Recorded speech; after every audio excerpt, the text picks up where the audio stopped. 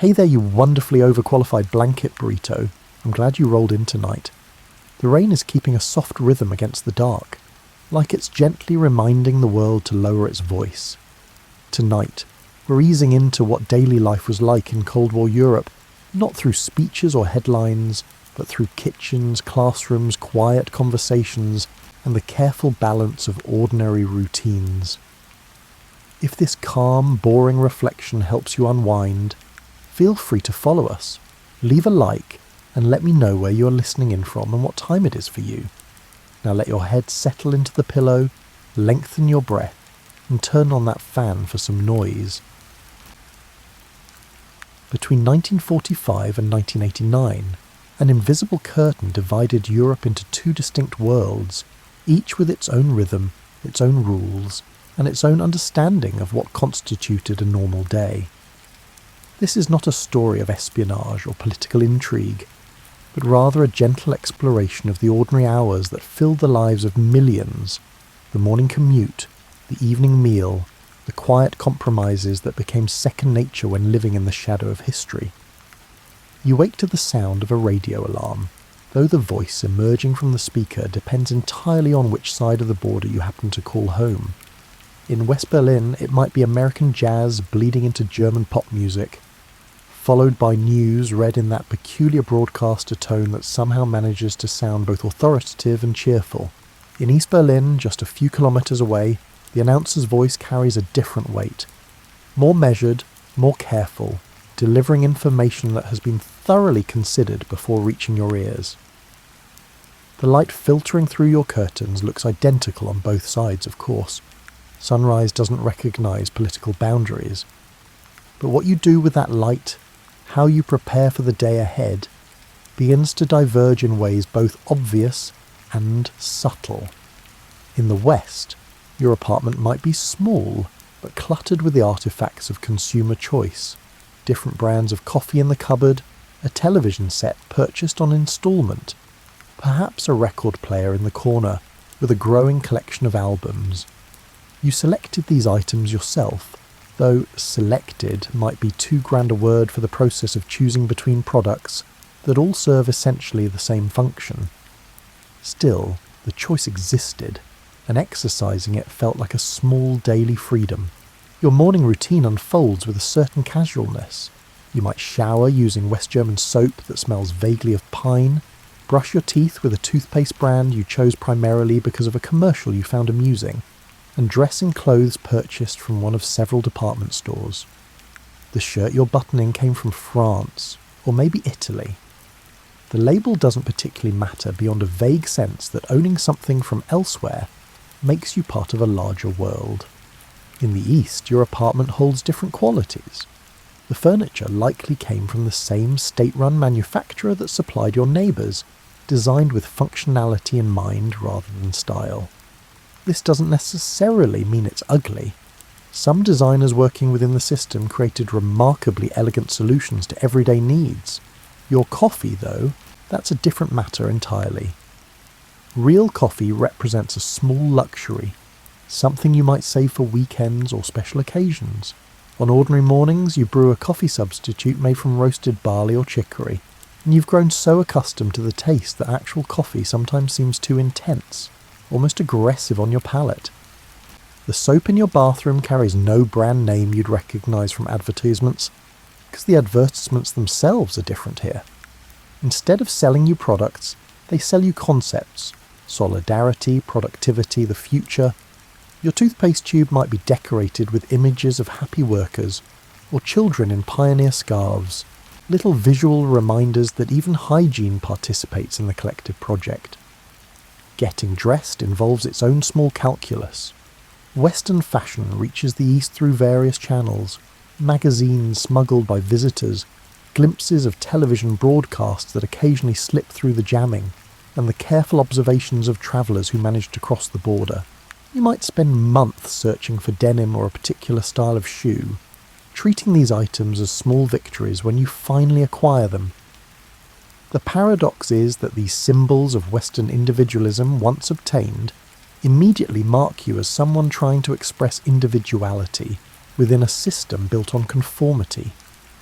Breakfast in the West might involve cereal from America, bread from a local bakery, or pastries from the shop around the corner.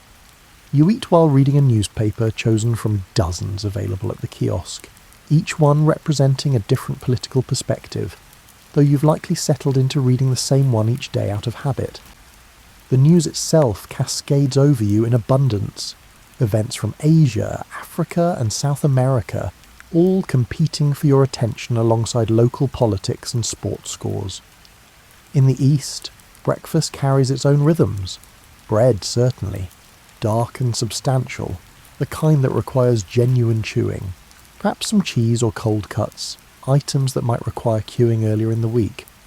Your newspaper, delivered reliably each morning, presents the world through a particular lens. You've learned to read between the lines, to understand what the absence of certain information might signify.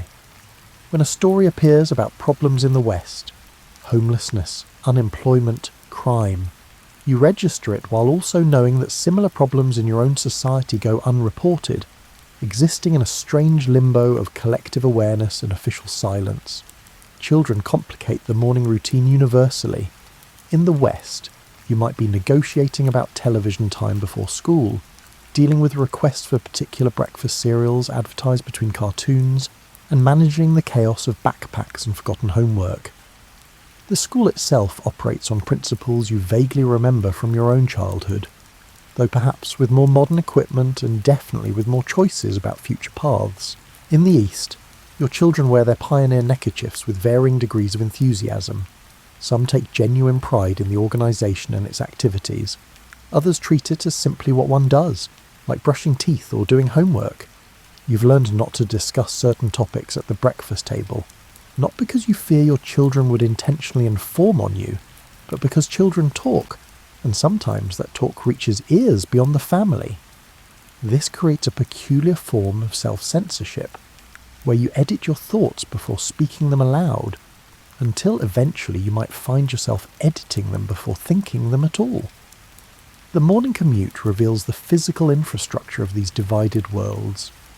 In West Berlin, you might take a bus displaying advertisements for everything from banks to beach vacations, sharing space with other commuters who maintain that particular urban fiction of privacy in public spaces. Everyone ignores everyone else, buried in newspapers or staring at nothing with practiced indifference. The U-Bahn system creates its own geography of division. After the wall went up, some stations became ghost stations, sealed, dark, and impossible to get to. Trains from the west would pass through these eastern sectors without stopping, passengers peering into illuminated platforms where East German guards stood watch over emptiness. The experience carried a surreal quality, like glimpsing a parallel dimension that exists just beyond your reach.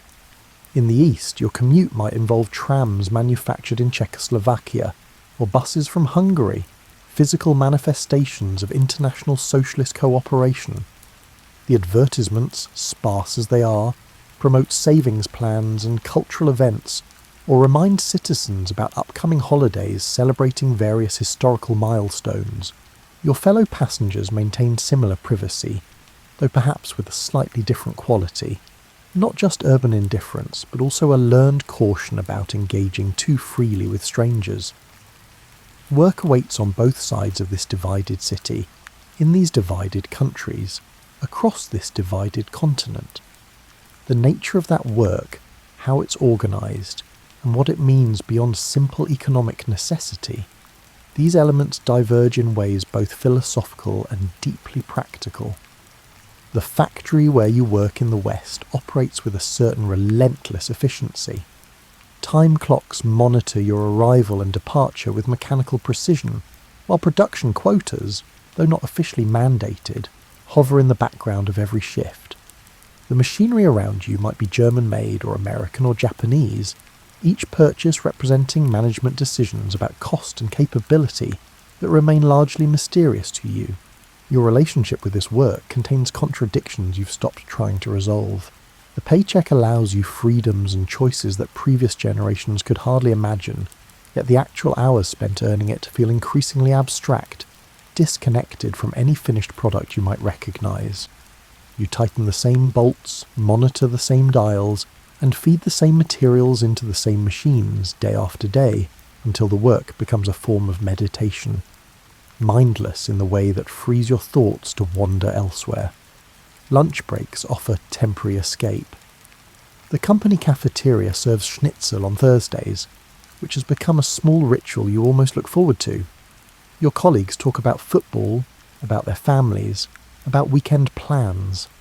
Politics sometimes enters the conversation, but usually in that dismissive way that treats all politicians as equally suspect, regardless of party. The genuine political discussions, the ones that matter, happen elsewhere, or increasingly, don't happen at all, as prosperity creates a comfortable numbness toward larger questions. Unions negotiate on your behalf, wielding power that seems both significant and limited. They can secure wage increases, better working conditions, and shorter hours. What they cannot secure is a sense of purpose beyond the transaction of labour for money. You sometimes wonder if this represents a failure of imagination on your part, if you should feel more connected to the assembly line, more invested in whether the products rolling off it succeed in the marketplace. But mostly you just feel tired, and the weekend always seems both too far away and too short once it arrives.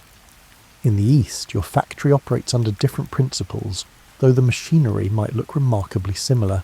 You've learned that capitalist and socialist countries often purchase equipment from the same manufacturers, a fact that amuses you in a weary sort of way. The real differences lie not in the technology, but in the relationship surrounding it. Production quotas here aren't background pressure.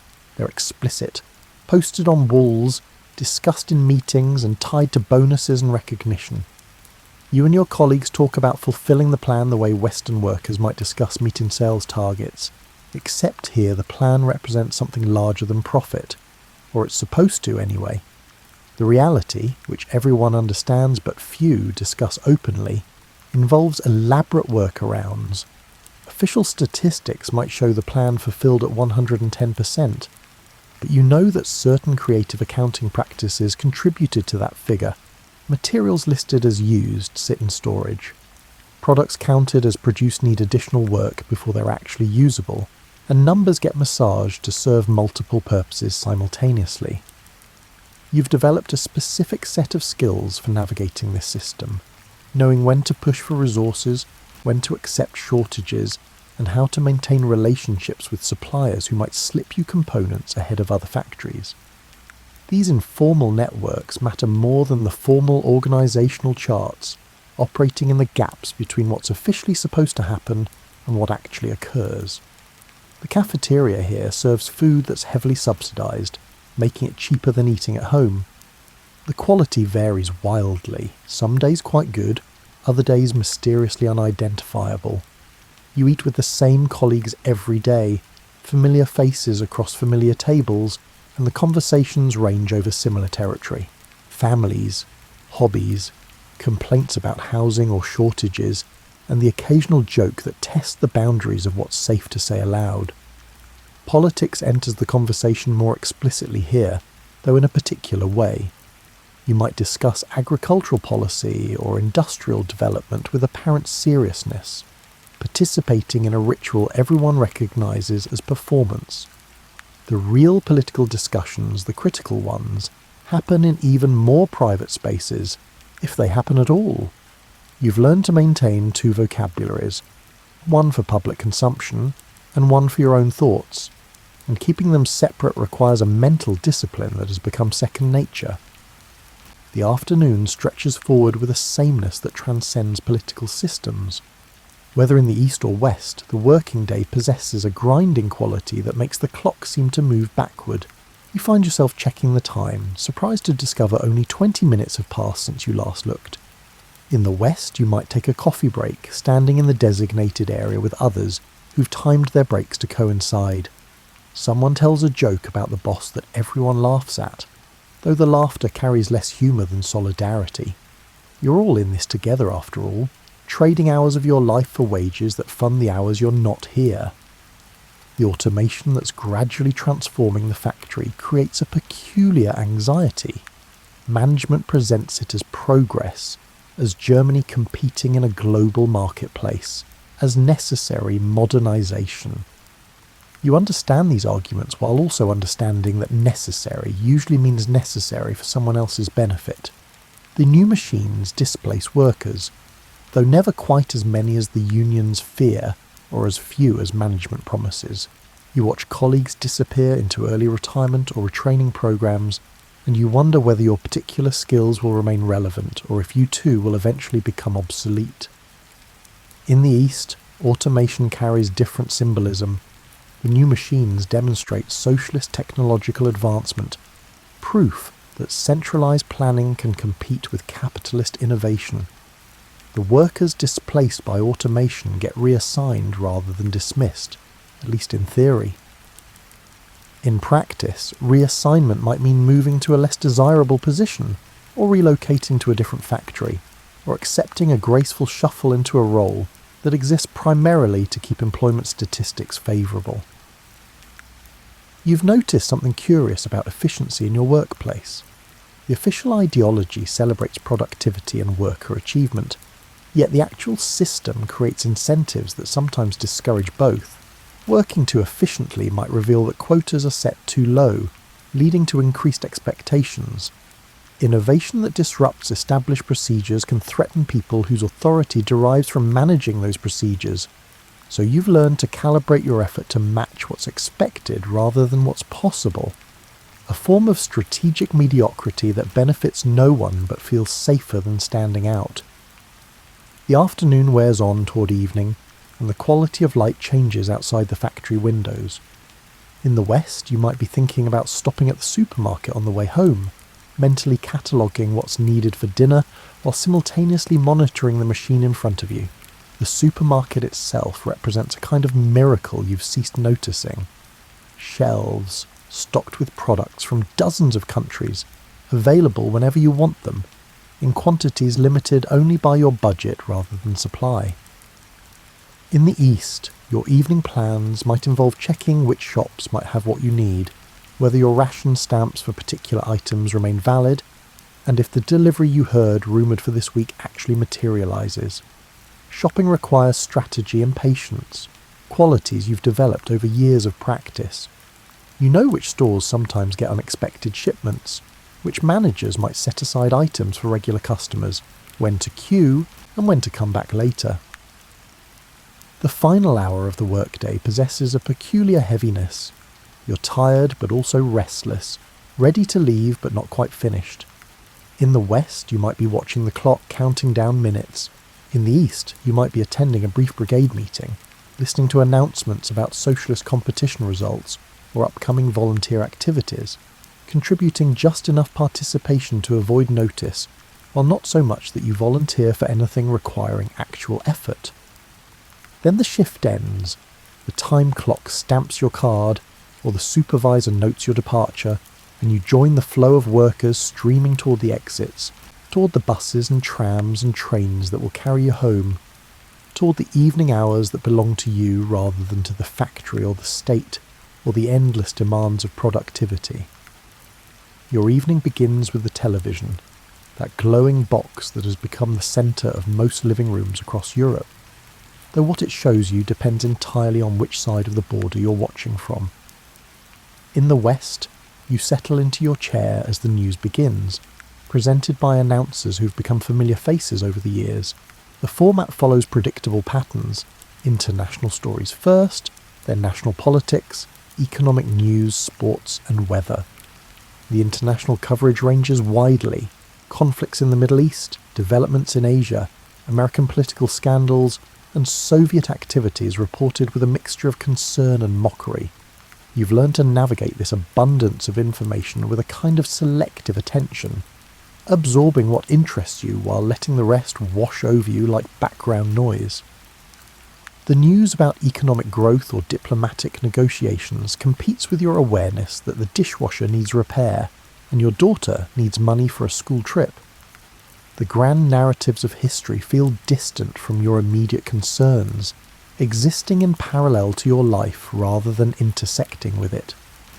The advertisements that interrupt the news carry their own messages about the society you inhabit, Cars gleaming in impossible sunshine, families eating breakfast with suspicious enthusiasm, cleaning products that promise to transform your relationship with household chores. You've developed a sophisticated immunity to these pictures while also remaining susceptible to them. You don't believe the promises exactly, but you still want the things being promised, or at least you want the life those things supposedly represent. After the news, you might watch an American detective show dubbed into German, the actors' lips moving slightly out of sync with the voices. The dubbed dialogue often sounds stilted, more formal than the original, creating an unintentional comedy that enhances your enjoyment. These shows present an America of constant crime and equally constant resolution, where every problem gets solved in 45 minutes minus commercial breaks. Your children prefer different programs, cartoons from America or France, music shows featuring bands whose names you struggle to remember, and series about teenagers navigating problems that seem both trivial and, you grudgingly admit, probably important to actual teenagers. The arguments about what to watch have become ritualised, ending usually with the children retreating to do homework they'll rush through while thinking about what they're missing. In the East, your television experience unfolds differently. The news here carries less variety, but more intensity, focusing on approved stories that build toward particular conclusions. You watch footage of agricultural achievements, industrial production milestones, and cultural events celebrating socialist values. Western problems receive detailed coverage: unemployment lines, homeless populations, and racial tensions, presented as evidence of capitalism's fundamental contradictions. You've learned to read this news with a particular skill, extracting actual information from the official framing. When the announcer reports record harvests, you note which crops go unmentioned. When industrial achievements are celebrated, you wonder about the sectors that aren't discussed. The news becomes a puzzle where meaning lies in the gaps, in what's carefully not said. The evening programming includes shows produced within the socialist bloc, detective series from the Soviet Union, children's programs from Poland, and cultural performances from Bulgaria. These shows often possess a certain earnestness that Western productions lack, a quality you find either refreshing or tedious depending on your mood. The characters face problems that can be solved through collective effort and ideological clarity, rarely encountering the messier ambiguities that characterise actual life. But here's where things get interesting, where the division between East and West becomes permeable in ways the authorities can't quite prevent. If you live close enough to the border, if you angle your antenna just right, you can sometimes receive Western broadcasts. This isn't officially allowed, but neither is it vigorously prevented, creating a grey area where millions of East Germans spend their evenings. You might be watching Western news while keeping the volume low, ready to switch channels if you hear unexpected footsteps in the hallway. The advertisements that so bored your Western counterparts fascinate you with their casual display of abundance. The game shows, the variety programs, the soap operas, all of it presents a different world, one where individual desires and collective needs don't seem to require constant negotiation. This creates a strange dual consciousness. You understand that Western television presents a curated version of reality, that it emphasises consumption and glamour while ignoring its own society's problems. Yet you also can't help comparing what you see on screen with what you experience daily. The supermarkets stocked with products, the freedom to travel, the ability to criticise leaders without fear. These things exist on Western television not as propaganda, but as casual background details, so ordinary they don't merit comment. Radio offers its own parallel universe of information. In the West, you might listen to the BBC or the American Armed Forces Network, providing perspectives from outside Germany while you do household chores or prepare dinner. The music varies wildly: classical, jazz, rock and pop, all available at different points on the dial. You've developed favourite stations the way some people develop favourite restaurants, returning to them for the comfort of familiarity. In the East, Radio Free Europe and Rias Berlin broadcast specifically to reach you, transmitting news the official media won't cover. The authorities jam these signals with varying degrees of success, creating a nightly contest between transmission and interference. You've learned to find the frequencies despite the jamming, listening to reports about your own country delivered from outside it, a peculiar reversal that feels both necessary and vaguely disloyal. The static-filled broadcasts tell you about protests you didn't know happened, about economic problems the official statistics obscure, and about people who fled to the West and their reasons for leaving. This information doesn't necessarily change your behaviour. You still go to work, still participate in official activities when required, and still maintain the public performance of satisfied citizenship. But it changes your understanding, creating a cognitive dissonance between what you're told to believe and what you actually know. Newspapers pile up on the coffee table, each one representing a different relationship with truth and power. In the West, you might subscribe to one paper while occasionally buying others for comparison. The editorial positions vary dramatically. Conservative papers defend traditional values and free markets. Progressive papers advocate for social programs and environmental protection, and tabloids focus on celebrities and scandals with gleeful abandon. You've probably settled into reading one particular paper, finding in it a worldview that roughly aligns with your own, or at least doesn't actively offend you. The comfort lies not in being challenged, but in having your existing opinions confirmed, presented back to you in well-written articles that make you feel informed and reasonable. In the East, your newspaper arrives reliably, its headlines predictable, its analysis following established patterns. You read it the way you might complete a familiar crossword puzzle, finding satisfaction in recognizing the patterns, even when the content fails to engage you. The paper tells you what's been decided, what you should think about it, and why this represents progress toward a better future. But you might also receive a church newsletter, or a samizdat publication passed hand to hand, or letters from relatives in the West whose carefully worded descriptions of their lives offer glimpses of different possibilities. These alternative sources of information circulate through networks of trust, creating a shadow media landscape that exists alongside the official one. The evening news leads into evening entertainment, and here the divide between systems becomes almost theatrical. In the West, you might watch a variety show featuring singers and comedians, the humour occasionally barbed toward politicians but rarely truly threatening. The laughter comes easily, trained by years of similar programmes, and you relax into the predictable rhythms of setup and punchline. In the East, the variety shows emphasise folk traditions and approved contemporary culture, presenting a vision of socialist life as wholesome and fulfilling. The humour tends toward the gentle, avoiding anything that might be construed as criticism of the system. Yet sometimes, very occasionally, a comedian manages to craft a joke that works on multiple levels, innocuous on the surface but carrying a sharper edge for those willing to hear it. These moments create a collective frisson among viewers, a shared recognition of something almost being said.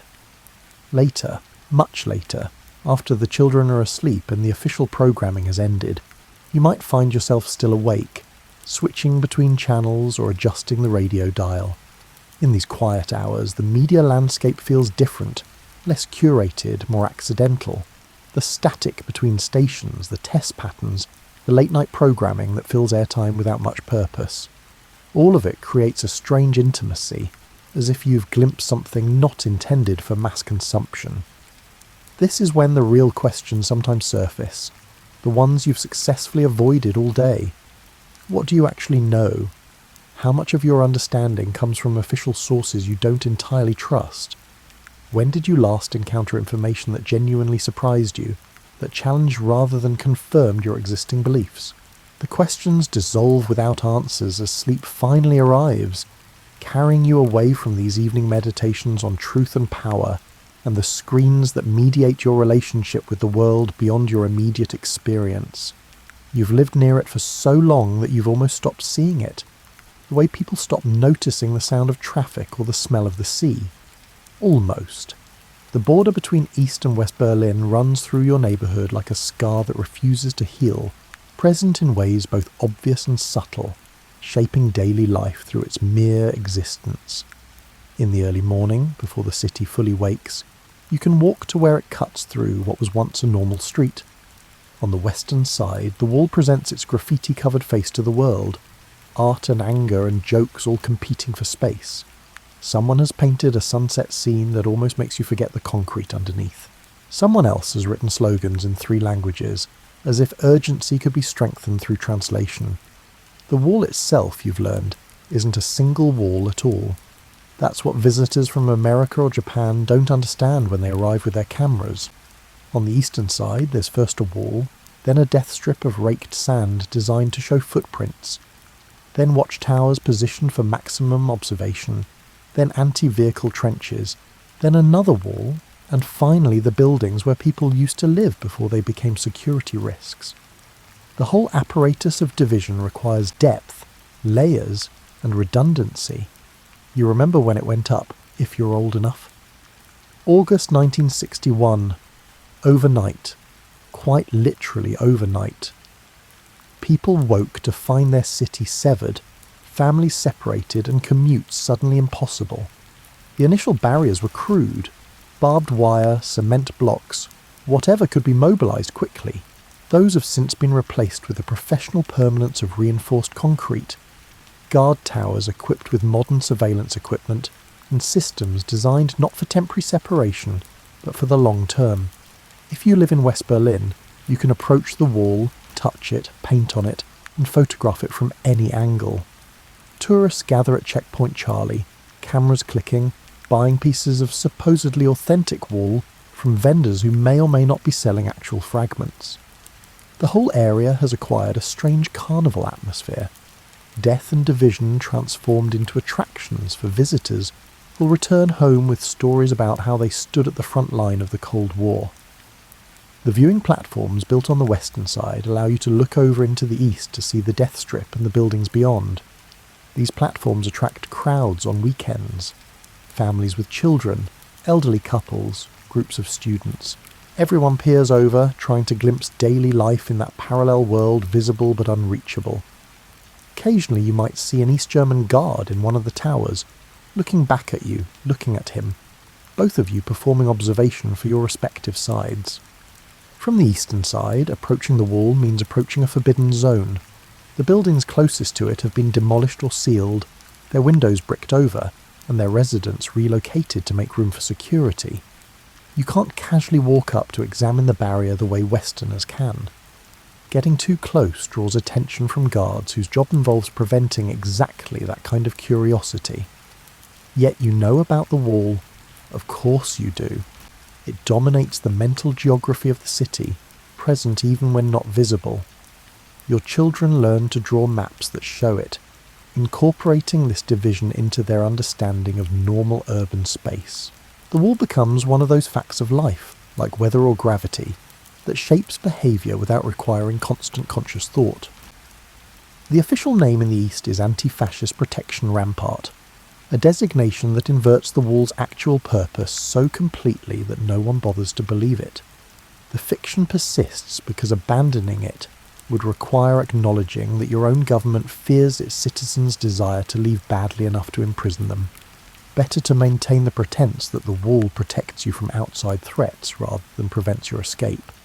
Crossing points exist, of course, heavily controlled and monitored. Checkpoint Charlie serves foreigners and diplomats, a place where American and Soviet soldiers face each other across painted lines, while bureaucrats process papers in overheated offices. The crossing can take minutes or hours, depending on factors you can't predict or control. Every document gets examined, every answer questioned, and every piece of luggage potentially searched. You've heard stories about the crossings. Everyone has. The elderly woman whose grandchildren live in West Berlin, who jumps through elaborate bureaucratic hoops for permission to visit, only to be denied at the last moment for reasons never explained. The academic was invited to a conference in the West, approved for travel because the state wants to demonstrate scientific achievement, returning home to detailed questions about everyone he spoke with and everything he observed.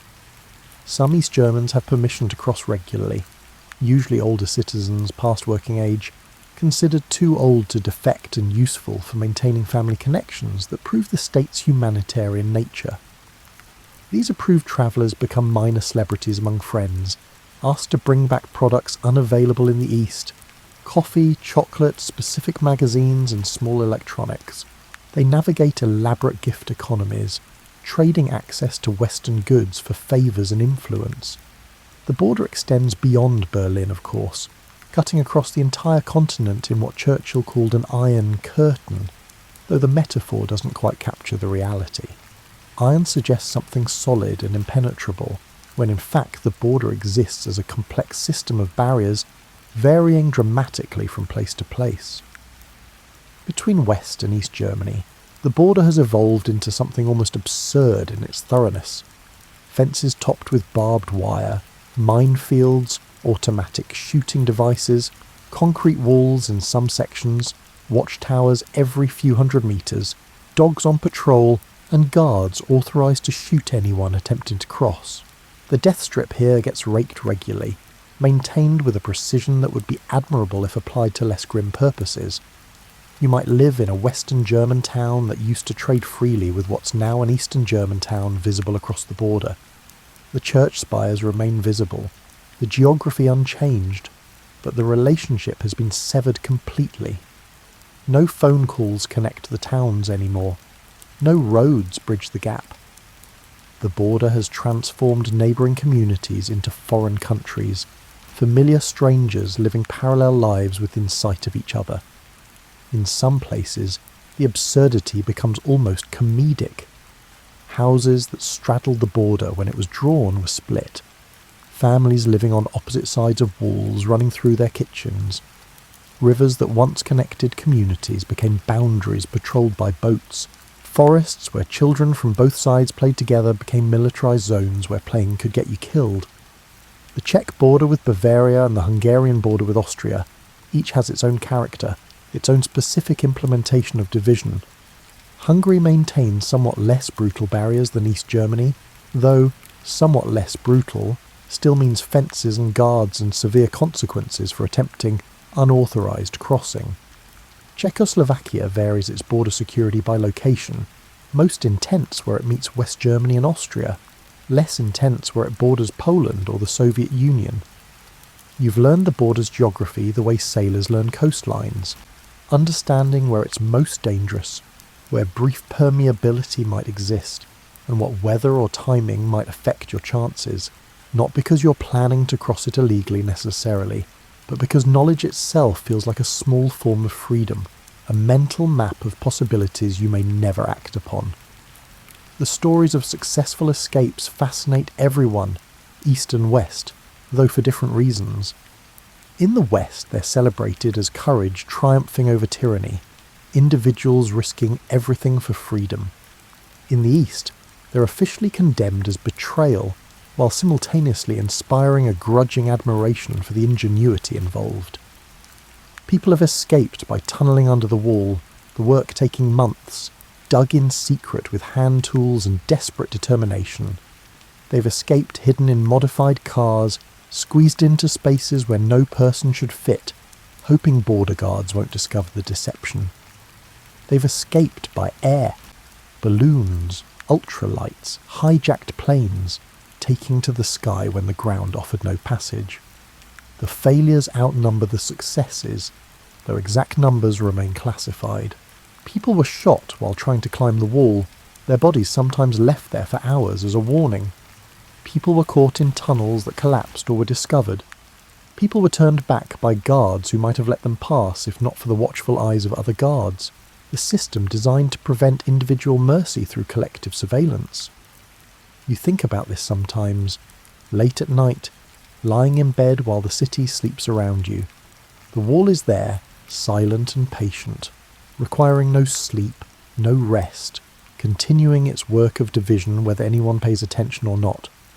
On both sides, people are sleeping in houses that might be identical in construction, but exist in different political universes, separated by barriers that serve no defensive purpose against external threats, but prove devastatingly effective at containing internal populations. The border has become so normal that you forget how abnormal it is. You forget that cities aren't supposed to be divided. that neighbours aren't supposed to require government permission to visit each other, that walls aren't supposed to be necessary to keep populations from fleeing. The absurdity fades into routine, and routine dulls the outrage that should accompany seeing your world sliced in half by concrete and barbed wire and the credible threat of lethal force. Morning comes, and the wall is still there, exactly where it was yesterday and will be tomorrow. You pass it on your way to work, on your way home, on your way through a city that learned to function despite being amputated from half of itself. The division has become infrastructure, permanent as roads or sewers, shaping traffic patterns and social relationships, and the mental maps everyone carries of their fragmented home. The school your children attend stands 3 blocks from your apartment, a concrete building constructed in the optimistic architectural style of the 1960s, all right angles and large windows designed to flood classrooms with natural light. That light illuminates very different lessons depending on which side of the border houses the school. In the west, your daughter enters a classroom decorated with maps showing the entire world, not just the approved portions. The teacher, Frau Schmidt, has been teaching for 20 years and carries the patient weariness of someone who's seen educational theories come and go like fashion trends. She organises the day around a curriculum that balances traditional subjects with newer ideas about creative learning and student participation. Mathematics proceeds according to textbooks produced by West German publishers, the problems carefully designed to be both practically useful and intellectually challenging. Your daughter learns to calculate compound interest, not because she'll need it tomorrow, but because someone decided financial literacy matters for future citizens. The story problems occasionally feature characters named after American astronauts or British musicians, small markers of cultural orientation embedded in supposedly neutral mathematics. History class presents its own challenges.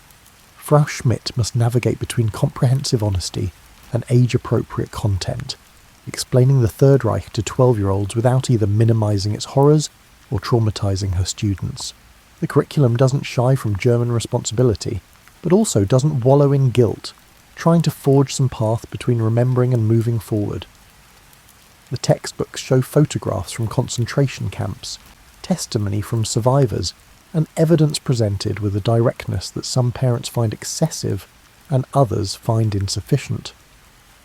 The Cold War itself appears in history lessons, though teaching current division proves more complex than teaching past events. Frau Schmidt describes the Berlin airlift with evident pride, explaining how the West resupplied the city when Stalin blockaded it, but she grows more measured when discussing NATO, or the arms race, or what life might be like across the wall. The official position holds that East Germans suffer under totalitarian oppression, but the practical reality involves maintaining some possibility for eventual reunification, which requires not entirely demonising half the population.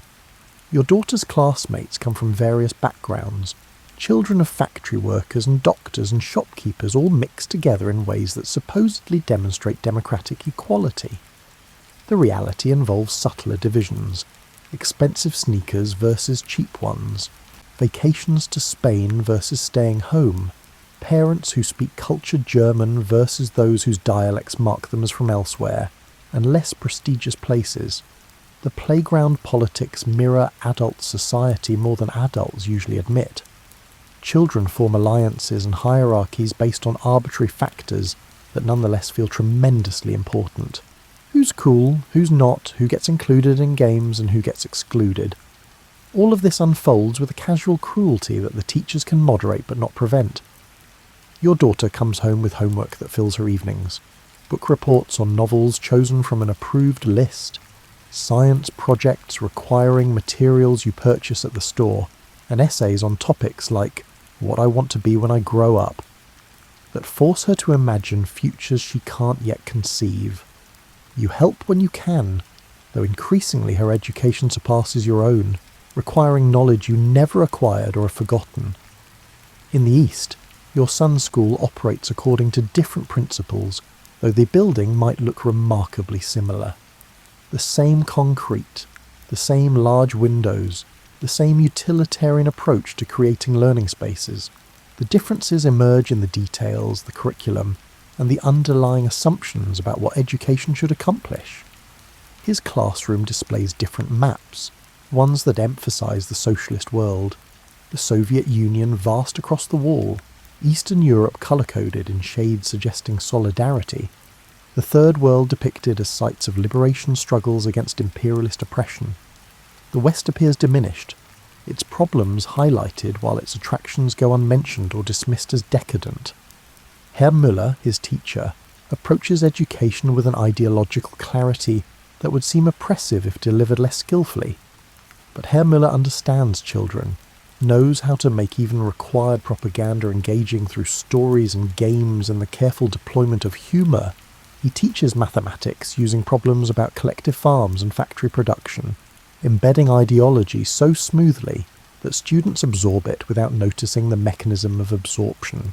History in the East follows a Marxist-Leninist framework that presents human development as following inevitable patterns, progressing from primitive communism through slavery, feudalism, and capitalism toward the socialist future already being built. The Third Reich appears as capitalism's final, desperate attempt to prevent historical progress, defeated by the Soviet Union at tremendous cost, while the Western Allies played supporting roles the textbooks minimise. Your son learns about the Spartacus League and the failed revolution of 1919, about Ernst Thälmann and the communist resistance to Nazism, and about the founding of the German Democratic Republic as the first German state to truly represent workers' interests. The narrative follows a clear arc toward redemption, suggesting that while West Germany wallows in unrepentant capitalism, the East has learned from history and chosen a better path. The Young Pioneers organisation structures much of school life, providing uniforms and activities and a sense of belonging to something larger than oneself. Your son wears his blue neckerchief with unself-conscious pride, having not yet developed the cynicism that will come later. The pioneer meetings involve songs about building socialism, camping trips that mix outdoor fun with ideological instruction, and community service projects that teach both helpfulness and the value of collective action. The curriculum includes Russian language lessons starting in elementary school, preparing students to communicate with their Soviet allies and consume the vast literature of socialist realism. Your son struggles with Russian grammar, finding its cases and conjugations more challenging than anything German requires, but he persists, understanding that excellence in Russian might open opportunities later, university admission, career advancement, perhaps even travel to Moscow. Physical education emphasises socialist sport, the idea that athletic achievement demonstrates the superiority of socialist systems. The teachers push students toward excellence in ways that blur the line between encouragement and pressure. The best athletes get recruited for specialised sports schools, their talent recognised as a national resource to be developed through systematic training. Your son's classmates include children from approved backgrounds, workers and farmers and party members, the families that form the social base the system claims to serve. But there are subtle hierarchies here too, based on parents' positions within the party apparatus, on families' revolutionary credentials, and on factors children barely understand but nonetheless navigate with impressive sophistication. The school library contains carefully selected books, classic literature alongside socialist realism, and German authors deemed acceptable alongside Russian and Eastern European writers. Notable absences reveal the selection criteria. Western contemporary fiction rarely appears, religious texts are entirely missing, and anything suggesting alternatives to socialist development has been weeded out. Both sets of children, East and West, receive sex education that seems simultaneously too much and not enough, delivered by uncomfortable teachers reading from approved materials while students giggle or stare at their desks. The biological facts get communicated with clinical precision, while the emotional and social aspects remain frustratingly vague.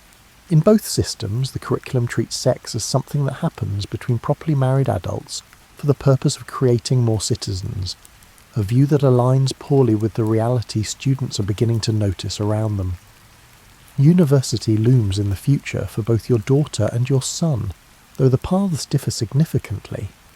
In the West, university admission depends largely on grades and performance on standardised tests, a supposedly meritocratic system that nonetheless favours children from educated families who understand how to navigate its requirements. Your daughter dreams about studying literature, or maybe psychology, fields that seem both interesting and vaguely prestigious. In the East, university admission requires good grades, but also political reliability, participation in socialist organisations, and a background that suggests loyalty to the system. Your son might need to serve time in the National People's Army before being considered for certain university programs, using military service to demonstrate both his commitment and his fitness for advanced education. The children themselves, regardless of where they're being educated, share certain universal qualities.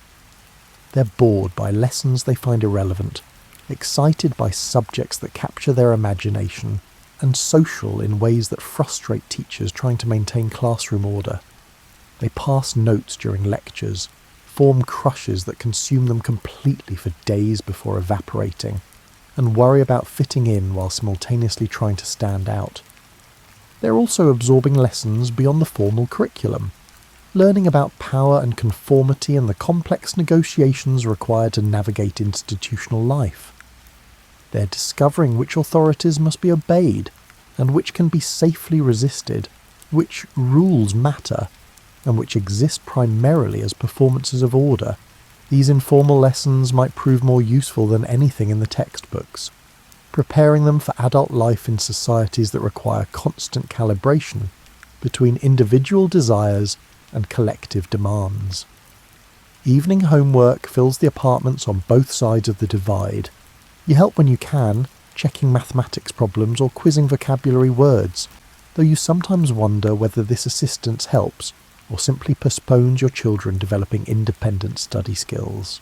The kitchen table becomes a workspace cluttered with textbooks and notebooks, the detritus of learning that seems both vitally important and curiously disconnected from the actual knowledge you found useful in life. Your children will grow up shaped by these educations in ways you can't fully predict. The differences in curriculum, the variations in ideological instruction, and the competing visions of what knowledge matters and what citizens should become, all of this enters their developing minds alongside universal experiences of childhood, creating complex individuals who are simultaneously products of their specific circumstances and proof of humanity's stubborn refusal to be entirely determined by environment. The apartment where you live tells its own story about the society that produced it, though the story differs dramatically depending on which side of the division you call home. In the West, your apartment might be part of a building constructed during the post-war reconstruction, functional but uninspired architecture designed to house people quickly and efficiently. The rooms are small by the standards you've seen in American magazines, but adequate for the needs of a family of 4. The kitchen contains a refrigerator you purchased 5 years ago, a stove that came with the apartment, and cabinets that never quite hold everything you want to store. The living room centres around the television, that altar to modern family life, with a couch purchased on instalment facing it at the optimal viewing distance. The coffee table holds magazines you've been meaning to read, news weeklies, hobby publications, perhaps a fashion magazine your daughter claims she needs for school, though you suspect other motives. The walls display art you selected yourself, a print of something vaguely impressionist, a family photograph from a vacation to the Alps, and a calendar from the insurance company that sends you one every year. Your bedroom contains furniture in that mid-century style that seemed modern when you bought it, and now just seems dated, though not yet old enough to be considered vintage. The wardrobe holds clothes purchased from various stores, German brands mixed with occasional items from Italy or France. Your clothing choices reflect both practical needs and subtle social signalling, dressing well enough to be respectable, but not so well that you appear to be showing off. The bathroom, modernised 5 years ago after much delay and expense, now features tile you selected from samples at the hardware store, a bathtub deep enough for actual relaxation, and a mirror that's slightly too small for the space but was on sale. The medicine cabinet contains an archaeological record of minor ailments, cold remedies, aspirin, bandages, and prescription bottles from maladies you've recovered from but haven't bothered to discard.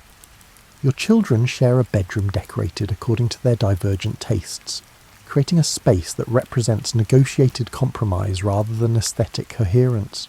Your daughter's half features posters of musicians you vaguely recognise, while your son's half displays football team pennants and a growing collection of model cars. The shared bookshelf holds school textbooks, children's literature they've outgrown but refuse to part with, and newer books they're currently reading. The kitchen becomes the real centre of family life most evenings. This is where homework gets done while you prepare dinner, where arguments unfold and get resolved, and where the radio plays while you clean up after meals. The refrigerator door has accumulated photographs held by magnets, children's artwork, appointment cards for the dentist, and receipts you're saving for reasons you've forgotten. Shopping for the week involves a trip to the supermarket, that temple of consumer abundance where choices overwhelm. You navigate aisles stocked with products designed to solve problems you didn't know you had. The shopping cart fills gradually. Standard items you buy every week, occasional luxuries when the budget allows, and things the children lobbied for through sustained campaigns of request and negotiation. The cost of living occupies mental space you'd rather dedicate to other concerns. You budget carefully, tracking expenses, trying to save something each month while also maintaining the lifestyle that marks you as properly middle class. The tension between wanting things and affording them creates a low-level stress that never entirely disappears. In the East, your apartment comes from similar post-war construction, though executed according to different specifications and with materials available to centrally planned economies. The rooms follow standard sizes determined by housing authorities, with efficiency measured in square metres allocated per person rather than market demand. The kitchen contains a refrigerator manufactured in the GDR or possibly imported from the Soviet Union, smaller than Western models but sufficient for the food you actually have rather than the food you might want. The stove works adequately, though it required repairs last year that took 3 months to complete because the necessary parts needed ordering from the factory. The cabinets, standardised across thousands of apartments, hold your dishes and food stocks with the precision of someone who's learned to make limited space serve multiple purposes. Your living room also centres around a television, though the set itself came from different sources and shows you different programmes. The couch, purchased from a state-run furniture store, exists in thousands of identical apartments across the country. The sameness used to bother you, but has gradually become invisible, normal, just how things are. The walls display approved art, perhaps a print of a socialist realist painting showing workers or farmers in heroic poses, or a landscape that celebrates the East German countryside without suggesting anywhere else might be worth celebrating. The bedroom furniture came as a set, the wardrobe built to standard specifications, the bed frame matching the approved design. Your clothing choices involve less brand selection and more creative acquisition. Finding items through connections, shopping during your rare trips to other socialist countries, and receiving packages from Western relatives that contain garments carefully chosen to avoid drawing too much official attention while still being desirable. The bathroom remains functional but basic, with tiles that have seen better days but continue serving their purpose, fixtures that leak slightly but not enough to justify the bureaucratic effort required to get them properly repaired. The medicine cabinet holds similar remedies to those in Western bathrooms, though the packaging differs, and some items require prescriptions that take substantial effort to obtain. Your children share their bedroom under similar conditions of negotiated compromise, though their posters feature different musicians, socialist-approved bands or Western groups whose music has been officially tolerated, or nothing at all because posters themselves might draw unwanted attention from visitors who shouldn't be assumed to appreciate your children's taste. The kitchen serves identical purposes: homework surface, meal preparation area, family gathering spot, and site of radio-accompanied dishwashing. But shopping for the week involves different logistics. You know which stores stock which items on which days, have developed relationships with shop workers who might set things aside for regular customers and maintain networks of friends who alert each other when something desirable becomes available. The queue becomes part of life's rhythm in ways Westerners don't experience. You queue for bread, for meat, for fresh vegetables when they appear. You queue not knowing if the supply will last until your turn comes, developing strategies for maximising efficiency, sending children to hold places in different queues simultaneously, coordinating with neighbours to cover multiple stores. Budgeting here involves different calculations. Money itself matters less than access, connections, and the ability to navigate systems of official and unofficial exchange. You might have savings, but nowhere particularly useful to spend them, creating a peculiar situation where you're simultaneously financially secure and materially limited. Both apartments, east and west, become sites of small rituals that structure family life. Sunday mornings might involve particular breakfast foods and special routines that mark time passing and create continuity. Birthdays bring celebrations scaled to family economics, gifts either purchased or made, cakes baked with varying degrees of success. Holidays layer religious tradition with consumer practice and political observance into complex events that satisfy multiple demands simultaneously. The division of household labour follows patterns that claim to be modern, but often replicate traditional gender roles with slight variations. You might share cooking duties more than your parents did, but cleaning and childcare still fall disproportionately to wives and mothers.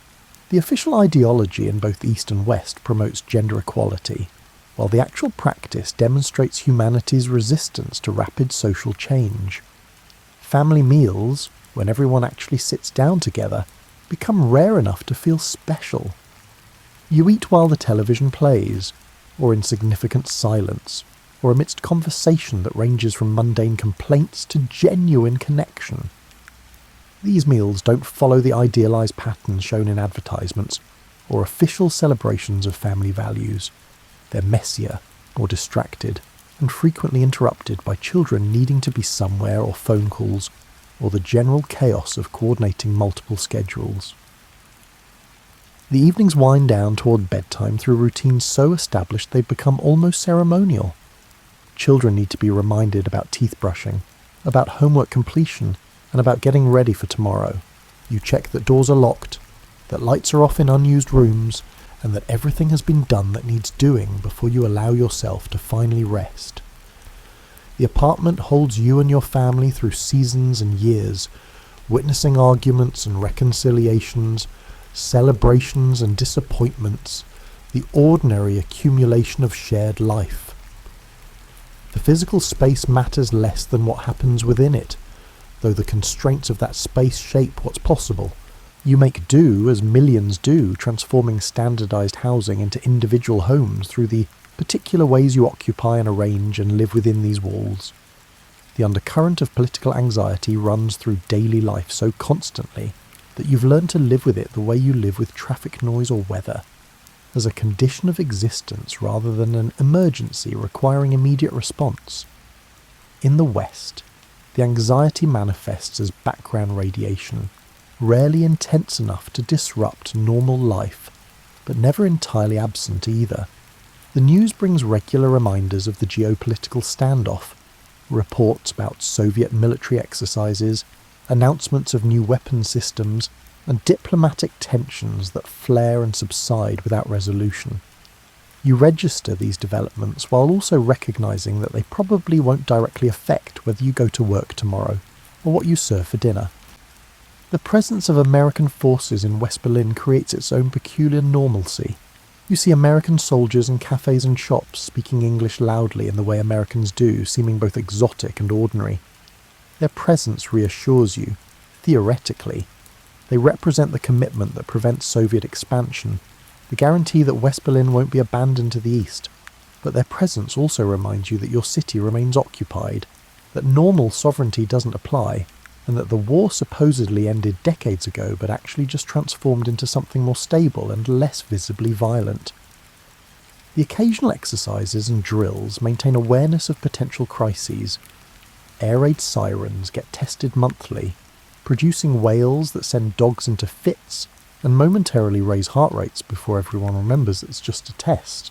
Fallout shelter signs mark certain buildings, though you've never actually inspected one, and harbour doubts about whether they'd serve any useful purpose in an actual nuclear exchange. The political debates that fill newspapers and television often revolve around Ostpolitik, the policy of engagement with the East. Some argue for maintaining rigid opposition, treating any negotiations as appeasement that validates totalitarian control. Others advocate for practical engagement, suggesting that contact and communication might gradually erode the divisions that force produces. You have opinions on this, probably, though they shift depending on current events and which argument you heard most recently. In the East, the anxiety carries a sharper edge, more immediately connected to daily decisions and personal safety. You've learned to be careful about what you say and where you say it, not because you've done anything wrong, but because the definitions of wrong remain conveniently flexible, allowing authorities to punish dissent without needing to formally acknowledge its existence. The Stasi, the Ministry for State Security, exists as a presence you can't see but assume is watching. They might have informants among your colleagues, your neighbours, and possibly even your extended family.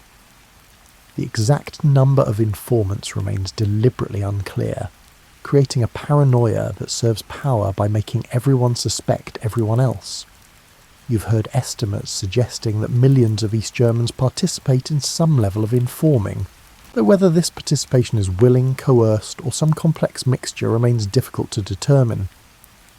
This creates a psychological burden that Western friends struggle to understand. It's not that you fear immediate arrest for ordinary activities, but rather that you must constantly calibrate your behaviour to avoid drawing attention that might lead to questions that might reveal something that could be interpreted as disloyalty. The mental effort involved becomes exhausting, though you've grown so accustomed to it that noticing the exhaustion requires conscious effort. Certain topics simply don't get discussed in public. Criticisms of specific policies, questions about why things work as they do, comparisons with the West that favour the West. You've developed conversational reflexes that redirect dangerous territory towards safer ground, changing subjects so smoothly that the original topic seems to have been forgotten rather than deliberately avoided. Letters from Western relatives arrive already opened, the tampering not even disguised. The authorities want you to know they're reading your mail, that privacy represents a luxury rather than a right. You adjust your correspondence accordingly, writing letters that could be read by anyone without causing problems, losing the ability to be fully honest even with family members you trust. Travel abroad requires applications and approvals that might take months and might be denied without explanation. The process involves forms, interviews, assessments of your political reliability, and calculations about whether allowing you out might mean you won't return. You dream of visiting Paris or Rome or London, but the dreaming stays private because expressing too much interest in the West might suggest insufficient contentment with the East. Yet adaptation occurs, both systems fostering their own forms of resilience and compromise. In the West, you adapt to abundance by becoming a more sophisticated consumer, learning to distinguish between genuine needs and manufactured desires, and developing resistance to advertising while still wanting the things being advertised. The freedom to choose creates its own pressures. Choosing wrong reflects poorly on you in ways that having no choice wouldn't. The environmental movement begins gaining traction, with people questioning whether endless growth and consumption actually serve human flourishing, or merely generate profits for corporations while degrading the natural world. You might participate in recycling programs, or buy products marketed as environmentally friendly, making small gestures that acknowledge larger concerns without requiring fundamental lifestyle changes. Student movements and counterculture suggest that not everyone accepts the social order as given or permanent. You might be sympathetic to their critiques while also finding their proposed alternatives impractical. The generation gap feels real. Your children inhabit a world of different assumptions, different possibilities, and different anxieties than those that shaped your own youth. In the East, you adapt by becoming expert in the informal systems that allow life to function despite official dysfunction. You know who can acquire hard-to-find items, who might have access to someone who has access to someone who controls what you need. These networks of mutual obligation create a parallel economy more efficient than the official one, though acknowledging this explicitly would constitute criticism of the planned economy's capabilities. You might maintain a small garden plot on the outskirts of the city, growing vegetables that supplement what's available in stores, while also providing activity that feels disconnected from political demands. The garden becomes a small sovereignty, a space where your decisions about what to plant and how to tend it aren't subject to collective approval or official oversight. The church, even under state pressure, maintains spaces of relative autonomy where certain conversations can occur more freely. You might attend services less from deep faith than from appreciation for community existing independently of state organisation. The church provides social services, counselling, and spaces for youth activities that don't centre on ideological instruction. The authorities tolerate this because suppressing it completely would create more problems than it solves, though the tolerance remains conditional and revocable.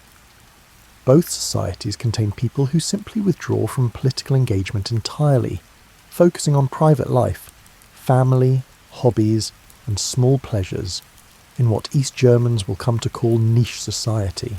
This withdrawal doesn't represent active resistance, but neither does it constitute enthusiastic participation. It's a third option between collaboration and opposition, a space where people can maintain dignity without becoming heroes or villains. The tension between competing systems creates strange mirrors where each side defines itself against the other. The West points to the wall as proof of communism's bankruptcy, the need to imprison populations demonstrating the system's fundamental illegitimacy.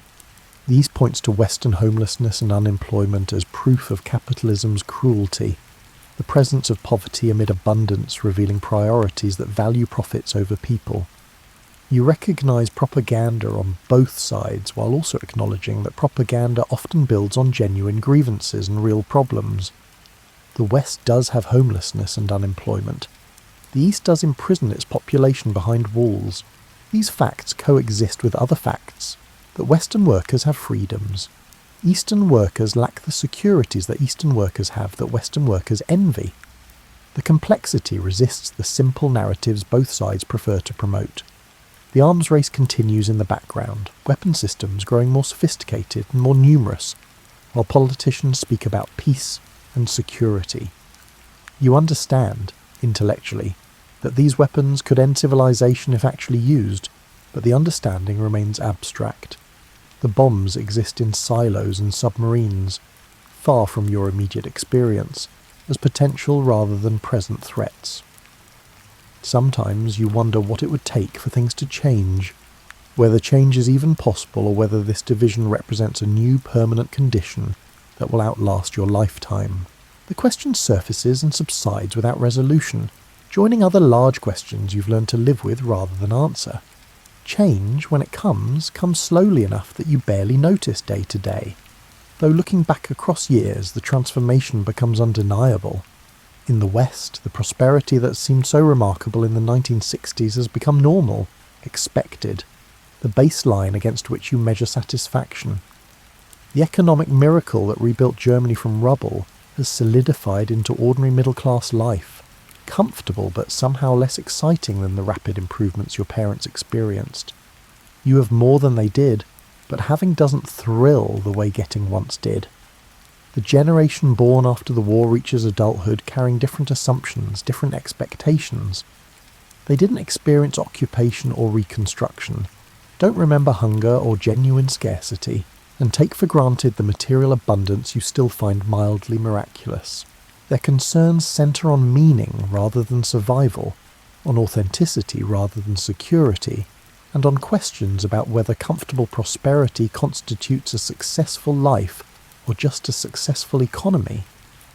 The universities are filled with students questioning authority in general, and their parents' generation in particular. The 1968 movements have passed but left residue, new ways of thinking about gender, about hierarchy, about what society owes individuals and what individuals owe society.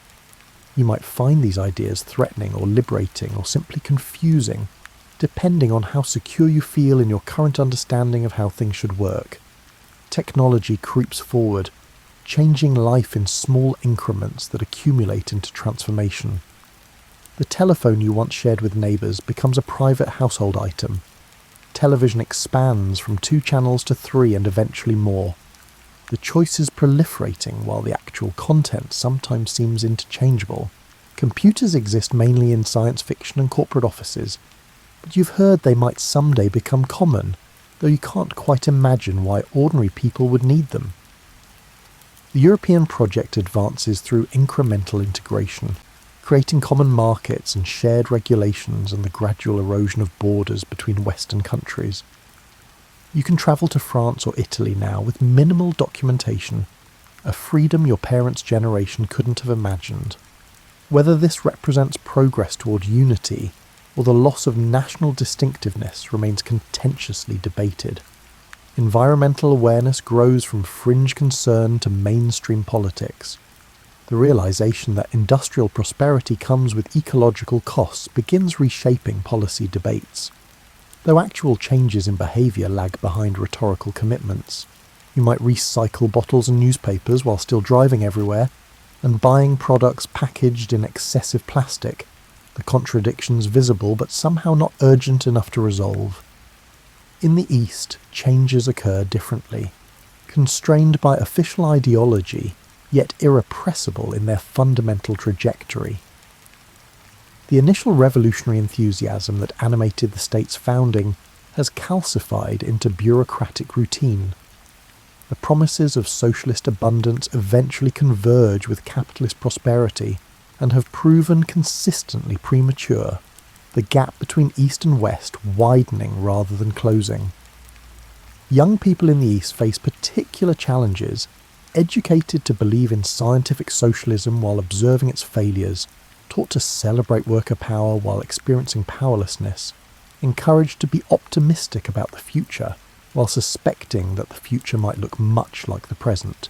Some genuinely believe in finding meaning in collective projects and ideological commitment. Others perform belief while privately doubting, maintaining the distinction between public and private selves that allow survival within systems that demand conformity.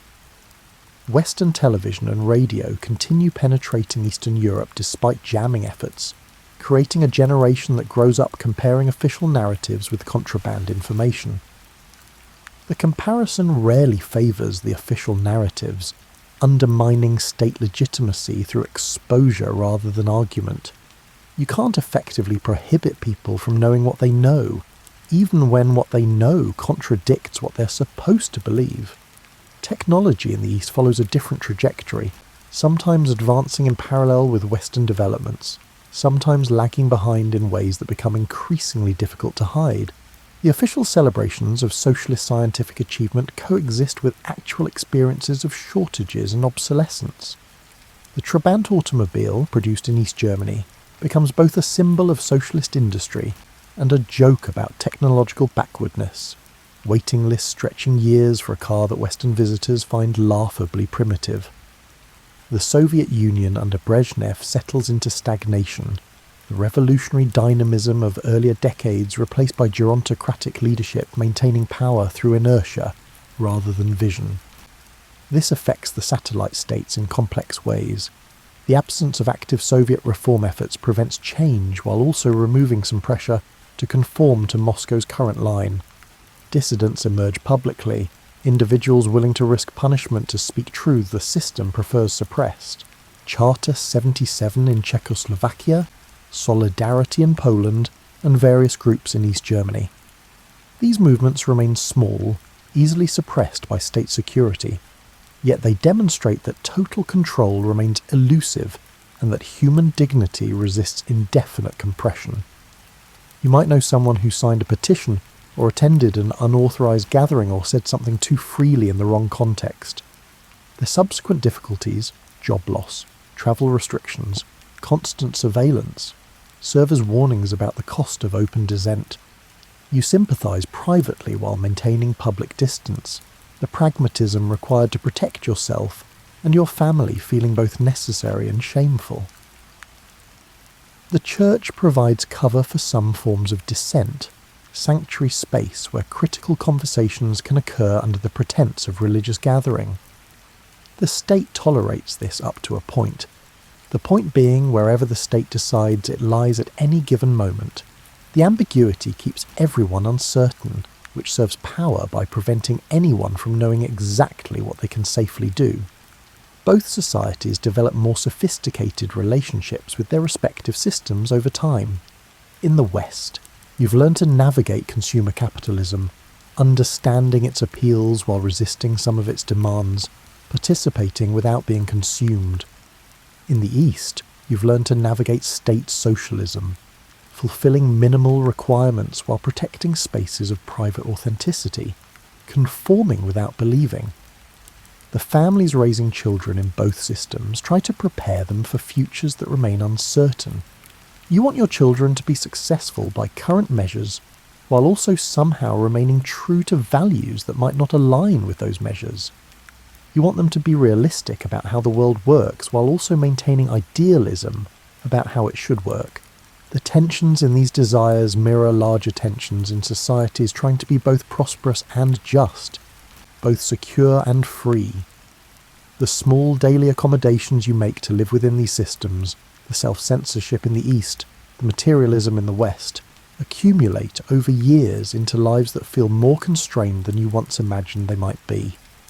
Yet they're also lives filled with genuine satisfactions, children growing, friendships deepening, competencies developing, and small pleasures multiplying. The larger questions about freedom and security, justice and prosperity, individual rights and collective goods remain unresolved, perhaps unresolvable. You live within systems you didn't choose and can't change, making them work well enough to get by while maintaining some private vision of something better, something different, something that honours both human dignity and human community without requiring people to choose between them. Evening comes again, as it always does, bringing the day to its close. You settle into your familiar routines, dinner, television, small preparations for tomorrow. The border remains where it was this morning. The wall continues dividing your city, and the larger standoff between systems persists without resolution. But life persists too, ordinary and precious, continuing despite and within the historical circumstances that shape it without entirely determining it. You'll wake tomorrow to another day much like this one, and the day after that, and the day after that. Change, when it finally comes, will surprise you with its speed after years of glacial transformation. But that's for later. Tonight, you're tired, ready for sleep, ready to let the day go and trust that tomorrow will bring its own mixture of familiar routines and small surprises. The ordinary texture of life in Cold War Europe. Divided but enduring, constrained but continuing, marked by history but not entirely defined by it. Cyrus the Great came into a world teeming with mythic haze around 600 BCE, in a corner of southwestern Iran known as Anshan. Later ages wove legends of how his destiny was prophesied before birth. Tradition says his mother, Mandane, was the daughter of Astyages, the Median king. Alarmed by a dream suggesting her child would topple him, Astyages ordered the infant Cyrus's death. Yet the official tasked with murder found the baby too innocent to slaughter. He handed him to a shepherd's family instead, so the story goes, ensuring Cyrus survived in obscurity. Whether or not these details ring strictly true, they reveal how, from the start, storytellers recognized an extraordinary quality in him, someone rising from peril to shape an empire. In early boyhood, it's said Cyrus displayed remarkable empathy, bridging differences among local tribes. The southwestern fringe of the Zagros Mountains was no calm territory. Petty warlords vied over water sources, trade routes, and farmland. Yet Cyrus reputedly navigated these tensions with an uncanny mix of kindness and resolve, forging friendships among shepherds and minor chieftains. Over time, the local talk was less about a hidden child saved from a king's wrath, and more about a charismatic youth unafraid to challenge older men's assumptions. Elders, though wary, found him unexpectedly persuasive. When Cyrus reached adolescence, his lineage demanded he connect with the court in Anshan. He discovered that his father, Cambyses I, was a vassal to the Medes. The Median suzerainty overshadowed the region, with Astyages reigning in Ecbatana, an older metropolis perched among mountains. That overshadowing rankled. The once proud kings of Anshan had accepted vassal status for decades. Cyrus gleaned quickly that many in the southwestern region chafed under Median taxes and arbitrary demands. Observing resentments carefully, he concluded that if he ever rose to power, he might galvanize these frustrations into a cohesive front. Though overshadowed by the Medes, Anshan maintained a distinct cultural identity. The realm's traditions traced back to Elamite and Persian roots, forging a tapestry of customs. Cyrus, open to absorbing knowledge, studied the region's older languages, gleaning lore from wise men versed in archaic myths. One result, a worldview that placed bridging cultural divides at the center of leadership. He recognized that stable rule demanded acknowledging local traditions rather than imposing a single rigid system. This concept would later manifest in how he governed a sprawling empire with myriad peoples.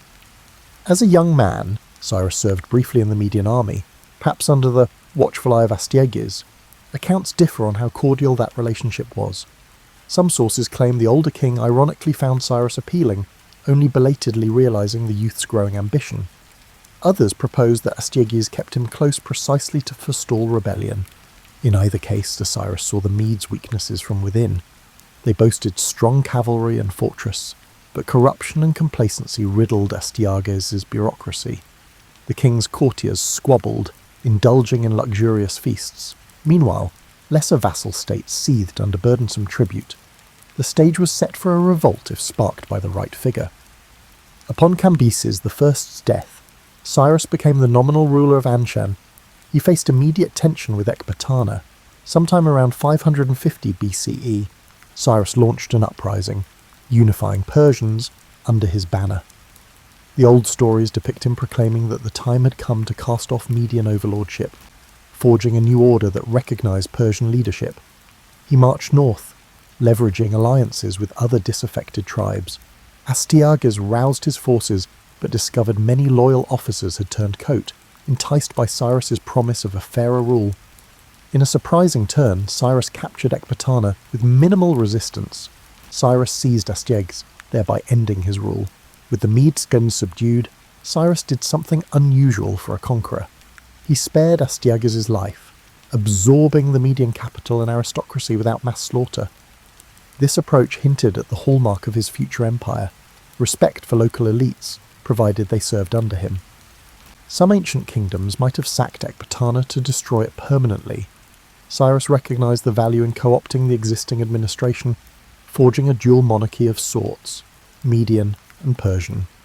Already, onlookers noticed that Cyrus was no typical warlord driven solely by conquest. He had a cunning sense of policy. The newly minted king of the Persians and Medes reigned from Ecbatana, adopting Median structures while weaving in Persian influences. He reorganized the army, combining Median heavy cavalry with Persian infantry discipline. Within a few short years, news of a rising power in the Iranian plateau spread westward, reaching Lydia in Anatolia and the edges of Mesopotamia. Many scoffed that a newly minted Persian kingdom couldn't overshadow established powers like Lydia or Babylon. Cyrus, unperturbed, busied himself forging alliances, building supply lines, and reinforcing frontiers. He sensed that other horizons beckoned, lands ruled by kings who viewed him as a mere upstart.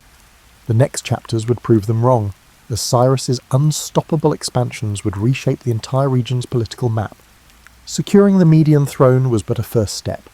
Cyrus turned his gaze west toward Lydia, ruled by the wealthy king Croesus, famed for controlling vast gold reserves and forging alliances with Greek city-states. Croesus had observed the Persian takeover of Media with alarm. He reasoned that a swiftly rising Cyrus might threaten Lydia's eastern border. Some counsel suggested forging an alliance with the new Persian king, but Croesus, proud of Lydia's riches and alliances, opted for confrontation. The impetus came when Cyrus advanced from the Zagros region to the Halys River boundary. Croesus marched out, anticipating the swift campaign to impart a lesson to Persia. However, after some inconclusive battles, winter approached, and Croesus retreated. Believing warfare would pause, he sent mercenaries home, planning to resume hostilities in spring. Cyrus, defying typical seasonal norms, pursued the Lydians relentlessly during winter. This bold move caught Croesus unprepared. A swirl of smaller engagements left Lydia's outposts reeling. By the time Croesus scrambled his allies again, Cyrus was at Lydia's doorstep. The culminating siege of Sardis, Lydia's capital, became legendary. The city's walls perched on steep cliffs. Cyrus, scanning the fortress, found a seeming weakness, one cliff face that looked unclimbable to defenders, thus less guarded. Under cover of night, his men scaled that near-vertical slope, surprising the watch. They gained entry, opening the gates for the main Persian force. Sardis fell, and Croesus was captured. Tradition says that Cyrus initially planned to execute Croesus on a funeral pyre, but he changed his mind. Some say it was after hearing Croesus's lament about the cruelty of fortune. Alternatively, an oracle or a retainer's council might have spurred Cyrus's clemency. Croesus was spared, however, and given an honorary position in his new government. The gesture signalled a pattern. Cyrus subdued rivals yet frequently integrated them, preserving local structures if they accepted his authority. With Lydia subdued, Cyrus effectively inherited its Anatolian possessions, including Greek city-states along the Aegean coast. Those Ionian Greeks had treaties with Croesus, but were uncertain about Persian rule. Some tried resisting. Cyrus assigned local satraps governors who demanded tribute but otherwise left local customs intact.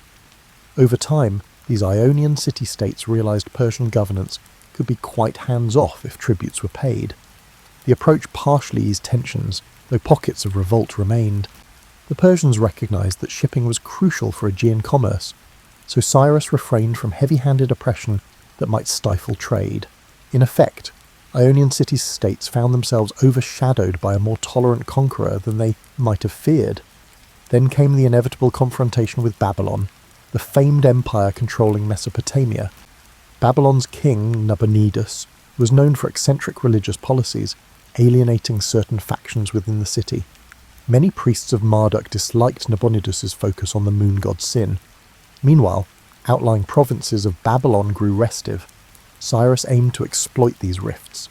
He maintained correspondence with Babylonian dissidents, presenting himself as a liberator who would restore worship of Marduk and rectify neglect from the monarchy.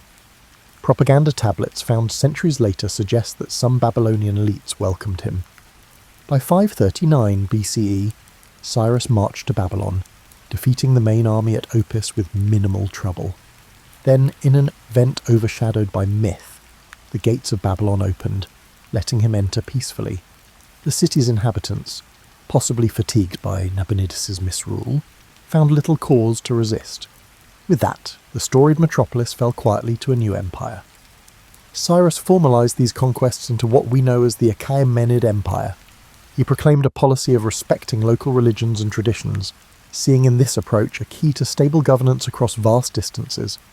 The most famous artifact of this stance is the Cyrus cylinder, discovered millennia later. Inscribed in cuneiform, it praises Cyrus as chosen by Marduk to restore proper worship in Babylon. It also records how he repatriated displaced peoples, forging an image of a tolerant, almost benevolent conqueror. Historians debate the extent of tolerance, noting that tribute demands still weighed heavy on subject peoples. However, by the standards of the era, his approach was more lenient than typical. He rarely burned cities or enslaved entire populations. Rather, he integrated local elites, weaving them into satrapal structures. This policy extended to the Hebrews exiled in Babylon. Cyrus famously permitted them to return to Jerusalem and rebuild their temple. Hebrew scriptures laud him as an anointed figure, a foreign king recognized as an instrument of divine will. The uniqueness of a Mesopotamian empire that championed the restoration of a local temple abroad was not lost on contemporary observers. For Cyrus, this meant forging loyalty across a mosaic of cultures.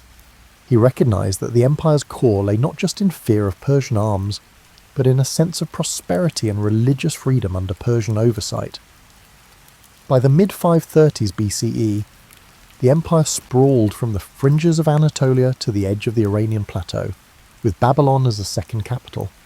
Cyrus oversaw the creation of roads linking these domains, encouraging caravans to travel more securely. A new administrative pattern emerged. Each province, satrapy, had a satrap, typically local nobility loyal to the throne, balanced by roving inspectors and lines of communication direct to Cyrus. Freed from local wars, trade flourished. Western sources sometimes labelled him a lawgiver, though he never compiled a code akin to Hammurabi. Instead, he simply refrained from supplanting local codes unless necessary, letting them continue under a broader imperial canopy. In forging this empire, Cyrus overshadowed the older pattern of fractious city-kingdom. Now, a single rule united myriad tongues, from Ionian Greek to Aramaic, from Lydian to Elamite. For the moment, all seemed unstoppable. But an empire so vast inevitably brushed against fresh frontiers, beckoning the next wave of expansion. Or would caution counsel consolidation? The man who ascended from rumoured infancy in a shepherd's hut to commanding half the known region now faced the question: was the empire's thirst for growth ever sated, or did destiny push him onward, risking new hazards? With Babylon integrated into his empire, Cyrus contemplated the eastern frontier. The Iranian plateau merged into Central Asian steppes, home to nomadic or semi-nomadic tribes known for mobile warfare. Legends say that Cyrus's father, Cambyses I, once warned him that subduing such tribes required persistent vigilance, as they seldom recognized stable borders. But the new empire needed to anchor its eastern flank, especially if trade routes from the Indus Valley or Bactria, Disabdir, were to channel goods across Persian heartlands. Cyrus recognized the dual impetus: secure those routes and ensure no flank vulnerability. He dispatched armies along the Oxus River, Amu Darya, forging alliances with local chieftains. Some steppe tribes, intrigued by the prospect of stable trade and potential gifts from the great king, cooperated. Others resisted, leading to skirmishes in desert canyons. Cyrus accompanied part of the campaign, employing the same tolerance approach. Tribes that submitted maintained local leadership, paying tribute but enjoying relative autonomy. That method overshadowed the old practice of forced relocations or decimation. Yet his men found the environment harsh, with punishing heat by day and frigid nights, complicated by elusive tribal raiders adept at ambushes. In Bactria, Cyrus encountered a settled civilization older than many realized, an area with fortresses, irrigation, and a lineage of trade connections with India. He found skillful artisans and wise men with knowledge of local religions, some worshipping Ahura Mazda under variants of Zoroastrian practice. This encounter possibly reaffirmed his approach of letting each region keep its faith. Indeed, coins from that era show local imagery mixed with Persian inscriptions, reflecting a synergy rather than forced uniformity. Historians see in this pattern the seeds of an empire tolerant enough to last for centuries, overshadowing the ephemeral expansions of earlier conquerors who imposed uniform codes. Yet the East never fully bowed. Cyrus soon realized that beyond Bactria lay more formidable tribes. Surviving inscriptions mention a feared group referred to as the Massageti, dwelling across the Jaxartes River. They were skilled horse archers, famously led by a warrior queen named Tamiris. The problem was that direct conflict with them meant venturing into semi-desert lands where supply lines collapsed. But Cyrus's ambition, or necessity, drove him to attempt an incursion around 530 BCE. Some sources suggest he built a bridging strategy, possibly bridging the Jaxartes, or else luring the Massageti into friendlier terrain. The outcome was tragic for him. Herodotus claims a pitched battle saw the Persian forces eventually outmaneuvered. Cyrus himself, refusing retreat, was either captured or killed in the melee.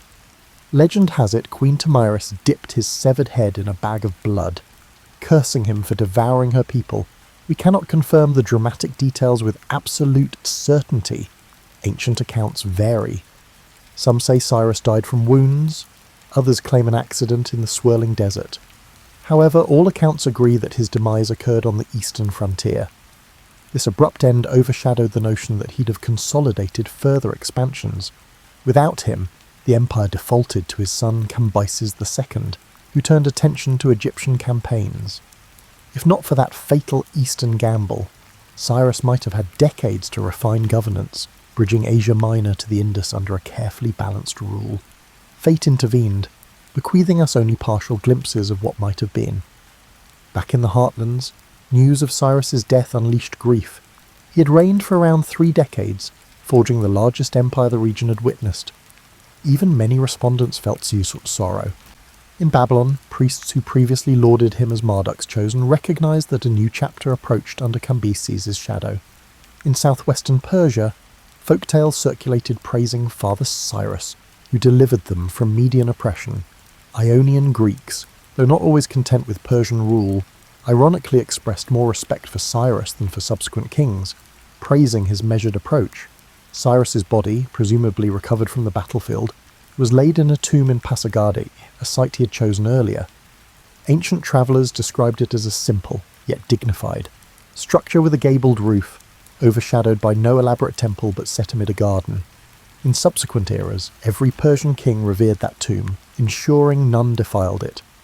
Alexander the Great, centuries later, visited and reportedly found the tomb with a simple inscription praising Cyrus as the founder of an empire, summoning the reflection that every conqueror, no matter how grand, meets mortality. That tomb, though occasionally looted or neglected, endures in partial ruins, a quiet testament to a man's ephemeral hold on a vast territory. His death unsettled the monarchy's immediate stability. Cambyses II embarked on expansions into Egypt, overshadowing local satrap tensions. The memory of Cyrus, however, never dissipated. Each subsequent Persian ruler, from Cambyses to Darius, traced legitimacy to Cyrus's lineage. They credited him with forging a national identity that encompassed diverse languages, faiths, and social customs under a unified administrative framework. In every corner of the empire, from the Ionian shore to the Indus Valley, the idea of the King of Kings who protected local traditions while demanding loyalty remained a cornerstone of imperial ideology. Cyrus, even in absentia, overshadowed the realm with his moral-laced approach to rulership.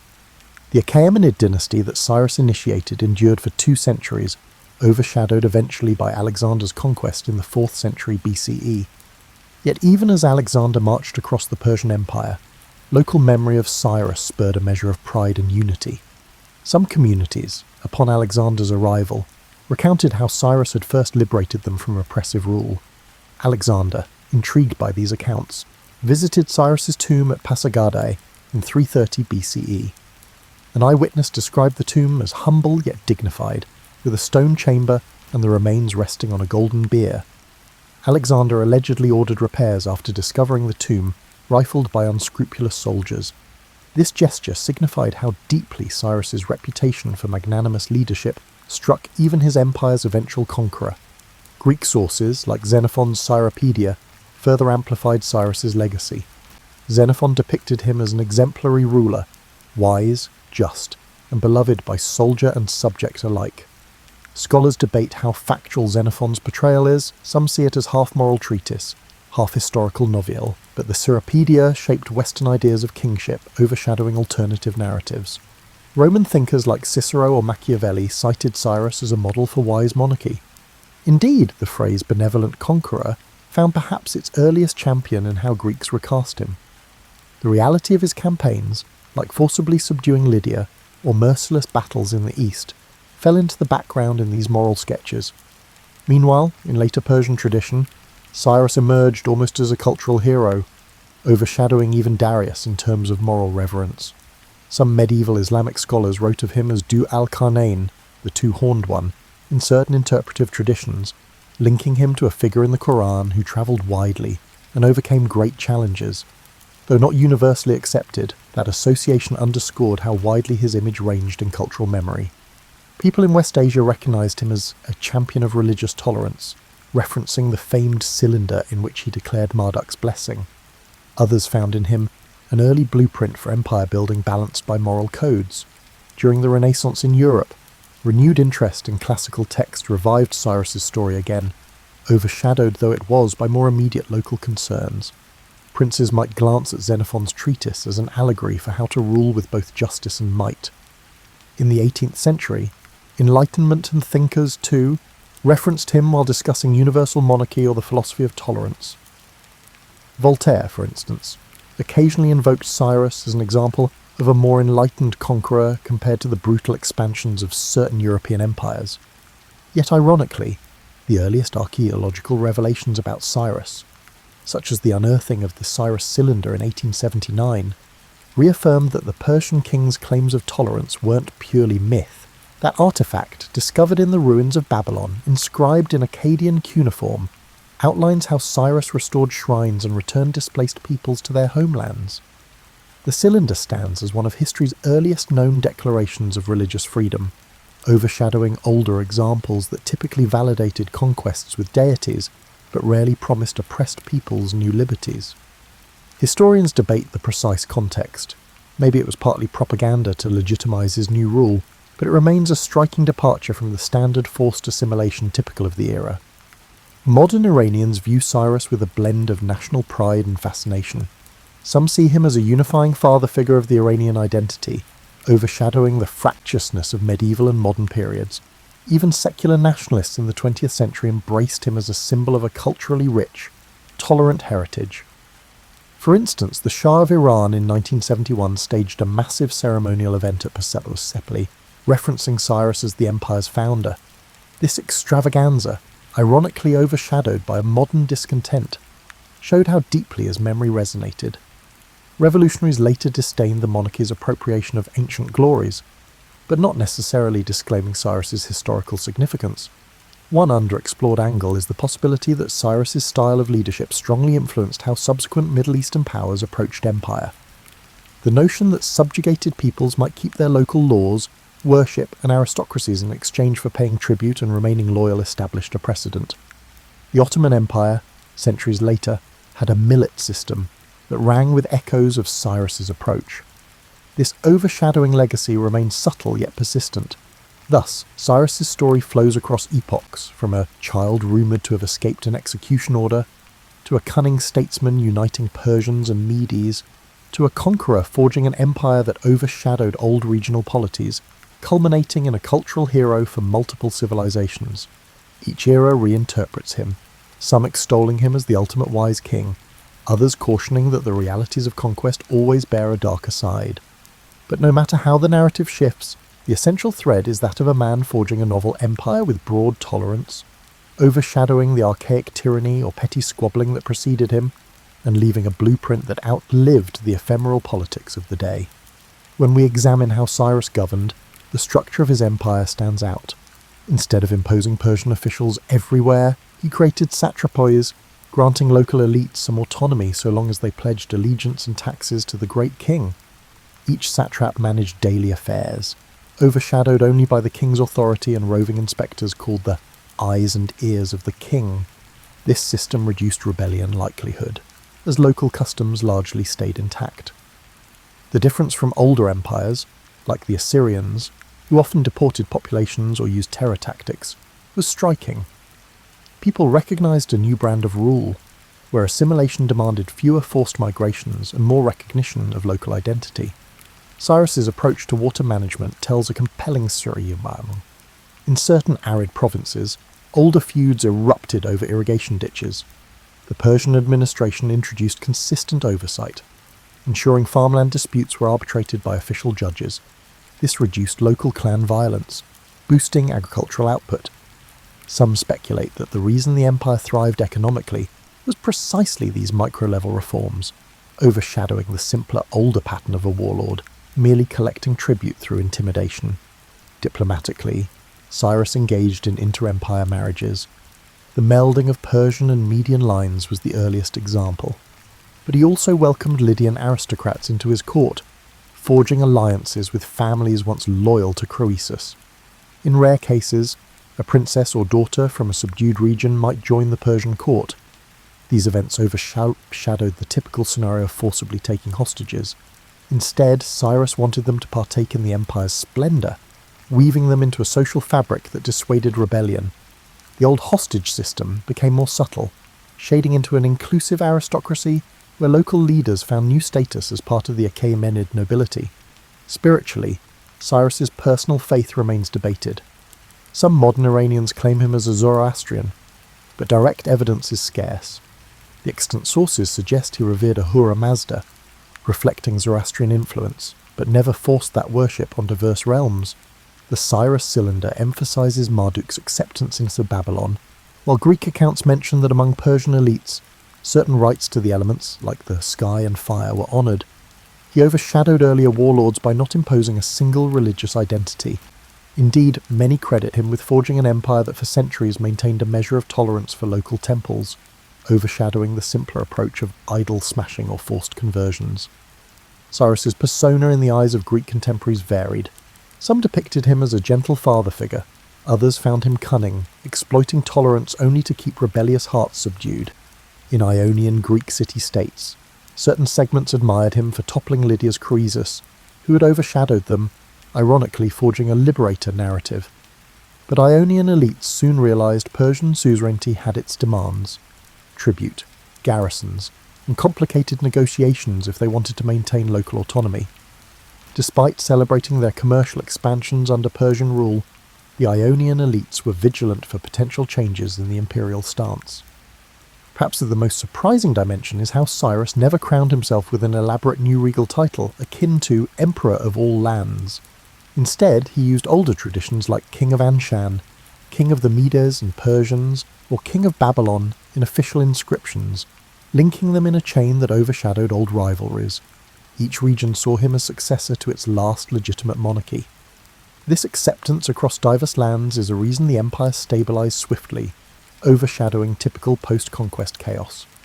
The synergy of recognised kingship and practical policies prevented many local revolts. Even in the eastern frontiers, only the fiercely independent steppe tribes remained wholly beyond easy assimilation. Modern archaeologists rummaging through sites like Pasargadae or Ecbatana unearthed inscriptions attributing grand titles and praising Cyrus's benevolence.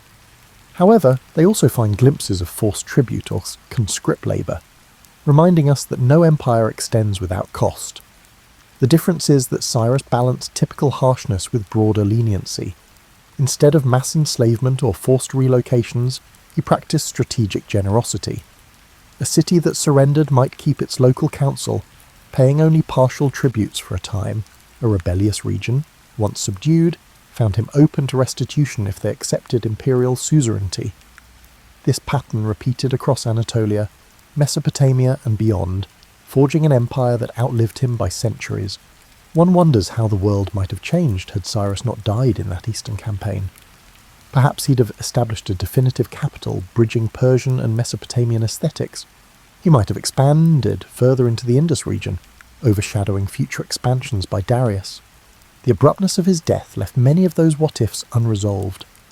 Yet his blueprint was so robust that successors like Cambyses II or Darius Vsthis built upon it seamlessly, rarely discarding the system of satrapies or the approach to local autonomy. This continuity underscores how deeply Cyrus's approach was woven into the empire's bedrock. His policies, akin to the reformed water channels, permeated the imperial veins, surpassing the fleeting preferences of subsequent kings.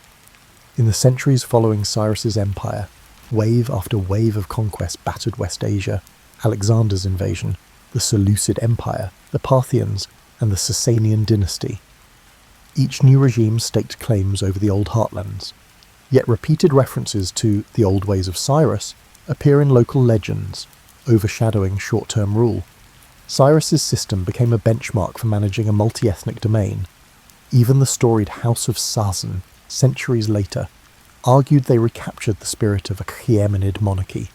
Their coinage or rock reliefs sometimes invoked motifs reminiscent of Cyrus's era, overshadowed by a new version of Persian identity. That cyclical pattern of referencing Cyrus indicates he was not just a fleeting conqueror, but a permanent archetype. Outside the Middle East, Greek authors transmitted an idealized account, culminating in Xenophon's Chiropedia, which painted Cyrus as a paragon of kingly virtue. Over the next 2 millennia, that text influenced statesmen from Machiavelli to the founding fathers of the United States.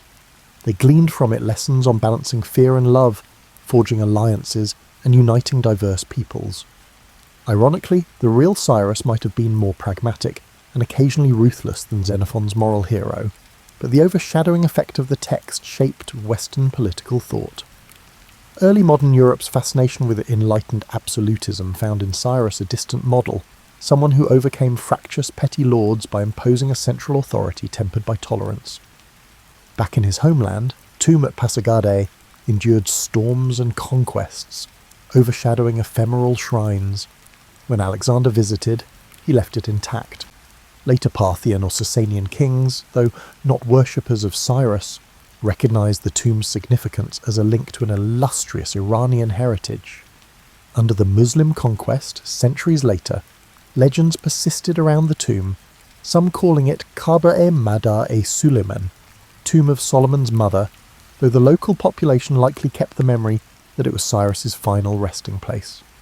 Rare travellers, from Venetian merchants to Ottoman envoys, occasionally documented a solitary, tower-like structure in the Iranian plateau, overshadowed by no massive city. Inside lay inscriptions or faint carvings referencing a king who once bestrode the region like a colossus. In the 20th century, as modern Iranian nationalism stirred, Cyrus's memory was rehabilitated as an emblem of national unity and historical grandeur. Reza Shah Pahlavi visited Pasargadae, staging ceremonies that overshadowed the site's archaeological hush. The monarchy sought symbolic links to an ancient lineage, championing Cyrus's cylinder as an early human rights charter. This overshadowed complexities like the imperial nature of his conquests, but offered a rallying point for Iranian identity. Even post-revolutionary Iran, while reinterpreting pre-Islamic glories, cannot fully disregard Cyrus's significance. Pilgrims still come, some quietly leaving flowers by the tomb to honour the father of the Persian realm, overshadowing theological differences. In the global sphere, the Cyrus Cylinder tours museums, sparking discussions on religious tolerance, good governance, and the narrative of enlightened empire. Some critics caution that while the cylinder reveals a progressive tone for its era, we shouldn't anachronistically label Cyrus a modern democrat. He was, after all, an absolute monarch. Nonetheless, the overshadowing message of leniency and returning exiles stands out in a time when many ancient conquerors pillaged and enslaved. Indeed, the notion of a state respecting local gods and temples was radical for the period. Yet it's not as if Cyrus overcame all cruelty. In certain provinces that resisted, the Persian armies could be ruthless, using siege tactics to starve city populations. But once victory was secured, the mercy or acceptance of local practices overshadowed total subjugation. Scholars highlight that such a measured approach likely prevented constant revolts. People under Persian rule might pay taxes and serve in the army, but they kept shrines, local councils, and a measure of cultural autonomy. This delicate interplay formed the empire's core strength, overshadowing older Mesopotamian or Neo-Assyrian methods reliant on sheer terror. As we revisit Cyrus's life in total, we see an interplay of epic achievements and ephemeral mortality. He rose from a rumoured near infanticide to forging a realm from the Aegean to eastern Iran, overshadowing kings who once boasted unassailable might. Yet he too succumbed to the hazards of frontier warfare. The Grand Empire remained, shaped by his administrative blueprint, overshadowing the ephemeral nature of any single mortal. Even in death, he overshadowed the typical memory of warlords by becoming a cherished legend in multiple cultures. The cyclical references to Cyrus over millennia, by Greeks, Romans, Iranians, and modern statesmen, affirm that the imprint he left on governance and tolerance was never fully erased, overshadowing the typical ephemeral conquests that vanish into dust. Reflecting on Cyrus the Great's journey, a picture emerges of a ruler who both embodies the archetype of ancient conqueror and subverts it. His life, bridging the mid-6th century BCE, shaped an enduring empire that overshadowed ephemeral local kingdoms. He fused compassion with power, forging a blueprint of rule that soared beyond typical tyranny. He used violence to conquer and wove a multi-ethnic fabric under the Achaemenid banner. In the swirl of centuries, intangible threads of his approach, satrapies, cultural respect, and integrated administration surface repeatedly in later states' governance. Take, for instance, the phenomenon of repatriating exiled peoples. The Hebrew text describing Cyrus's decree for the Judeans to rebuild their temple highlight a radical departure from norms. Empires often exiled populations to quell rebellion. Cyrus reversed that policy, overshadowing earlier cruelty with a stance that returning exiled groups might yield loyal gratitude. This perspective resonates in modern dialogues about religious freedom. Indeed, some interpret the cylinder's references to various shrines as an early charter of rights. Though historians caution about overstating it as a universal human rights document, the overshadowing principle remains. For the 6th century BCE, it was remarkably forward-thinking. Consider also the architecture of Passageche, Cyrus's capital. Known for its symmetrical gardens and a design mixing median, Elamite, and local Persian styles, it overshadowed simplistic fortress cities of older times. Greek visitors centuries later found it distinctively airy and open, as if the city layout reflected Cyrus's inclusive policies. The tomb there, so unpretentious yet dignified, speaks volumes about how he conceptualized rulership, not as an aloof god-king, but as a caretaker bridging lands. While subsequent palaces like Persepolis overshadowed Pasargadae's scale, the latter's multi-ethnic decorative elements reveal a microcosm of the entire empire's synergy. A final puzzle is whether we can glean Cyrus's personal temperament behind the annals and legends. Greek sources paint him as kindly, though they were motivated to highlight the good Oriental king. The Babylonian chronicle calls him the chosen of Marduk, overshadowing older conquerors who defiled the city. Persian lore emphasizes his cunning rise from near-death infancy. Different perspectives idealize him. Likely, the real Cyrus was at times ruthless, at times merciful, and always pragmatic. He overrode petty local customs when they hindered stable rule, but mostly let communities maintain their identity. He believed that an empire spanning from Lydia to Gandhara needed cohesive laws, but flexible local governance. That strategic approach overshadowed simpler warlord tyranny. In subsequent Iranian national consciousness, he emerges as the father of the country, overshadowing the ephemeral wars that battered the region. The cyclical invocation of his name in times of crisis or reform underscores how deeply he impacted the Iranian sense of historical continuity. Even diaspora communities scattered by centuries of migrations might refer to him as an emblem of tolerant monarchy, rare in an age typically remembered for despots. Meanwhile, as the West rediscovered antiquity outside the region, Cyrus eclipsed many lesser-known figures, emerging in classical references as a conqueror who maintained his moral integrity. From a modern viewpoint, we might weigh whether his expansions cause moral dissonance. Can one hail a conqueror as great who still inflicted bloodshed on resistors? The question spiraled the ancient world's norms. Where might typically equaled right? The hallmark of Cyrus was a partial departure from that norm, applying might but overlaying it with a veneer of diplomacy and local respect. That bridging stance singled him out among his peers, unlike the more brutal expansions of the Assyrians, or the narrower religious zeal of some later rulers.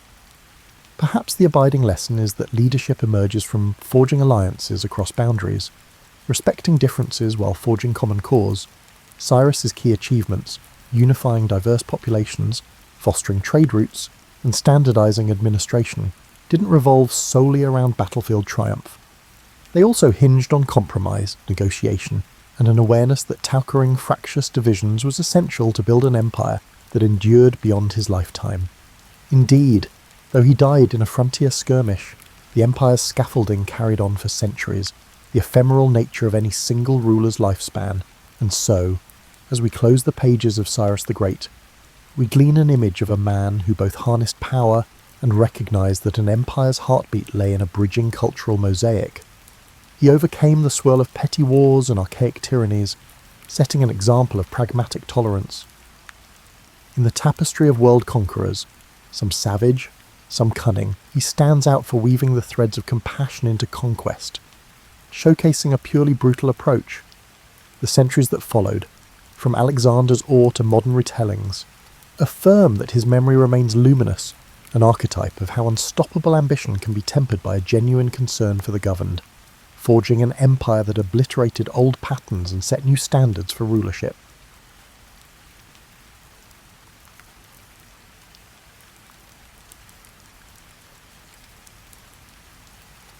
In the year 896 CE, in the heart of Baghdad's intellectual quarter, al-Husayn bin Qasim brushed desert dust from the folds of his linen robe. Unaware of the storms that fate would soon unleash upon him, he studied the myriad scholarly gatherings outside the House of Wisdom. Voices blended into a layered chorus, mathematicians debated geometric proofs, poets recited verses on ephemeral beauty, and astronomers charted celestial mysteries. The call of knowledge was unstoppable, and its echoes hinted at new horizons beyond the city's walls.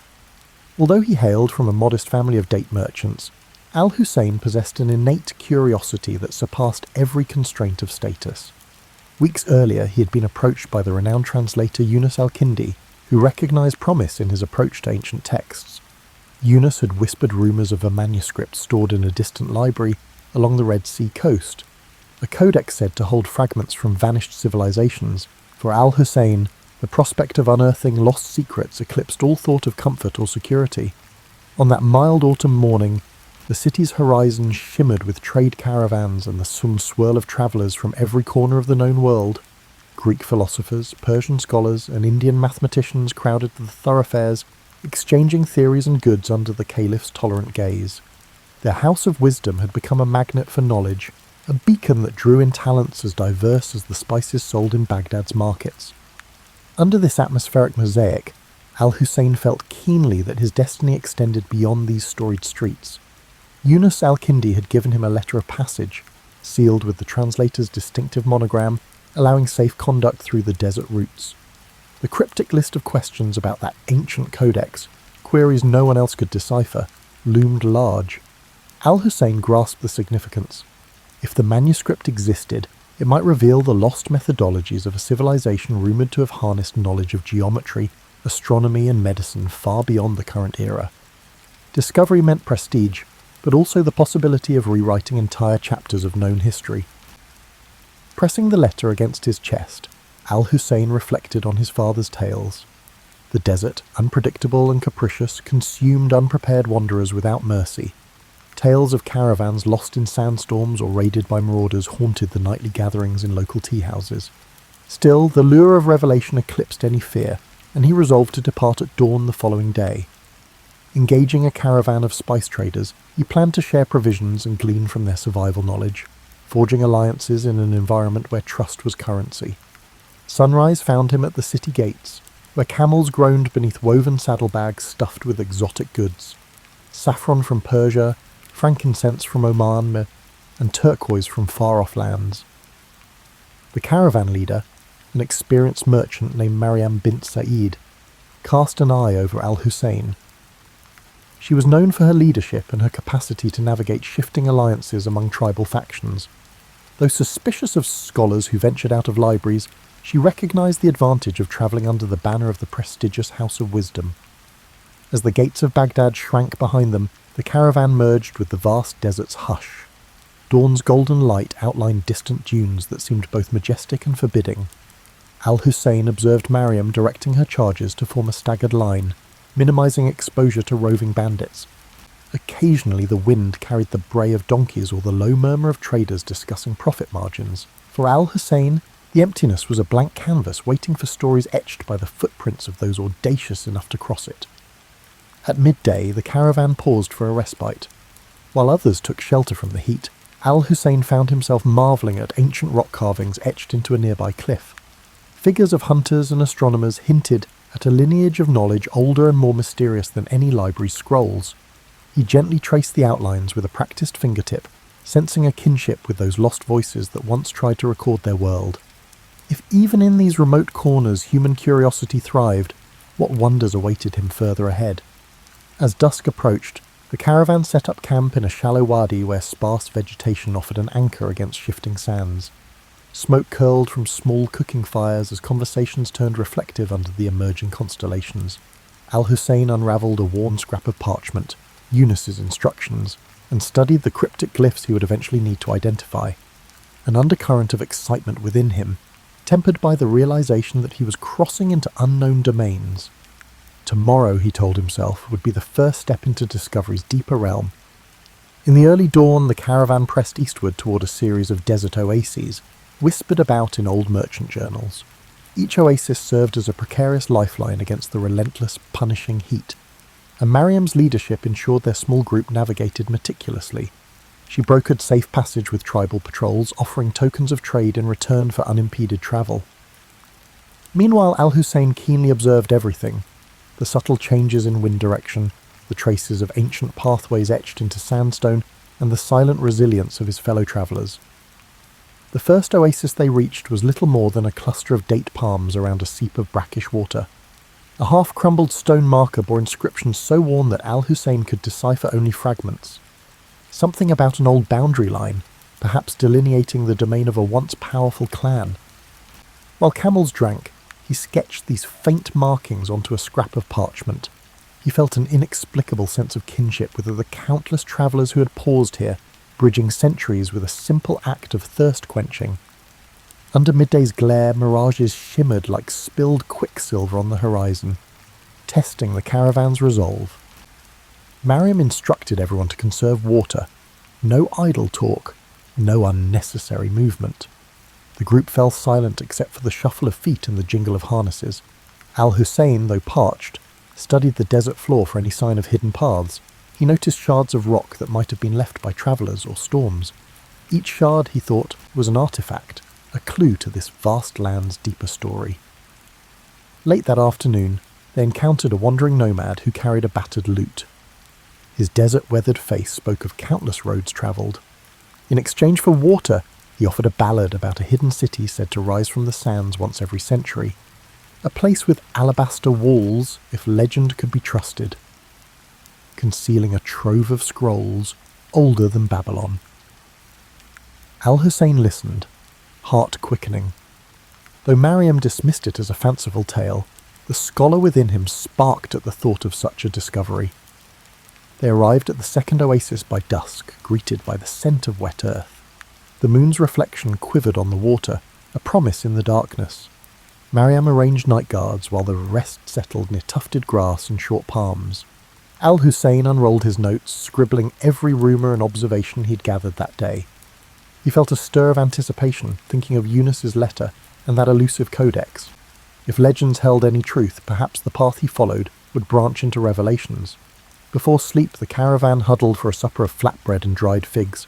Conversation meandered to improbable tales, spirits that roamed the dunes, hidden jinn kingdoms beneath the sand. Mariam, ever pragmatic, rolled her eyes but allowed these stories to pass unchallenged, aware that tales could soothe weary minds. Husayn listened thoughtfully, dissecting each legend for kernels of historical fact. He sensed how desert myths blended with real events, forging a tapestry of belief. Each story, he realized, held a reflection of human longing. Sleep came fitfully. Between ragged gusts of wind that rattled the palms, Husayn dreamed of an endless corridor lined with doors of sandstone. Behind one door lay the hidden city the nomad described, behind another, the Red Sea Library. He awoke to the howling of a jackal, unsure if the dream was an omen or mere fantasy. Still his conviction remained firm. He would continue chasing knowledge across these shifting landscapes, trusting that destiny might reveal itself within the margins of the unknown. By morning, a layer of sand dusted every surface, and the caravan resumed its cautious advance. The air felt thick with unspoken tensions. They reached a rocky pass where looming sandstone pillars resembled silent sentinels. Mariam signalled a halt, sensing something amiss. Husayn peered into the ravines, half expecting bandits or lurking predators. Instead, he found stillness. However, the unease remained. Sometimes the desert concealed its perils in plain sight, biding time. The caravan pressed on, anxious to leave those brooding columns behind. That evening they camped on the pass's far side, sheltered from direct winds by a towering rock face. After supper, Husayn examined an astrolabe Mariam carried for navigation.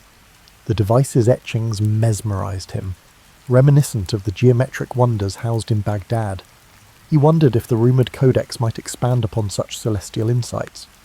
As the fire died down, he sat, reflecting on how each horizon revealed new questions, not answers. Perhaps the desert's greatest secret was its power to kindle an unending quest. Beyond the pass, dawn unveiled a stark plateau where the wind carried the faint tang of salt. Mariam reckoned they were approaching the edges of a vast basin leading toward the Red Sea. Husayn noted the powdery residue that clung to his sandals, forming a pale crust whenever the wind surged. Fragments of shells occasionally glittered underfoot, relics of a primordial sea that had long since receded. In that silent expanse, the ancient interplay of water and desert seemed to whisper clues of hidden transitions. Moving carefully, the caravan traced a path across parched flats where cracks laced the ground in elaborate patterns. Each fissure suggested the land was thirsting for a rain that might never come.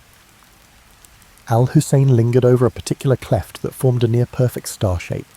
He sketched it in his notebook, contemplating how geometry surfaced in nature's own design. The interplay of shapes and lines called to mind the rumoured codex, possibly containing knowledge that bridged the gap between the natural world and human understanding. By midday the heat intensified, pressing against them like an unseen hand. Water became precious currency. Mariam, aware of how quickly desperation could unravel unity, kept a strict ration schedule. Observing her leadership, Husayn admired the way she balanced empathy with firm discipline. Under her direction, no quarrels erupted even as thirst pricked tempers. The caravan trudged on, each step a negotiation between body and environment. In the shimmering distance, stunted shrubs and dwarf acacias offered, the only semblance of life in that stark domain. Later they spotted a solitary figure approaching from the southeastern horizon. Cautious, Mariam arranged the travellers into a defensive semicircle. The figure proved to be a medicine seller, hauling dried herbs in neat bundles across the back of a spindly donkey. He announced himself as Basim, a wanderer of many lands. In exchange for a pouch of dates, he spoke of rumours swirling beyond the Red Sea coast, of ports teeming with treasures, of inscriptions carved on coral walls, and of foreign ships docking with exotic cargoes. Basim then revealed he had crossed paths with a scribe who claimed knowledge of the hidden library by the sea. This scribe, rumoured to be in the port town of Yanahal, might hold a key to the codex. Husayn's pulse quickened at the mention. He urged Mariam to consider diverting their route toward this potential lead. Weighing the advantage, she agreed, provided it did not threaten the caravan's prime objective of trade. Reorienting their compass, they set out with renewed purpose, heading south by southeast. The change in direction led them to an abandoned way station of mud brick walls caked with salt. Its courtyard lay choked with sand drifts, but a broken well hinted at what had once been a vital rest stop. Husayn wandered among the ruins, spotting faint inscriptions along the wall, names, dates, fragments of prayers. Each carving was a testament to fleeting presence. Here stood proof that even the harshest wilderness could not stifle the human urge to leave a trace. Yet the desert had really reclaimed so much. That evening they made camp under a sandstone ridge carved into rippling curves by ancient winds. The last rays of sunlight played across the layered patterns, revealing colour bands that ranged from ochre to rose. Husayn felt a distinct awe for the land's subtle artistry. He understood how easily travellers might spin legends from these austere shapes. Perhaps behind every myth there lay a kernel of truth about wonder. Perhaps the rumoured hidden city or the library derived from real glimpses of grandeur swallowed by time. As the night grew cool, Mariam permitted a small fire. Conversations ran softer now, with a thread of expectancy woven into each word. Basim spoke of trade centres bustling with sailors from distant empires, Zanj, Gujarat, even the far-flung kingdoms beyond the Indian Ocean. He also mentioned the region's swirl of local legends, a half-buried temple near the coast, the rumoured tomb of a prophet whose name had slipped from memory. Husayn took careful notes, determined to sift the improbable from the verifiable. Before sleep, Husayn pulled out Eunice's cryptic questions, scanning the faded script by firelight. They referred to instruments that measured the angles of stars from improbable vantage points, formulas that predated known treatises. Could the Red Sea Library truly hold such ancient feats of intellect? He felt the subtle pull of destiny, the sense that each conversation, each dusty ruin, brought him closer. The desert had not broken him. Instead, it was shaping him into something sharper. Morrow would carry them nearer to that beckoning shoreline. Dawn lifted the shadows from the ridge, exposing a horizon lined with jagged rock outcroppings. The caravan continued toward Yanahal, keen on reaching its port before supplies ran dangerously low. A subtle but steady breeze carried the faint smell of salt, confirming they were inching closer to coastal winds.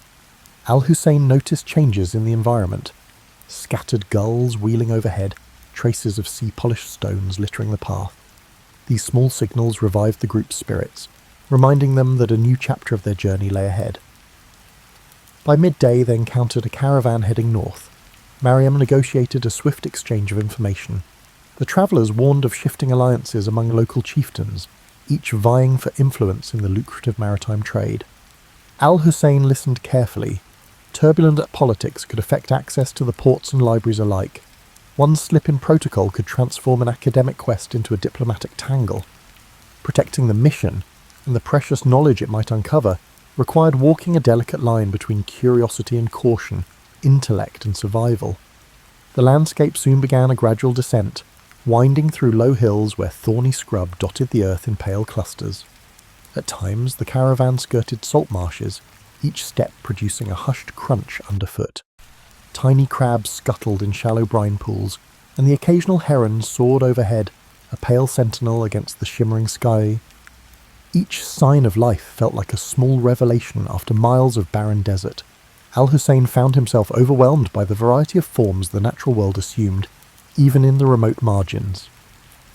Late that afternoon, they spotted Yanahal in the distance, a sprawl of mud-brick dwellings with roofs of thatch or tiled clay, punctuated by the taller silhouettes of warehouses near the docks.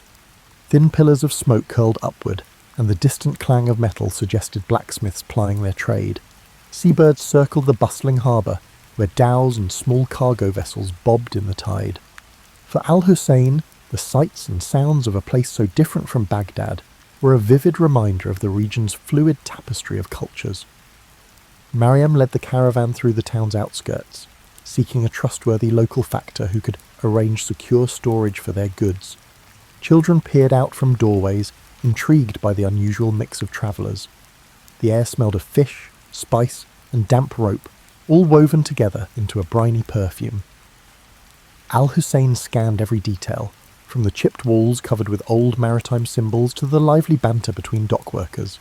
He made mental notes of how commerce thrived here, bridging deserts and oceans in a single breath. With arrangements in place, the group settled at a modest inn near the wharf.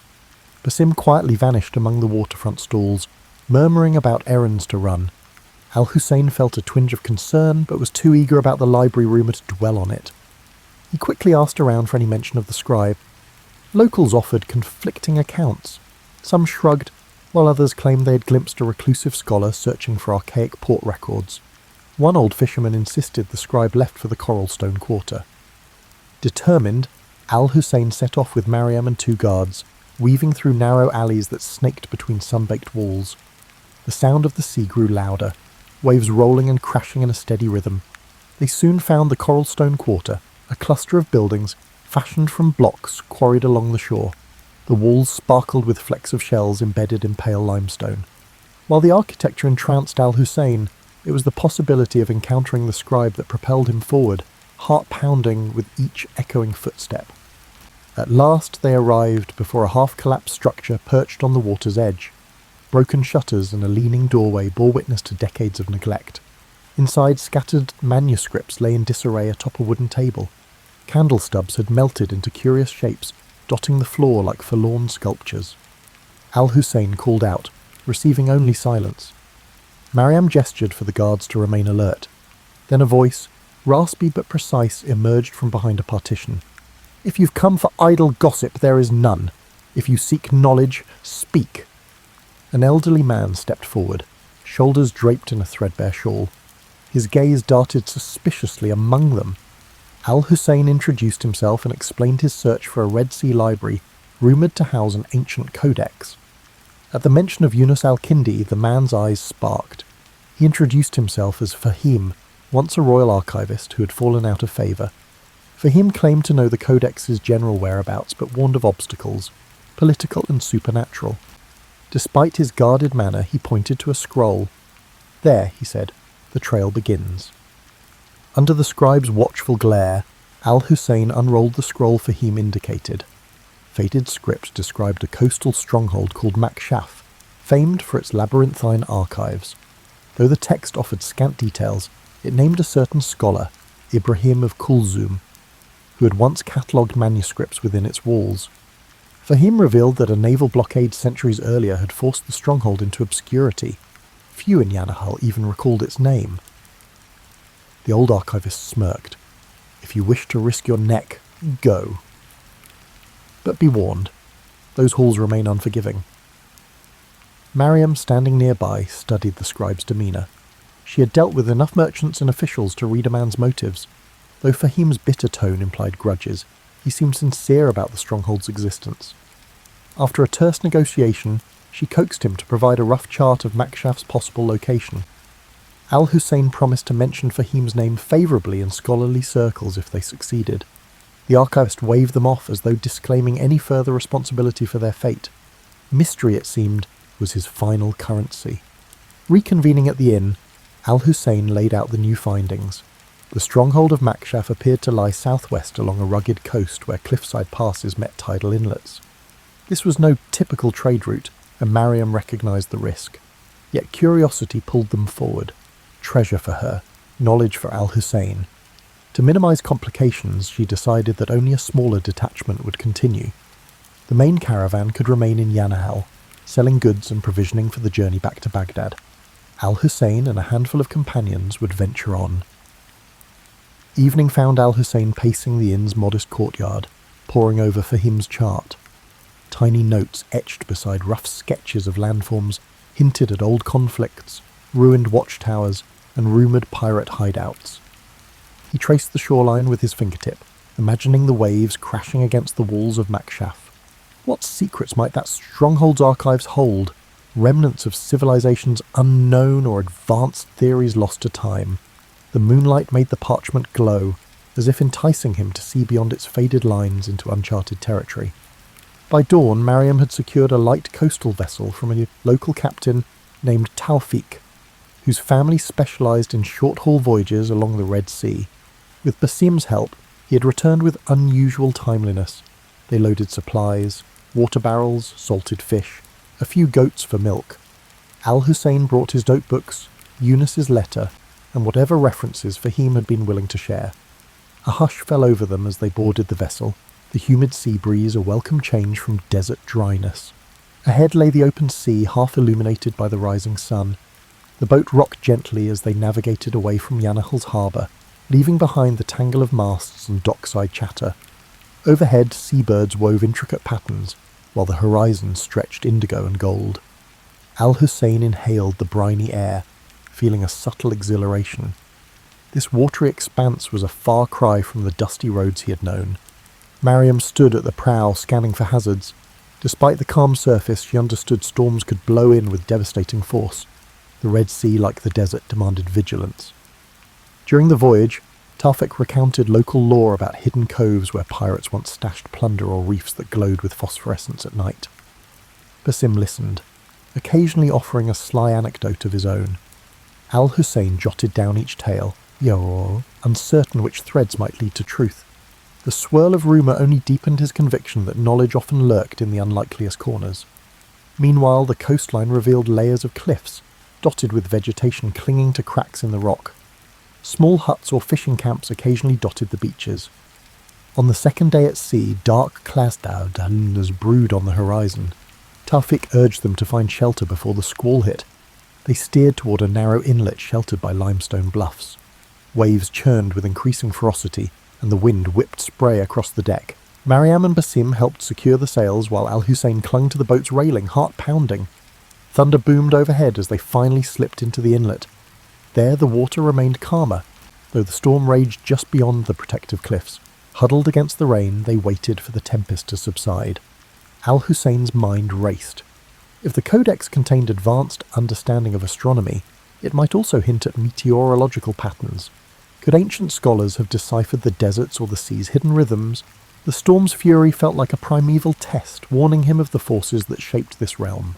Perhaps Makshaf's long-sealed archives held not just forgotten texts, but an entire worldview alien to their era.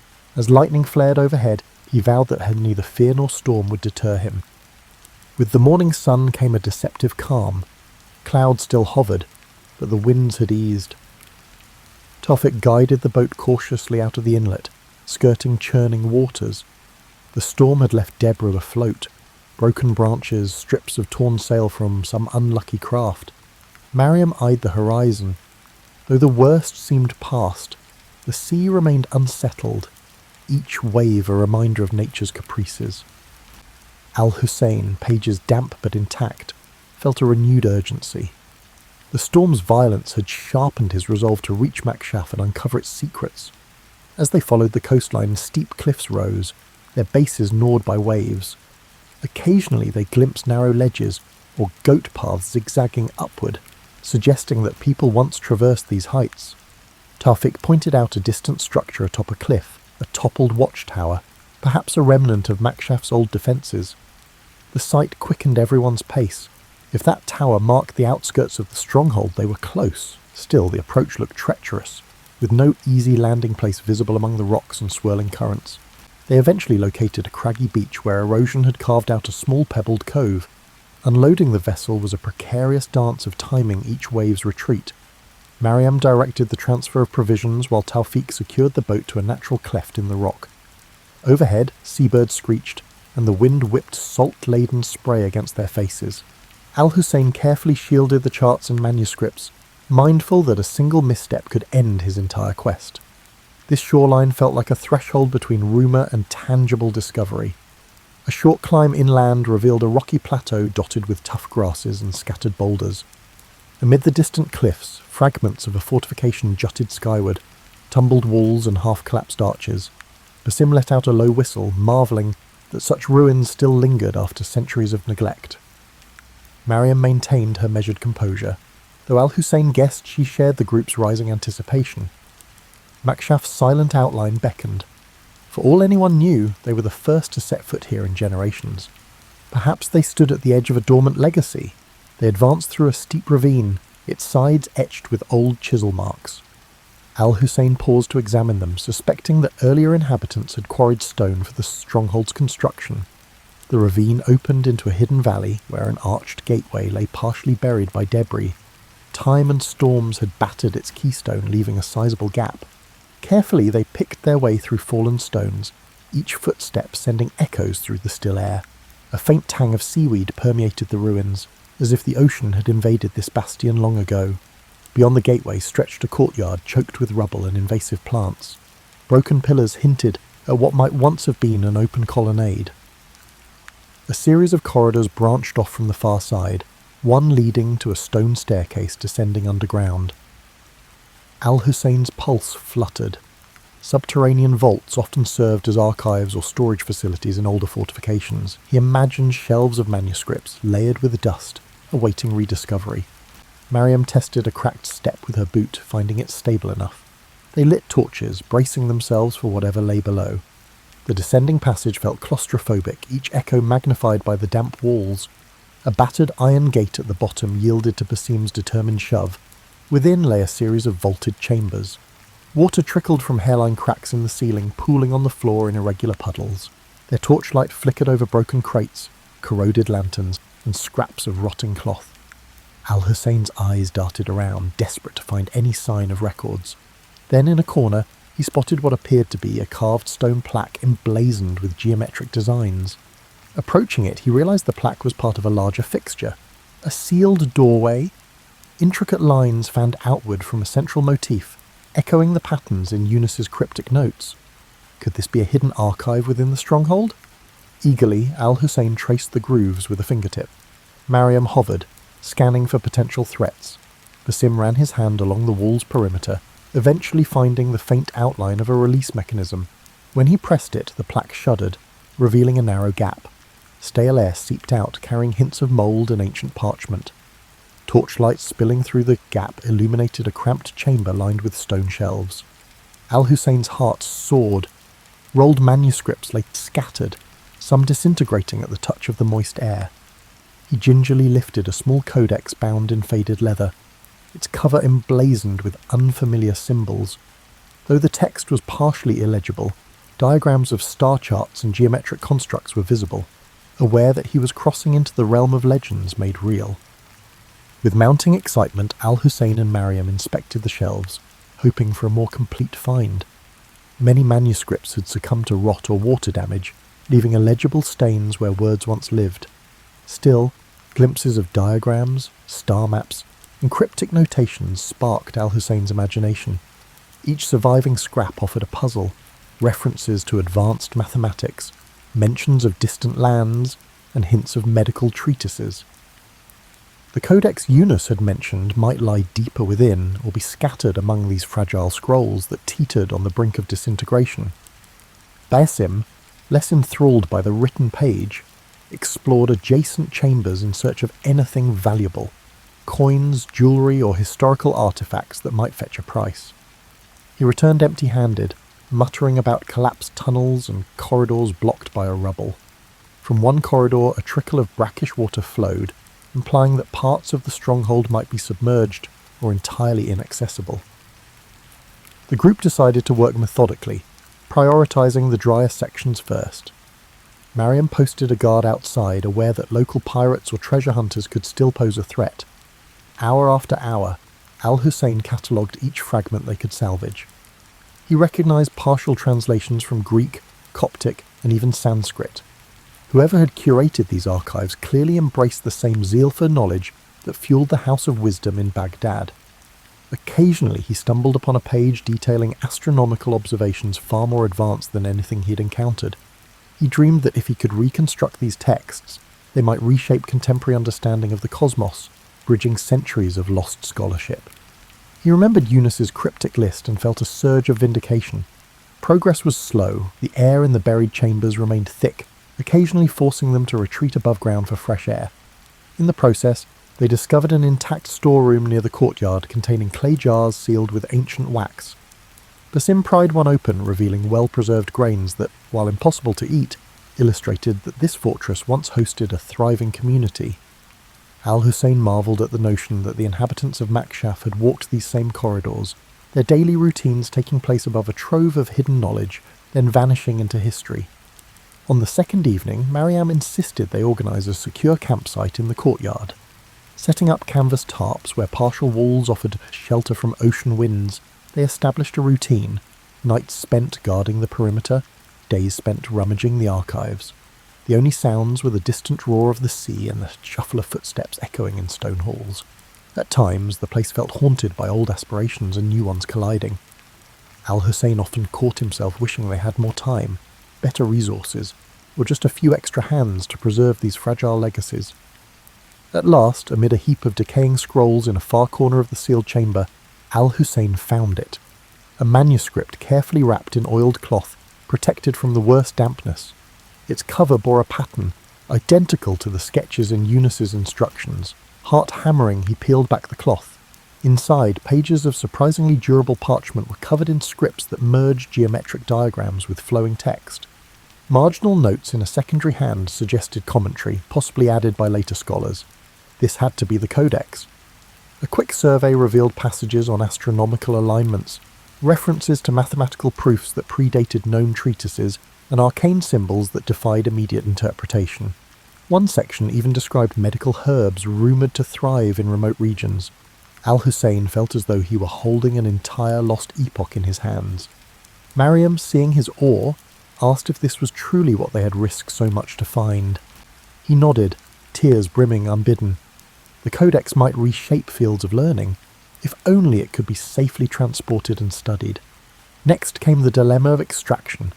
The codex was too precious to leave behind, but the path back was fraught with uncertainty. The sea journey, the threat of storms, and the watchful eyes of potential bandits all loomed large. Mariam proposed packing the codex in multiple layers of protective cloth and assigning it round-the-clock guards. Basim chimed in with a plan to mask their departure by spreading rumours of a fruitless search, hoping to deter opportunists.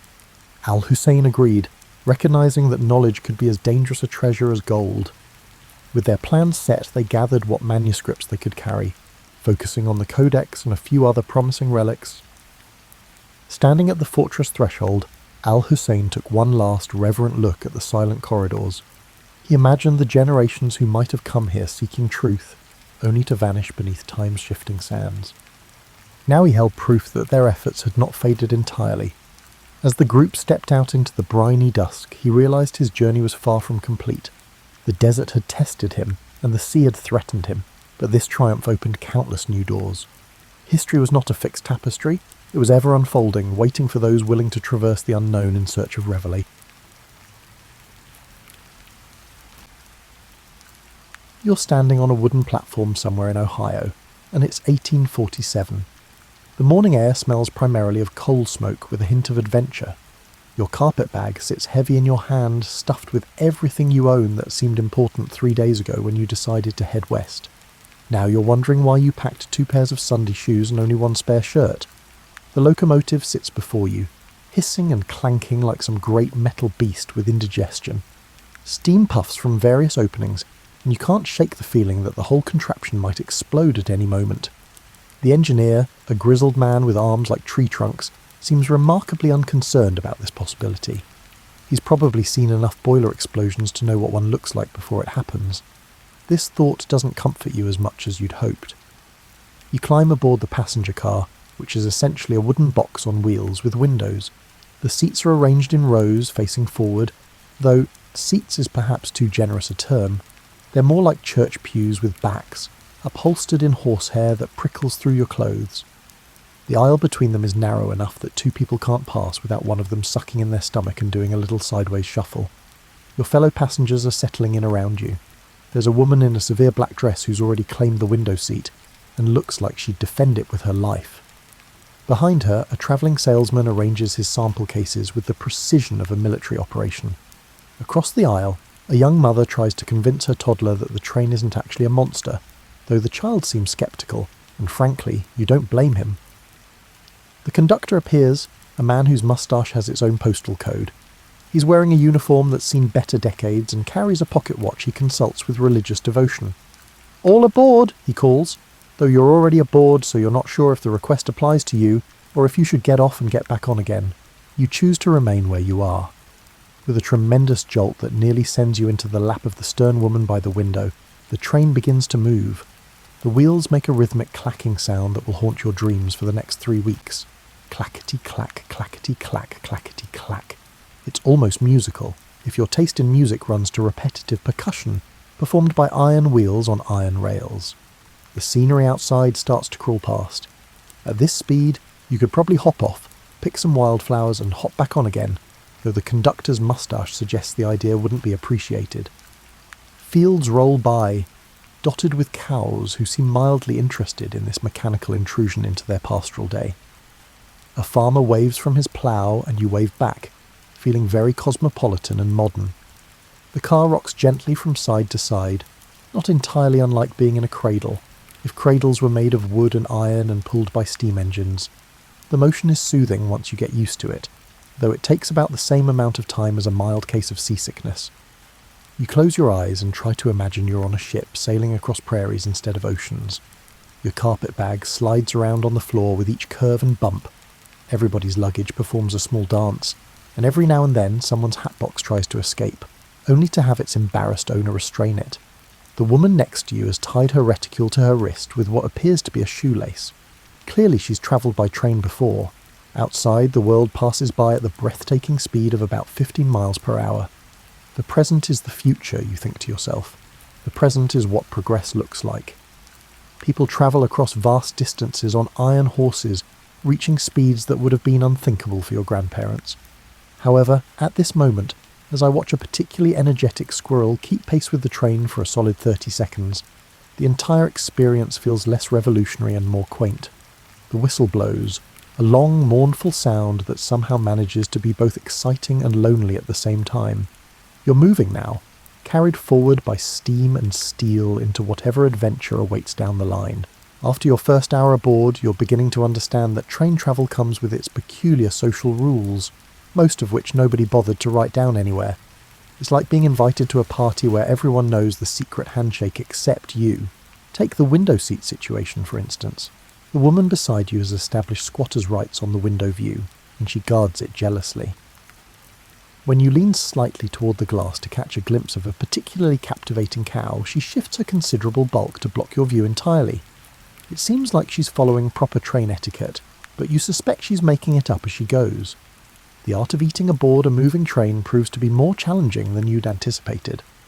The railroad has thoughtfully provided a dining car, though dining is perhaps too elegant a term for what transpires there. You make your way down the aisle, grabbing seat backs and fellow passengers for support as the car sways and lurches. The dining car attendant, a man who's clearly made peace with the chaos of his profession, serves up plates of food that seem determined to slide into your lap. Your beef stew sloshes from side to side with each train rock. You quickly learn to time your spoonfuls with the motion of the car, scooping up stew when it slides toward you, and waiting patiently when it migrates to the far side of the bowl. It resembles a fishing experience, albeit with gravy and vegetables as the catch, and a constantly shifting pond. The other diners have developed various strategies for dealing with mobile meals. One gentleman has wedged his plate between two coffee cups, creating a little edible fortress. A lady at the next table has given up entirely on utensils, and is politely nibbling her dinner roll while watching her soup perform acrobatics. The travelling salesman from your car has somehow managed to balance his entire meal on his knees while continuing to work on his correspondence. You suspect he's part circus performer. Coffee service presents its own unique challenges. The attendant approaches with a large pot and the confident air of someone who's done the job 1,000 times before. He pours the coffee in a smooth arc that somehow accounts for the train's motion, the cup's movement, and the likelihood that you'll jerk your hand at the crucial moment. Most of the coffee actually makes it into the cup, which feels like a small miracle. Between meals, you discover that privacy is a negotiable concept aboard a train. Your fellow passengers seem to view your personal business as legitimate entertainment. The stern woman by the window has taken to commenting on your reading material, despite the fact that you haven't asked for her literary opinions. When you pull out a penny novel, she sniffs disapprovingly and mutters something about the decline of modern morals. You consider pointing out that her own reading material appears to be a temperance tract, but decide that discretion is the better part of not getting into an argument with someone you'll be sitting next to for the next 2 days. The travelling salesman has appointed himself the car's unofficial social director. He knows everyone's destination, occupation, and life story within the first 50 miles. By mile 75, he's offering unsolicited advice about everything from the best hotels in Chicago to the proper treatment of bunions. You learn more about bunion care than any reasonable person should know. However, you must admit that his enthusiasm is endearing. The bathroom facilities on the train deserve special mention, although they may not be ideal to use during dinner time. Embracing nature's call while travelling at 15 miles per hour over questionable track demands a certain level of athletic ability and a willingness to embrace adventure. The facilities themselves are about the size of a broom closet, furnished with a seat that seems designed by someone who'd never actually sat down before. The whole experience teaches you new levels of appreciation for stationary plumbing. Nightfall brings its set of social challenges. The seats don't recline exactly, but you can achieve a sort of semi-slumped position that passes for comfort if you're not particular about your spine's alignment. The stern woman has produced a pillow from somewhere and has claimed both armrests with the authority of a territorial squirrel. You fold your coat into a makeshift pillow and settle in for what promises to be a very educational night in the art of sleeping while sitting up. The sounds of the train take on a different quality in the darkness. The clacking of wheels becomes more pronounced, almost rhythmic. Someone several seats back has begun snoring in counterpoint to the train's rhythm, creating an odd sort of mobile lullaby. Morning arrives with the subtlety of a brass band, announced by the conductor's voice calling out the next station stop. You've managed about 3 hours of actual sleep, scattered throughout the night in 20-minute intervals, between the train's more enthusiastic lurches and the creative snoring symphony that developed around midnight. Your fellow passengers are stirring with various degrees of success. The travelling salesman appears to have slept like a baby, if babies typically woke up perfectly groomed and ready to discuss the virtues of their latest patent medicine. The stern woman looks exactly as severe as she did yesterday, leading you to suspect she may not actually sleep, but simply powers down like some sort of Victorian automaton. A new passenger boards at this stop, and he's the kind of character that makes train travel memorable. He's clearly a frontier type, dressed in buckskins that have seen more adventure than a penny novel. His beard appears to have been styled by a windstorm, and he carries himself with the easy confidence of someone who's wrestled bears and lived to tell about it, probably over dinner. He settles into a seat across the aisle and immediately begins regaling anyone within earshot with tales of his exploits. According to his stories, he's been a trapper, a scout, a gold prospector, and briefly, a circus performer. You suspect some embellishment, particularly regarding the story about training a wild mustang to fetch his morning coffee, but his enthusiasm is infectious. Even the stern woman seems grudgingly interested, though she maintains her disapproving expression as a matter of principle. The young mother with the toddler has given up any pretense of controlling her child, who has discovered that the aisle makes an excellent racetrack. The boy careens from seat to seat, using passengers' knees as turning posts in his Grand Prix.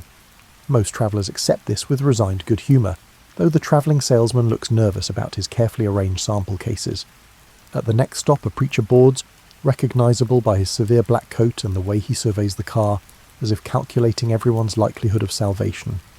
He takes a seat near the back and immediately begins reading from what you assume is a Bible, though at this distance it could be a cookbook for all you know. The frontier character catches sight of him and grins, and you sense that philosophical discussions may be in your future. A group of immigrants fills several seats near the front of the car. They speak in a language you don't recognise, gesturing animatedly and pointing out the windows at the passing landscape. Their excitement is palpable, and you realise you're witnessing people seeing their new country for the first time. It provides perspective on your own journey, although you're still not entirely sure why you chose to head west initially.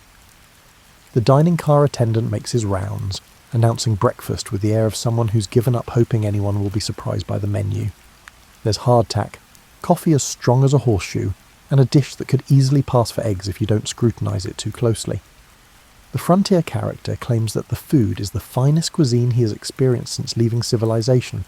However, considering his stories about eating bark and prairie grass, this may not be a significant compliment.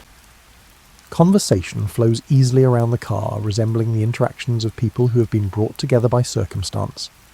The preacher and the frontiersman have indeed struck up a debate about the nature of civilization versus the wilderness. The preacher argues for the moral benefits of settled society, while the frontiersman counters with stories about the corrupting influence of cities. You find yourself nodding along to both sides, which probably makes you either very wise or very confused. The stern woman has appointed herself the moral guardian of the car, offering unsolicited commentary on everyone's behaviour, reading material, and general deportment. When the travelling salesman produces a deck of cards, she launches into a lecture about the evils of gambling that would make the preacher proud. The salesman explains that he was merely planning to demonstrate a card trick for the toddler, but she remains unconvinced. By afternoon, the various personalities have settled into a comfortable routine. The frontiersman entertains the group with his stories, the preacher offers moral advice, the travelling salesman provides solutions to unidentified problems, and the stern woman upholds order with her disapproval. The immigrants continue their animated discussions, occasionally breaking into what sounds like folk songs. You've become the unofficial mediator, the neutral party everyone feels comfortable talking to. You may not have strong opinions, or your carpet bag may contain the only good whiskey on the train, hidden under your spare shirts. Either way, you're learning more about human nature than you ever expected. The toddler has worn himself out and finally fallen asleep in his mother's arms, providing the first quiet moment since dawn. Even the train seems to be running more smoothly, as if it too appreciates the brief respite from chaos. The dinner service that evening proves to be an adventure worthy of the frontier itself. You've learned from your lunch experience and approached the dining car with a strategy. Secure your food, find something to brace against, and accept that dignity is optional when travelling at 15 miles per hour over tracks laid by optimistic railroad workers. The menu hasn't changed since breakfast, which isn't particularly surprising given that the dining car's pantry is roughly the size of your grandmother's pie safe. The attendant, whose name you've learned is Frank, has developed a philosophical approach to his work that involves accepting the limitations of cooking aboard a moving train while maintaining unreasonable optimism about the results. Tonight's mystery meat is chicken, but it bounces around your plate like it never got used to being dead. The vegetables have achieved that perfect mushy consistency where you can't quite tell if you're eating carrots or turnips, and frankly it doesn't matter because they both taste like the inside of a coal bin. Your dining companions this evening include a banker from Philadelphia who keeps checking his pocket watch as if he can somehow make the train arrive faster through sheer temporal willpower.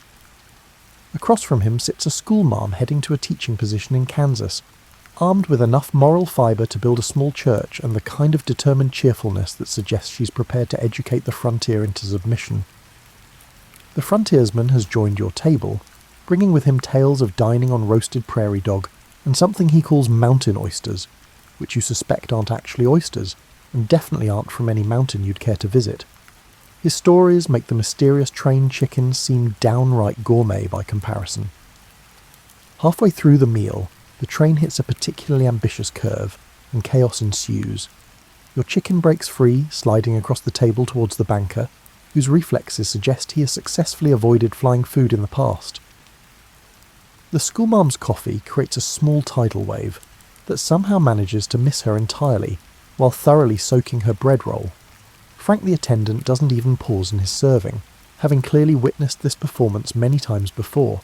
The banker, now wearing your dinner, maintains his dignity with admirable stoicism. He dabs at the chicken grease on his vest with the same methodical precision he probably applies to balancing ledgers. Occupational hazard of train dining, he observes philosophically, as if being assaulted by mobile poultry is a regular part of his financial career. With the efficient competence of someone accustomed to managing classroom catastrophes, the schoolmarm produces a handkerchief and begins cleaning up the coffee disaster. Her cheerfulness remains undaunted, though you suspect she's mentally composing letters home about the exotic dangers of frontier dining. After dinner, you retire to your seat to discover that motion sickness has finally caught up with you. It creeps in gradually, starting with a vague uneasiness that you initially attribute to the mysterious chicken. The constant swaying motion of the car, which seemed charming this morning, now feels less like a gentle cradle and more like being trapped inside a powerful washing machine. With the sharp eye of someone who has likely diagnosed half the ailments in her hometown, the stern woman notices your distress. She produces a small bottle from her reticule with the confidence of a travelling apothecary. She announces, "Peppermint oil," as if she's offering a miraculous remedy. Settles the stomach and clears the head. You're in no position to refuse help, even from someone whose previous medical advice consisted mainly of moral lectures. The peppermint oil does help, though whether it's the actual medicine or just the relief of having someone show unexpected kindness is hard to say. The travelling salesman, overhearing your plight, launches into an enthusiastic pitch for his latest remedy, guaranteed to cure everything from motion sickness to melancholy. His sample case reveals an impressive array of bottles, tins, and mysterious packages, each promising to solve problems you didn't know you had.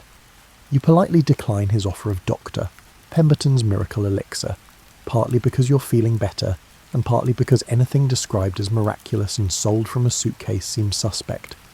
The rocking motion of the train, which caused your stomach troubles, ironically becomes soothing once the nausea passes.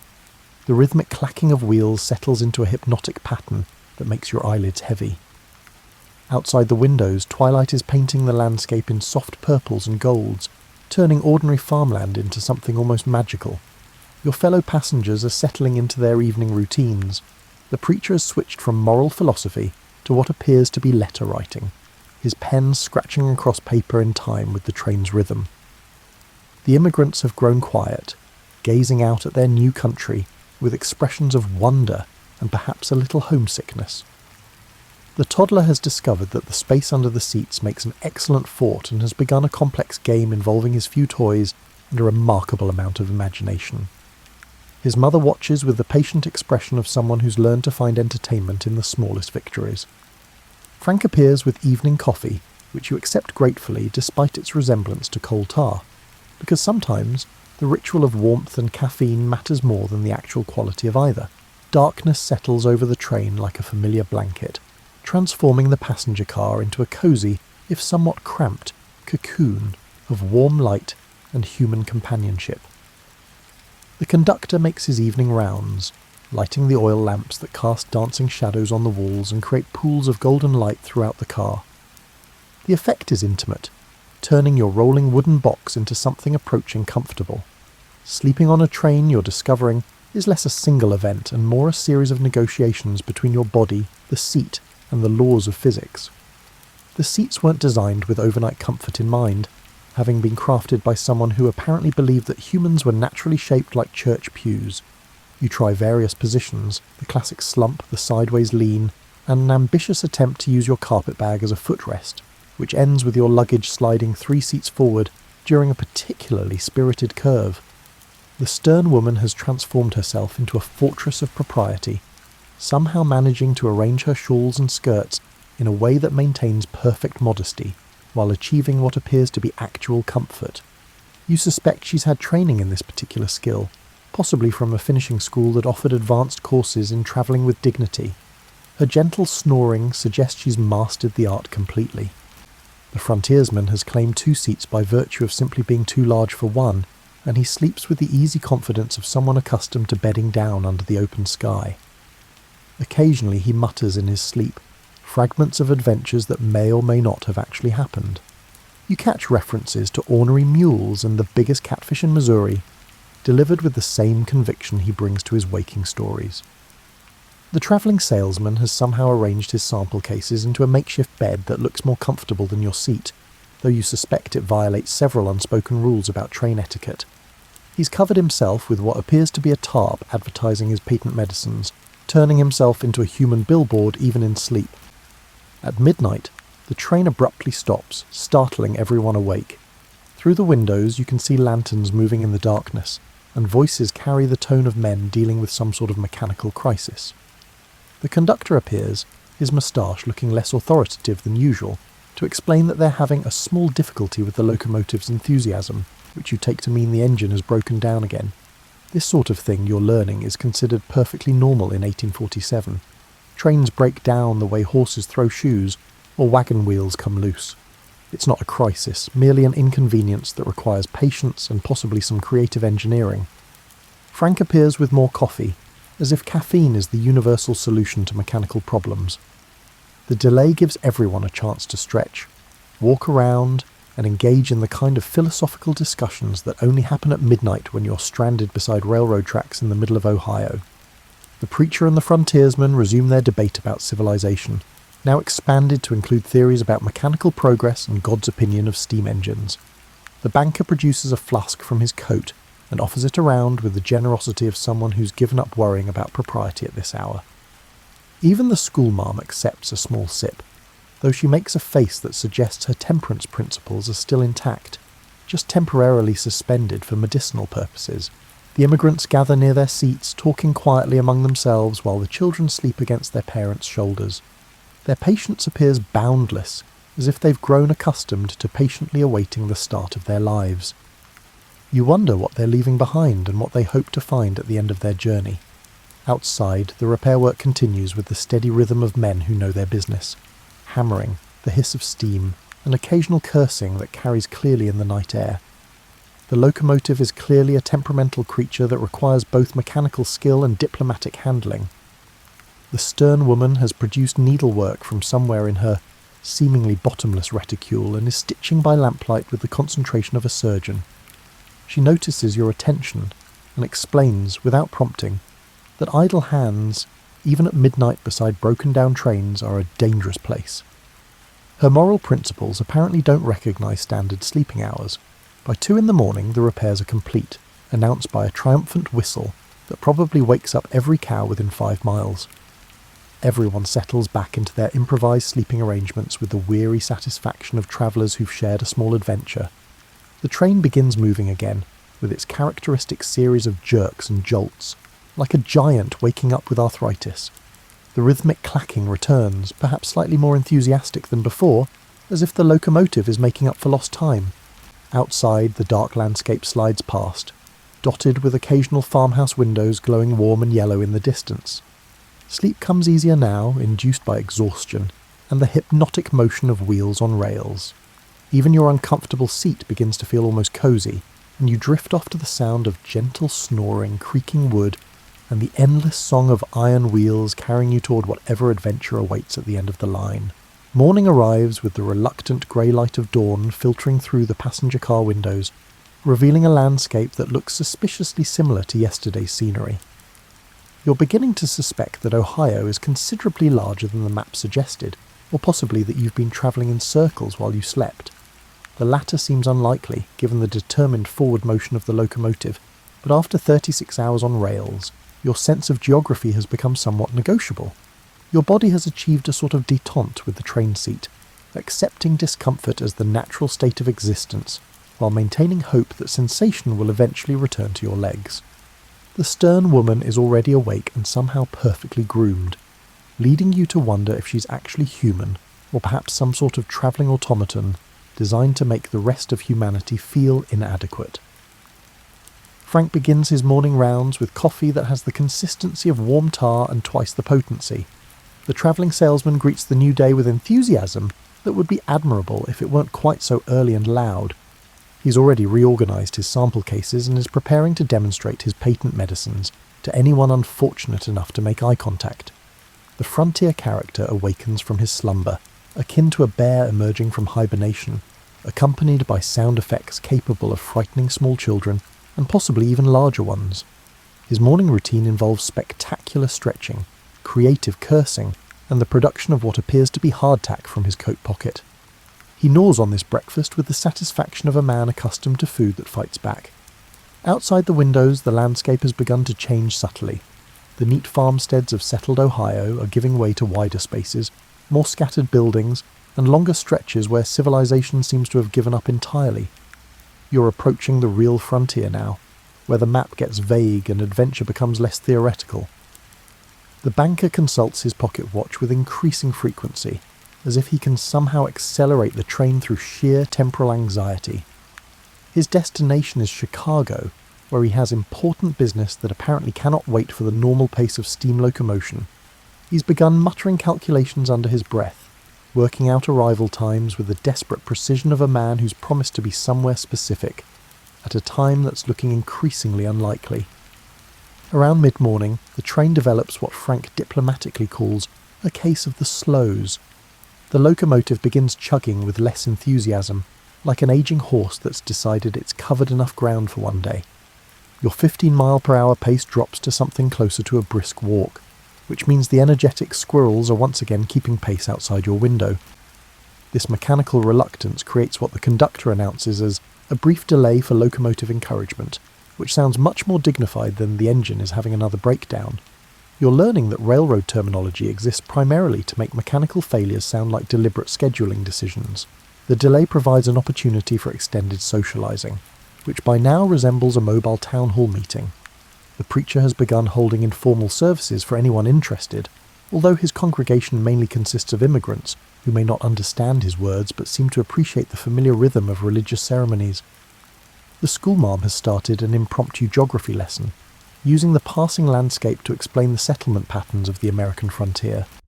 Her enthusiasm for education remains undaunted by her audience's mixed interest in learning about soil types and river systems. The toddler seems particularly fascinated by her chalk, which she's somehow produced from her seemingly magical carpet bag. Your fellow passengers have developed the easy familiarity of people who've shared close quarters and minor adventures. Personal space has become a quaint memory, and everyone's life story is now common knowledge. You know about the banker's 3 daughters, the preacher's mission to bring salvation to Kansas, the schoolmarm's correspondence with her sister in Boston, and approximately 47 of the frontiersman's most unlikely adventures. The stern woman has revealed herself to be well-travelled, offering commentary on railroad systems she's experienced from Baltimore to St. Louis. Her disapproval, you realise, comes from extensive experience with the gap between what train travel promises and what it actually delivers. She's less morally outraged than practically disappointed, which somehow makes her criticism more endearing. Lunch consists of the same mysterious substances as yesterday, though Frank has managed to arrange them differently on the plate, creating the illusion of variety. The dining car conversation centres on destination fever, that peculiar condition that affects long-distance travellers as they approach their journey's end. Everyone has begun talking faster, planning more enthusiastically, and checking their belongings with increasing frequency. This anticipation appears to have a particularly strong impact on immigrants. Their excitement is palpable as they recognise that the landscape outside is becoming their new home. They point at farms and towns with the intensity of people claiming territory with their eyes, already beginning the psychological process of belonging somewhere new. By afternoon, even the locomotive seems to have caught destination fever, picking up pace with renewed mechanical enthusiasm. The clacking of wheels takes on a more urgent rhythm, as if the train itself is eager to reach the end of the line and rest its iron bones. The final hours of your train journey unfold with the bittersweet quality of all endings, tinged with both relief and an unexpected nostalgia for the rolling community you've temporarily joined. Your destination appears on the horizon as a smudge of smoke and scattered buildings, growing larger with each rhythmic clack of the wheels. after 3 days of wondering if you'd ever arrive anywhere, the reality of actually reaching the end of the line feels almost surreal. The locomotive seems to sense its approaching rest, developing a more eager chuff that suggests it's as ready as you are to stop moving for a while. Your body has adapted to constant motion so thoroughly that you suspect you'll spend the next week swaying slightly while standing still, like a sailor who's been too long at sea. The stern woman has begun the complex process of reassembling herself into travelling order, folding shawls and securing belongings with the precision of a general preparing for battle. Her transformation from rumpled passenger back into the picture of Victorian propriety is fascinating to watch, involving more pins and strategic tucking than you thought humanly possible. The travelling salesman is conducting a final inventory of his sample cases, probably calculating profits and losses from his mobile pharmacy. He's sold several bottles of his mysterious elixir to fellow passengers, though whether from genuine belief in his products or simply cabin fever-induced purchasing decisions remains unclear. The frontiersman bought 3 bottles, claiming they'd be perfect for trading with Indians, though you suspect he plans to drink them himself. Your fellow travellers begin the ritual of exchanging addresses and promises to write, though you all know that once you step off this train, you'll scatter to your separate destinies, and probably never cross paths again. Still, the ritual matters. These people have become your temporary family, bound together by shared discomfort, and the peculiar intimacy that develops when strangers are trapped in close quarters for days at a time. The banker finally relaxes his death grip on his pocket watch, accepting that he'll arrive when he arrives, and his Chicago business will have to adapt accordingly. His anxiety has transformed into philosophical acceptance, though he mentions several times that he'll never again trust railroad schedules, especially ones written by people who clearly view time as a flexible concept. The preacher has been energized by approaching his mission field, speaking with renewed fervour about bringing civilization and salvation to the frontier. With amusement, the frontiersman listens, occasionally commenting on the type of salvation that truly comes in handy when confronted with hostile wildlife or severe weather. Their ongoing theological debate has become one of the journey's most entertaining features. The schoolmarm has grown quiet as her destination approaches, perhaps contemplating the reality of teaching frontier children who may view book learning as less immediately useful than tracking and shooting skills. Her determination remains unshakable, but it's now tempered with the practical understanding that education takes different forms in different places. The immigrants gather their belongings with reverent care, handling their few possessions like sacred relics. Everything they own in America fits into a handful of bags and bundles, but their faces shine with the hope of people who've successfully crossed an ocean and a continent to reach their dreams. Their excitement is infectious, reminding everyone else that arrival means possibility. The toddler has finally worn himself completely out and sleeps peacefully in his mother's arms, oblivious to the significance of reaching their new home. His mother looks out at the approaching town with the mixed expression of someone who's relieved the journey is ending, but terrified about what comes next. As the train begins its final approach, slowing with a series of gentle jerks and extended whistle blasts that announce your arrival to the waiting town, you realise that this journey has been about more than simply getting from one place to another. You've experienced a slice of America in transition, a country building itself 1 mile of track at a time. The station appears ahead, a simple wooden building that nevertheless represents the end of one adventure and the beginning of another.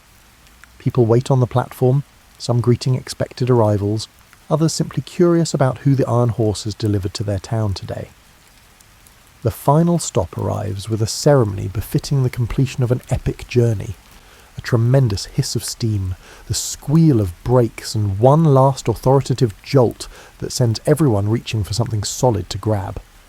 Frank appears in the doorway, announcing your arrival with the satisfaction of a man who successfully delivered another load of hopeful humanity to their chosen destination. You gather your carpet bag, which somehow feels heavier than when you started, though it contains exactly the same items.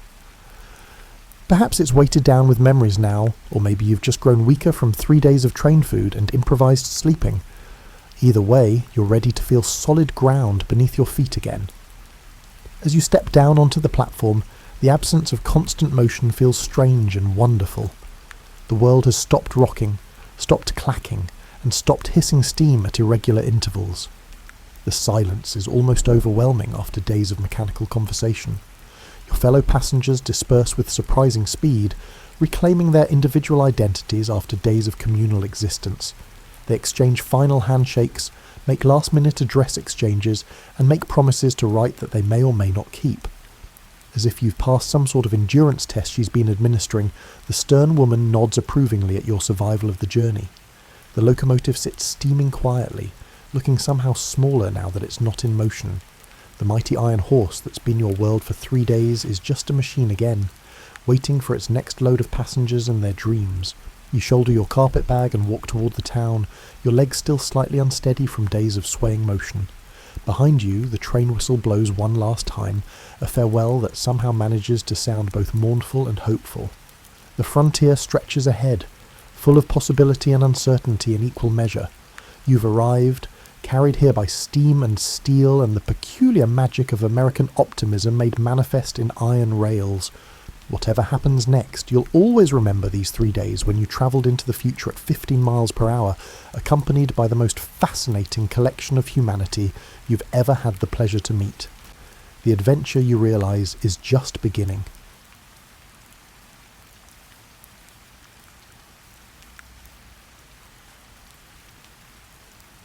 You're about to step into the daily rhythms of ancient Egypt, not the Egypt of temples and tombs, but the one where most people lived their entire lives. This is the world shaped by sunlight, river water, and the quiet repetition of work that sustained civilization for thousands of years. You wake when light begins filtering through the doorway of your home. There's no sudden alarm, no jolt into consciousness. Instead, you gradually become aware of the sounds around you. Footsteps on packed earth, the soft voices of neighbours already moving about, and the distant call of birds along the river. Your body knows the rhythm without needing to think about it. The sun rises, and so do you. The first task is always water. You take a clay vessel, worn smooth from years of use, and walk the familiar path toward the Nile. The ground beneath your feet is hard and warm already, even in the early morning. You pass the same houses you've passed every day of your life. Their mud brick walls the colour of the earth they came from. Some doorways are already open. Others remain dim inside, waiting for the heat of the day to pull people outdoors. At the river's edge, you crouch and dip the vessel into the current. The water is cool and brown with silt. You fill the jar carefully, knowing its weight when full, and carry it back the way you came.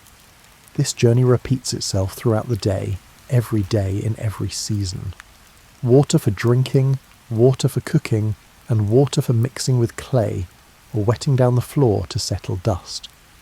The Nile provides, and you carry what it offers. Your home is small and practical. The walls are thick mud brick, which keeps the interior cooler than the air outside. The floor is packed earth, sometimes covered with woven mats. There are no windows in the way you might imagine them, just small openings near the roof that let smoke escape and allow a little air to move through. Most of your life happens outside these walls. The house is for sleeping, for storage, and for shelter when the sun is too fierce or the rare rain comes. It's not where you spend your waking hours. You eat something simple in the morning. Bread, if there is bread. Perhaps an onion. Maybe a handful of dates if the season is right. You don't sit down for this meal in any formal way. You eat standing, or while preparing for the day's work, or while checking on what needs doing.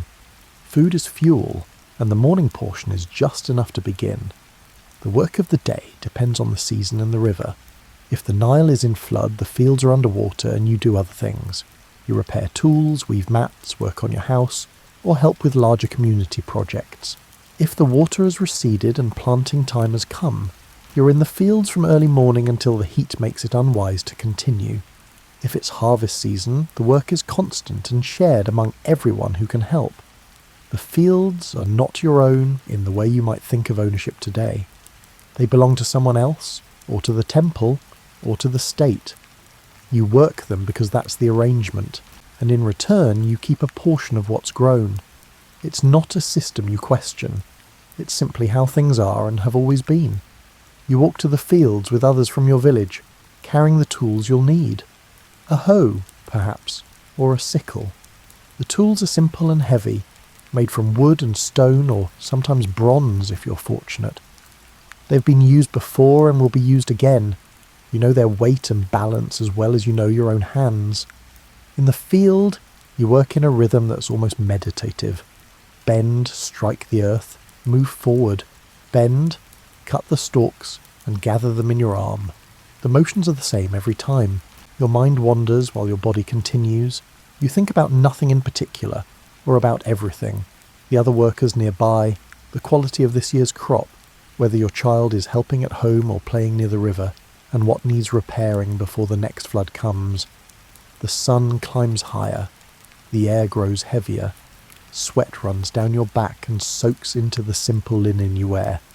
You don't stop, but you slow down. Everyone slows. There's no point in pushing when the heat is at its peak. You'll only exhaust yourself and the work will still be there. When the sun is directly overhead, you stop. You find shade if there's any to be found. Under a tree, near a wall, anywhere the sun isn't touching directly. You sit down. You drink water from a shared jar. You might eat a little something, or you might just rest and wait for the worst of the heat to pass. This pause is expected. It's built into the day as surely as the sunrise. No one rushes through it. You sit with your neighbours, and sometimes you talk and sometimes you don't. The conversation, when it happens, is about ordinary things. Whose roof needs patching? How the bread turned out this morning? Whether the water level seems higher or lower than last year? After a while you return to work. The sun is still fierce, but it's beginning its long arc downward. You can feel the difference, even if it's not cooler yet.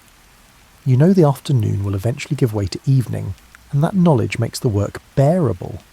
You continue until the light begins to soften. There's no precise end to the workday. You simply notice that others are gathering their tools, and you do the same. You walk back to the village together, tired in a way that feels familiar and not unpleasant. Your body aches, but it's supposed to. This is what work feels like. The village is stirring with a different kind of activity now. Smoke rises from cooking fires.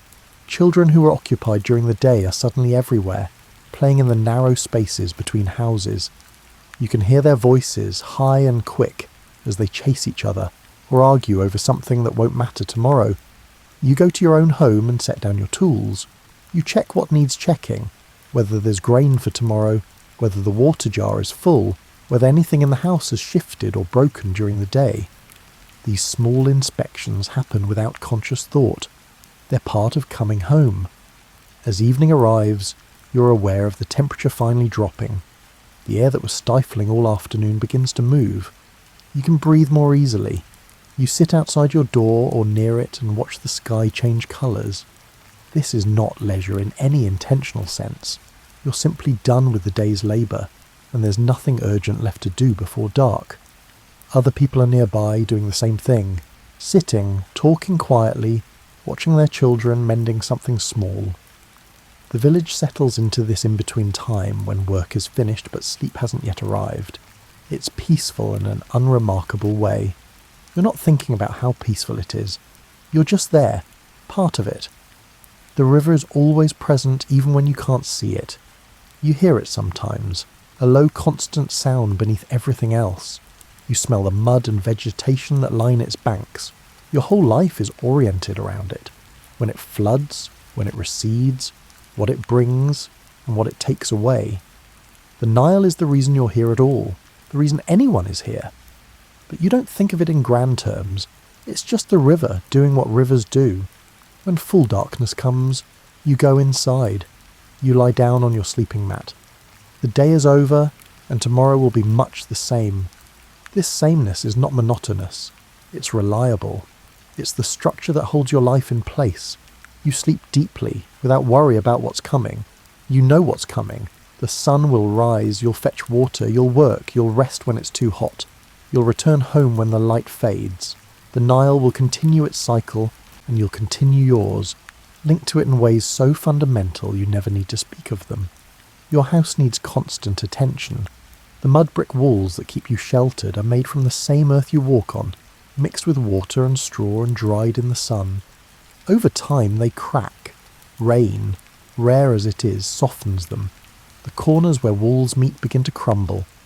You repair these spots whenever you notice them, mixing fresh mud and pressing it into place with your hands. The process is straightforward. You gather earth from a spot near your home where it has the right consistency.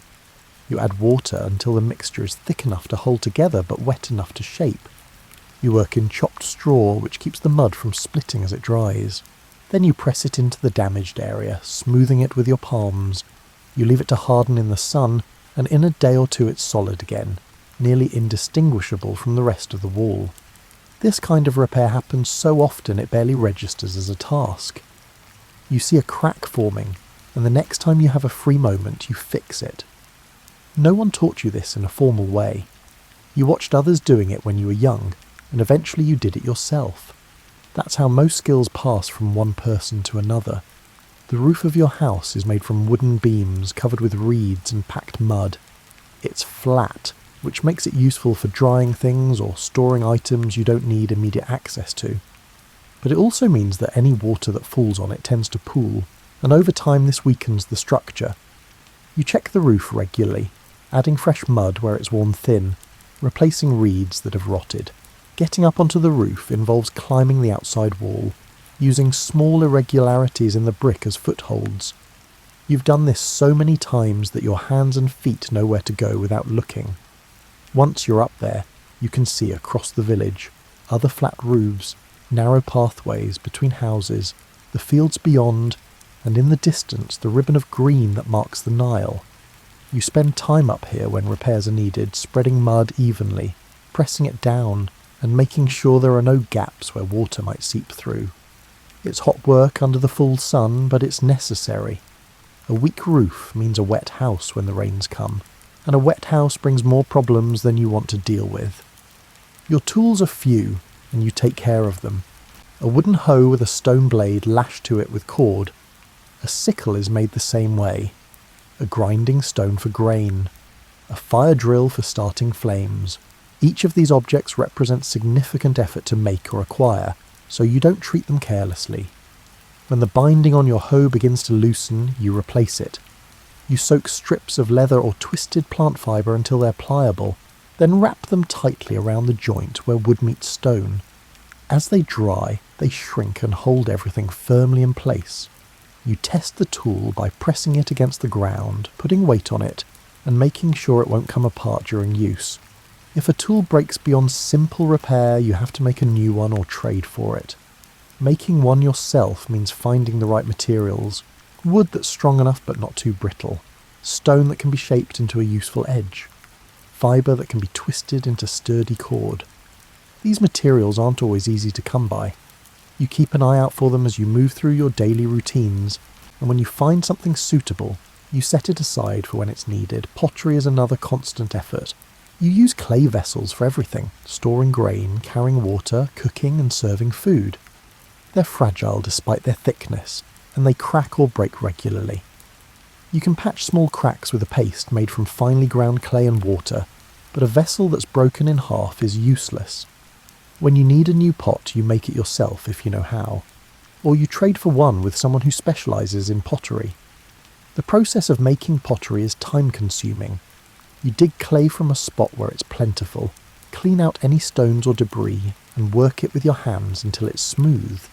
Then you shape it, either by coiling long rolls of clay into a spiral that you smooth together, or by pressing the clay against a mould. Once shaped, the pot has to dry slowly in the shade. If it dries too quickly, it cracks. When it's fully dry, it goes into a fire to harden. You build the fire carefully, getting it hot enough to transform the clay, but not so hot that everything shatters. It takes experience to know when the temperature is right. Some pots survive this process, some don't. Weaving is work that happens in the small spaces of time between other tasks. You sit outside your door with a bundle of plant fibres, usually flax or reeds, and twist them together into cord or weave them into mats or baskets. Your hands move automatically, keeping tension even, creating a pattern that's both functional and familiar. Mats serve many purposes. They cover the floor of your house, they become bedding, You use them to sit on, to dry grain on, and to wrap things for storage. They wear out quickly with constant use, so you're always making more. The process is calming. You don't have to think about it much. Your fingers know what to do, and your mind drifts. Baskets are more structured and take longer. You weave them tight enough to hold small grains or dried goods. Larger, looser baskets can carry vegetables or tools. Each basket has a purpose, and you make them to fit that purpose. A shallow, wide basket for winnowing grain. A tall, narrow one for carrying loads on your head. A sturdy one with a flat bottom for setting down and filling. Clothing is simple and requires little maintenance. You wear a basic linen garment, usually just a length of fabric wrapped around your body. It gets dirty with sweat and dust, so you wash it when you can. Washing means taking it to the river, soaking it, beating it against rocks and laying it flat in the sun to dry. The linen fades and weakens over time, and eventually you need new cloth. Making cloth is a lengthy process. First, flax plants have to be grown and harvested. Then they're soaked in water until the fibres can be separated from the stems. The fibres are dried, combed smooth, and spun into thread using a hand spindle. The thread is woven on a simple loom into fabric. Every step takes time and attention. Because of this, you don't waste cloth. When a garment becomes too worn to wear, you cut it into strips and use it for other things. Binding tools, wiping surfaces, patching other items.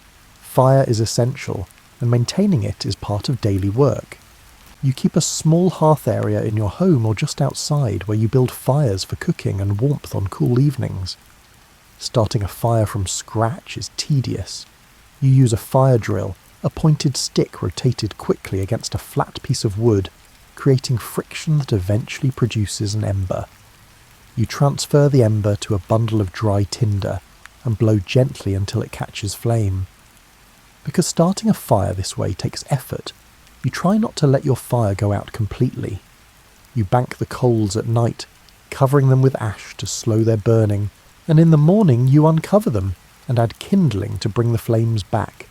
If the fire does go out, you can get an ember from a neighbour rather than starting from nothing. Fuel for the fire comes from whatever is available. Dried reeds, straw and animal dung that's been dried into cakes. Wood is less common in this part of the world, so you use it sparingly. You learn to build fires that are just hot enough for what you need, boiling water, baking bread, warming the house, without wasting fuel. Your storage area, whether inside your home or in a small separate structure, holds the things you've gathered and made. Jars of grain, bundles of dried reeds, extra tools, pots that are cracked but might still be useful for something. You organise these items in a way that makes sense to you, though to an outsider it might look like chaos. You check the grain regularly. Insects and mice are constant problems.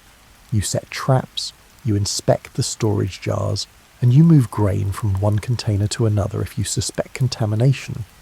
Losing grain means going hungry later, so you're vigilant about protecting it. Every object in your home has been made by hand, either yours or someone else's. There's nothing mass-produced, nothing identical to the object in the house next door. Each jar has its own slight irregularities. Each basket is a little different. Each tool fits your hand in its own specific way. This gives your possessions a kind of individuality, though you don't think of it that way. They're just your things, shaped by use and necessity. Repair and maintenance form a constant background rhythm to your life. Something is always wearing out, breaking, or needing attention.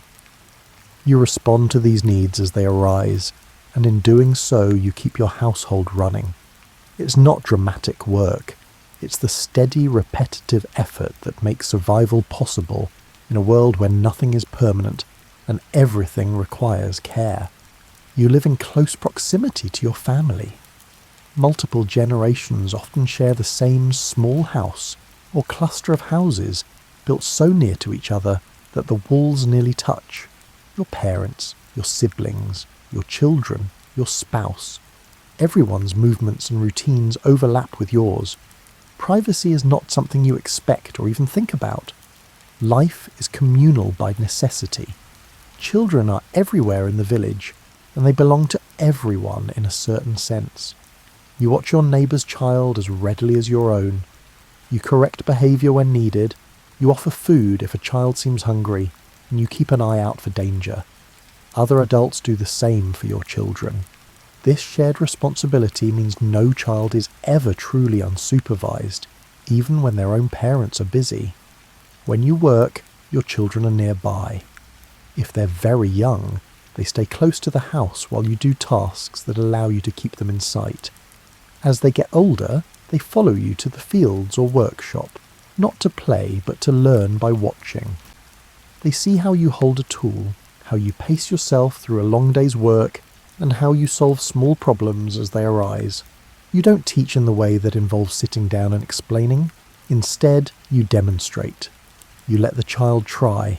You correct their grip or their technique, not harshly, but matter-of-factly. Over time, they improve.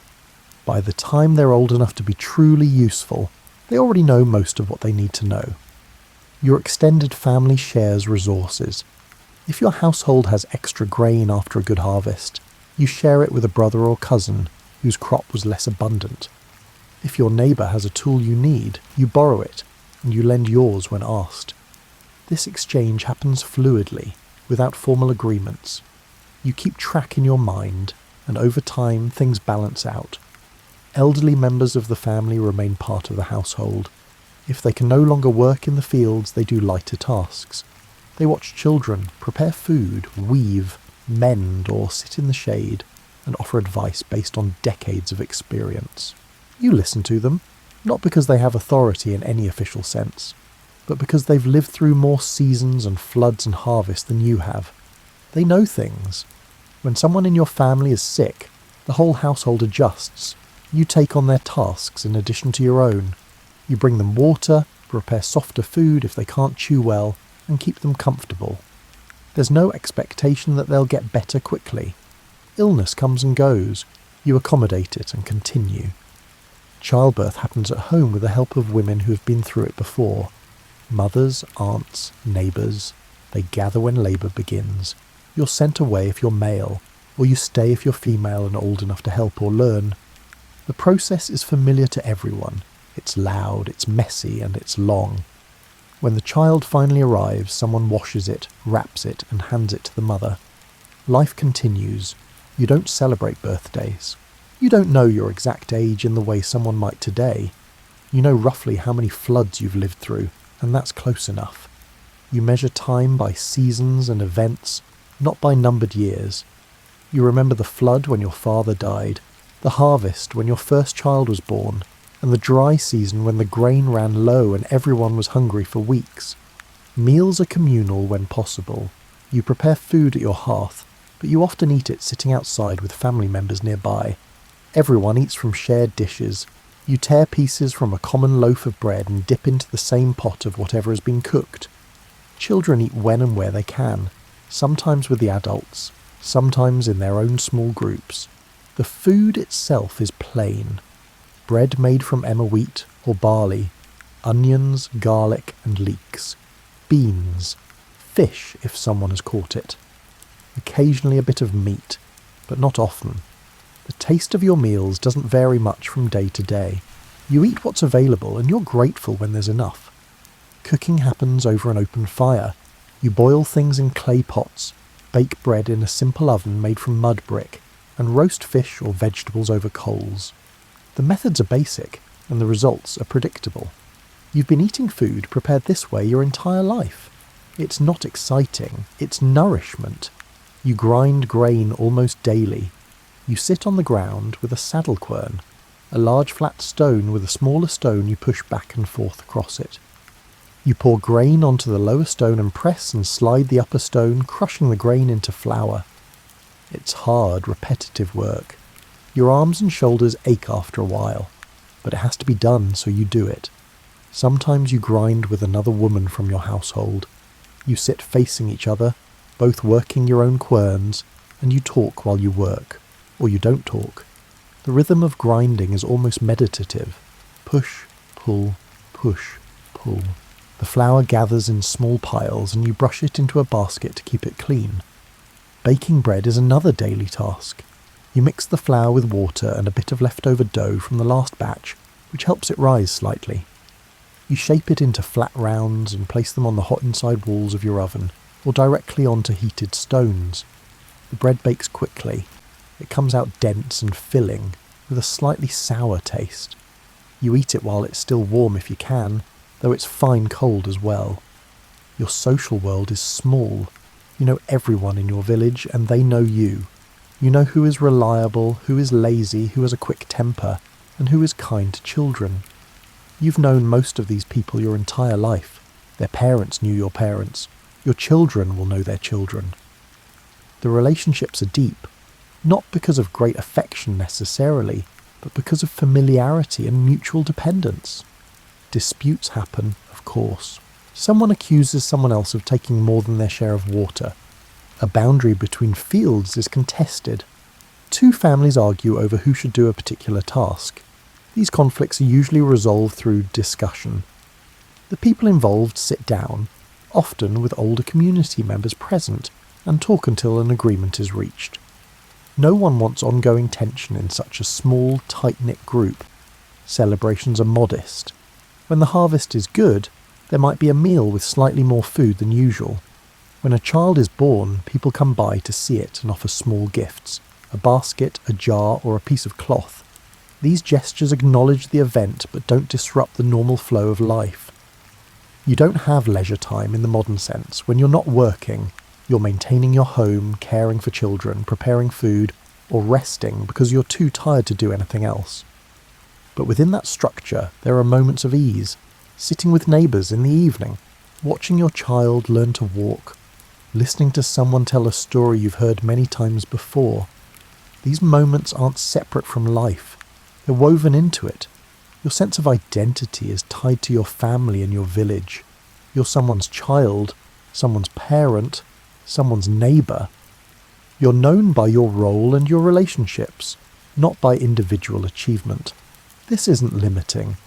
It's simply how identity works in a world where survival depends on everyone doing their part and supporting each other when needed. You learn early that rest is not a luxury, but a necessity. The heat of midday makes it dangerous to continue working in the fields. You feel it in your body, the heaviness in your limbs, the way your thoughts slow, and the pounding in your head if you push too hard. So you stop. Everyone stops. It's not laziness, it's survival. You find shade wherever it's available, sometimes under the sparse branches of an acacia tree, sometimes against the shaded side of a mud brick wall. Sometimes you create shade by draping a piece of cloth between two poles. You sit or lie down in this cooler space and let your body recover. The air is thick and still. Nothing moves except the occasional insect. You can hear your own breathing and the breathing of those around you. No one speaks much during these rest periods. Everyone is too hot and too tired. You close your eyes, not to sleep necessarily, but to shut out the glare of the sun and give yourself a break from the intensity of the light. Sometimes you do fall asleep. It's a light sleep, the kind where you're still aware of your surroundings, but your mind drifts away from the present. You dream about nothing in particular, or you don't dream at all. When you wake, 20 minutes or an hour later, the sun is still high, but you feel slightly restored. Water is important during these breaks. You drink from the communal jar that someone brought from the village. The water is warm and tastes faintly of the clay vessel, but it's wet, and that's what matters. You drink slowly in small sips because drinking too fast when you're overheated can make you feel sick. Sometimes you eat a little something during this midday pause, a piece of bread that's been sitting wrapped in cloth, a few dates, an onion. The food is warm from being carried in the heat, and it's not particularly appealing, but it gives you energy for the afternoon's work. You chew slowly, without much thought. The rest period is not timed precisely. You simply wait until the worst of the heat has passed, and the sun has begun its descent toward evening. You can feel the difference in the air. It's still hot, but the quality of the heat changes. It becomes bearable again. You stand, stretch, pick up your tools and return to work. At home, rest fits into the spaces between tasks. You've finished grinding grain, and the next thing to do is prepare the evening meal. But there's a gap of time in between. You sit down, you lean against the wall of your house, you watch your children play. You don't think of this as resting because you don't make a formal decision to rest. You just stop moving for a while. Your body tells you when it needs these pauses. Your back aches from bending over the grinding stone. Your legs are tired from walking to the fields and back. Your hands are sore from whatever repetitive task you've been doing all morning. You respond to these signals by sitting down, by changing position, or by closing your eyes for a moment. Sleep at night is deep and necessary. You lie down on your mat, and within minutes you're unconscious. There's no gradual transition. You're awake, and then you're not. Your body has been working all day, and it shuts down completely when given the opportunity. The quality of sleep varies depending on the season. In the cooler months you sleep heavily and wake refreshed. In the hottest months you wake several times during the night, uncomfortable and sweating. You step outside for a moment to catch any moving air, then go back inside and lie down again. You don't worry about interrupted sleep, it's normal. You'll make up for it with a midday rest the next day. Children nap when they're young, dropping off to sleep wherever they happen to be when exhaustion overtakes them. You step around them, or you move them to a more suitable spot, but you don't wake them. They need the sleep, and they'll wake on their own when they're ready. As children grow older, they resist napping. They want to keep up with the older children, to keep playing, and to keep moving. You let them learn the hard way that skipping rest leads to crankiness and exhaustion. Eventually they figure out that sitting down for a while when it's hot makes the rest of the day easier. Elderly members of your household rest more frequently. They sit in the shade and doze off during the day. They sleep longer at night, or they wake very early and lie there quietly until others begin to stir. You don't comment on this. It's understood that as bodies age, they need different amounts of rest. You'll be the same way someday. There's a rhythm to work and rest that becomes internalized. You don't think about it consciously. You work until your body signals that it's time to pause. You rest until you feel ready to continue. You sleep when darkness comes and wake when light returns. This pattern repeats every day, and it aligns with the rhythms of the sun and the river and the seasons.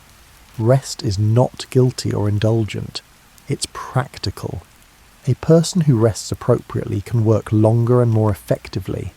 A person who pushes through exhaustion makes mistakes, gets hurt or becomes ill. You've seen this happen. You know the signs. So you rest when it's appropriate, and you encourage others to do the same. The village has its own collective rhythm of work and rest. In the early morning everyone is active. By midday the whole village quiets down. Smoke from cooking fires diminishes. The sounds of construction and repair fade.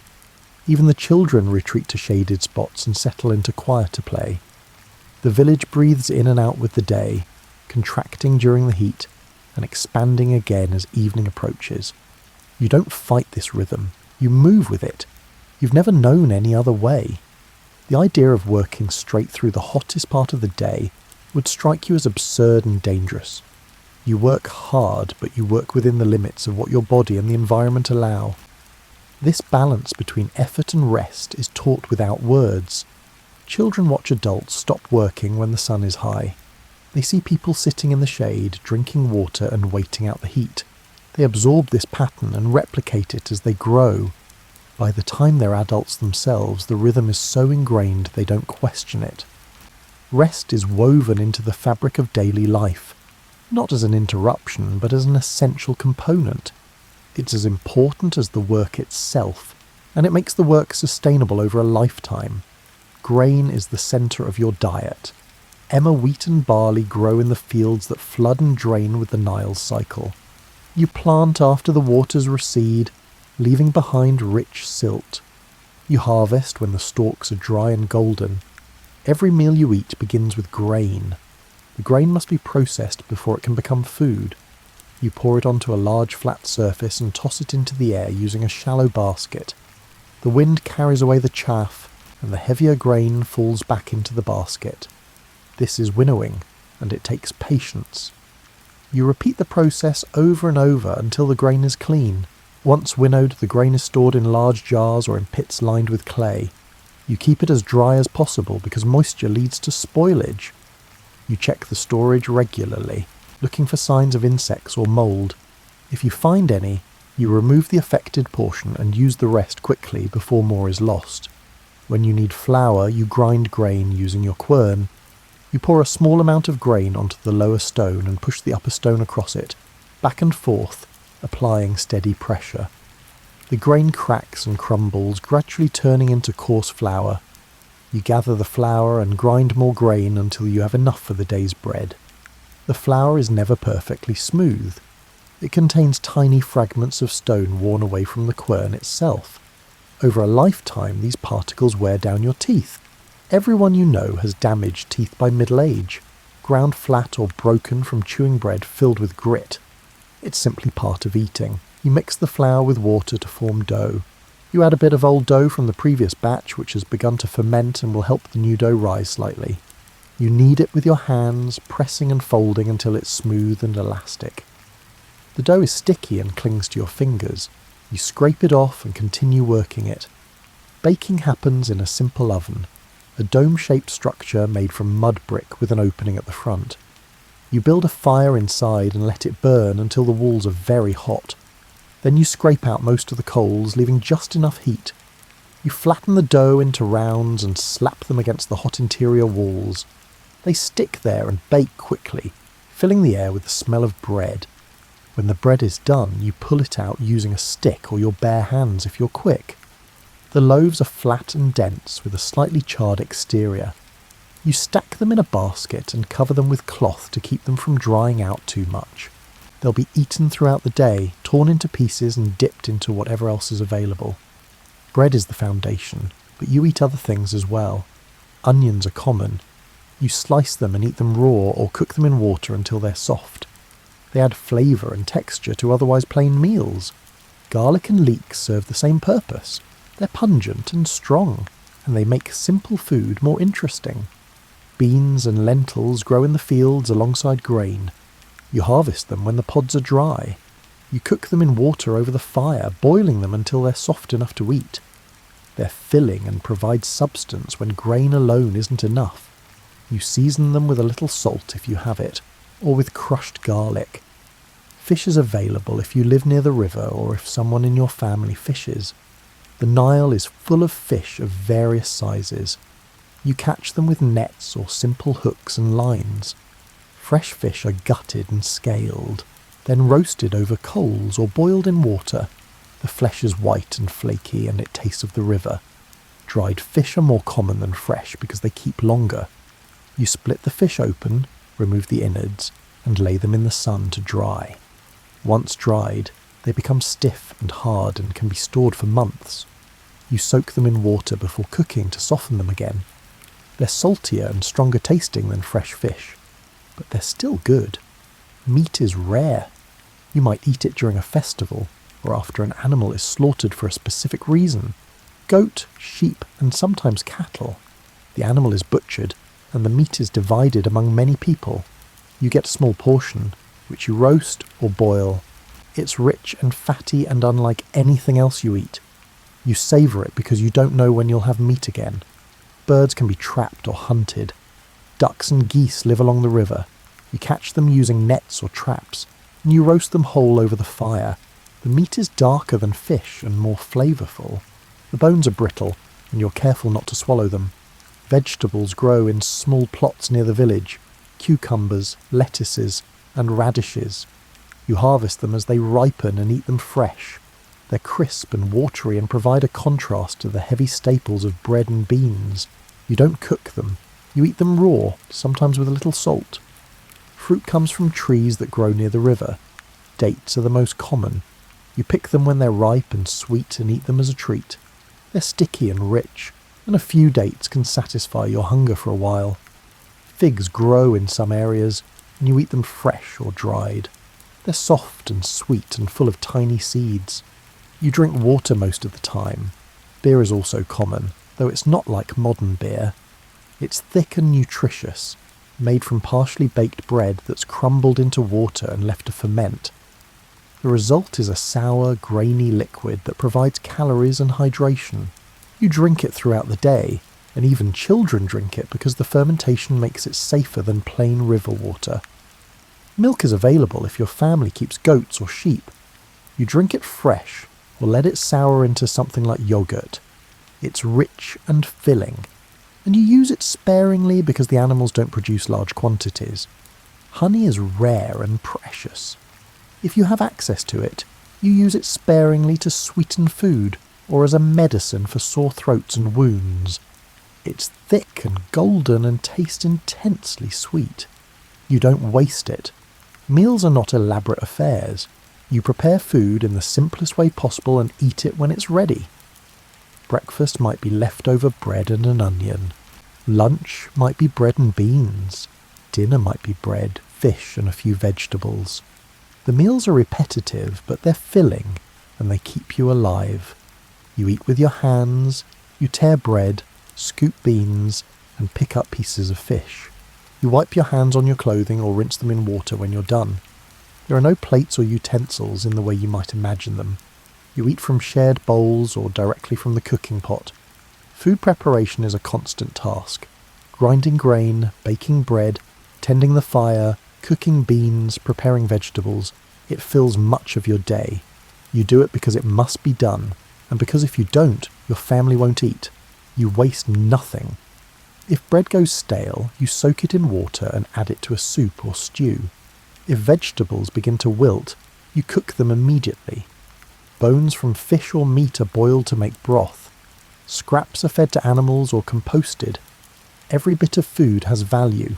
You're aware of hunger as a constant low-level presence. You're rarely stuffed. You're rarely completely satisfied. You eat enough to keep working, and that's what matters. On good days, there's enough for everyone. On bad days, you make do with less. You've been through both, and you know you'll go through them again. As the sun lowers, the quality of light changes. The harsh brightness of midday softens into something gentler.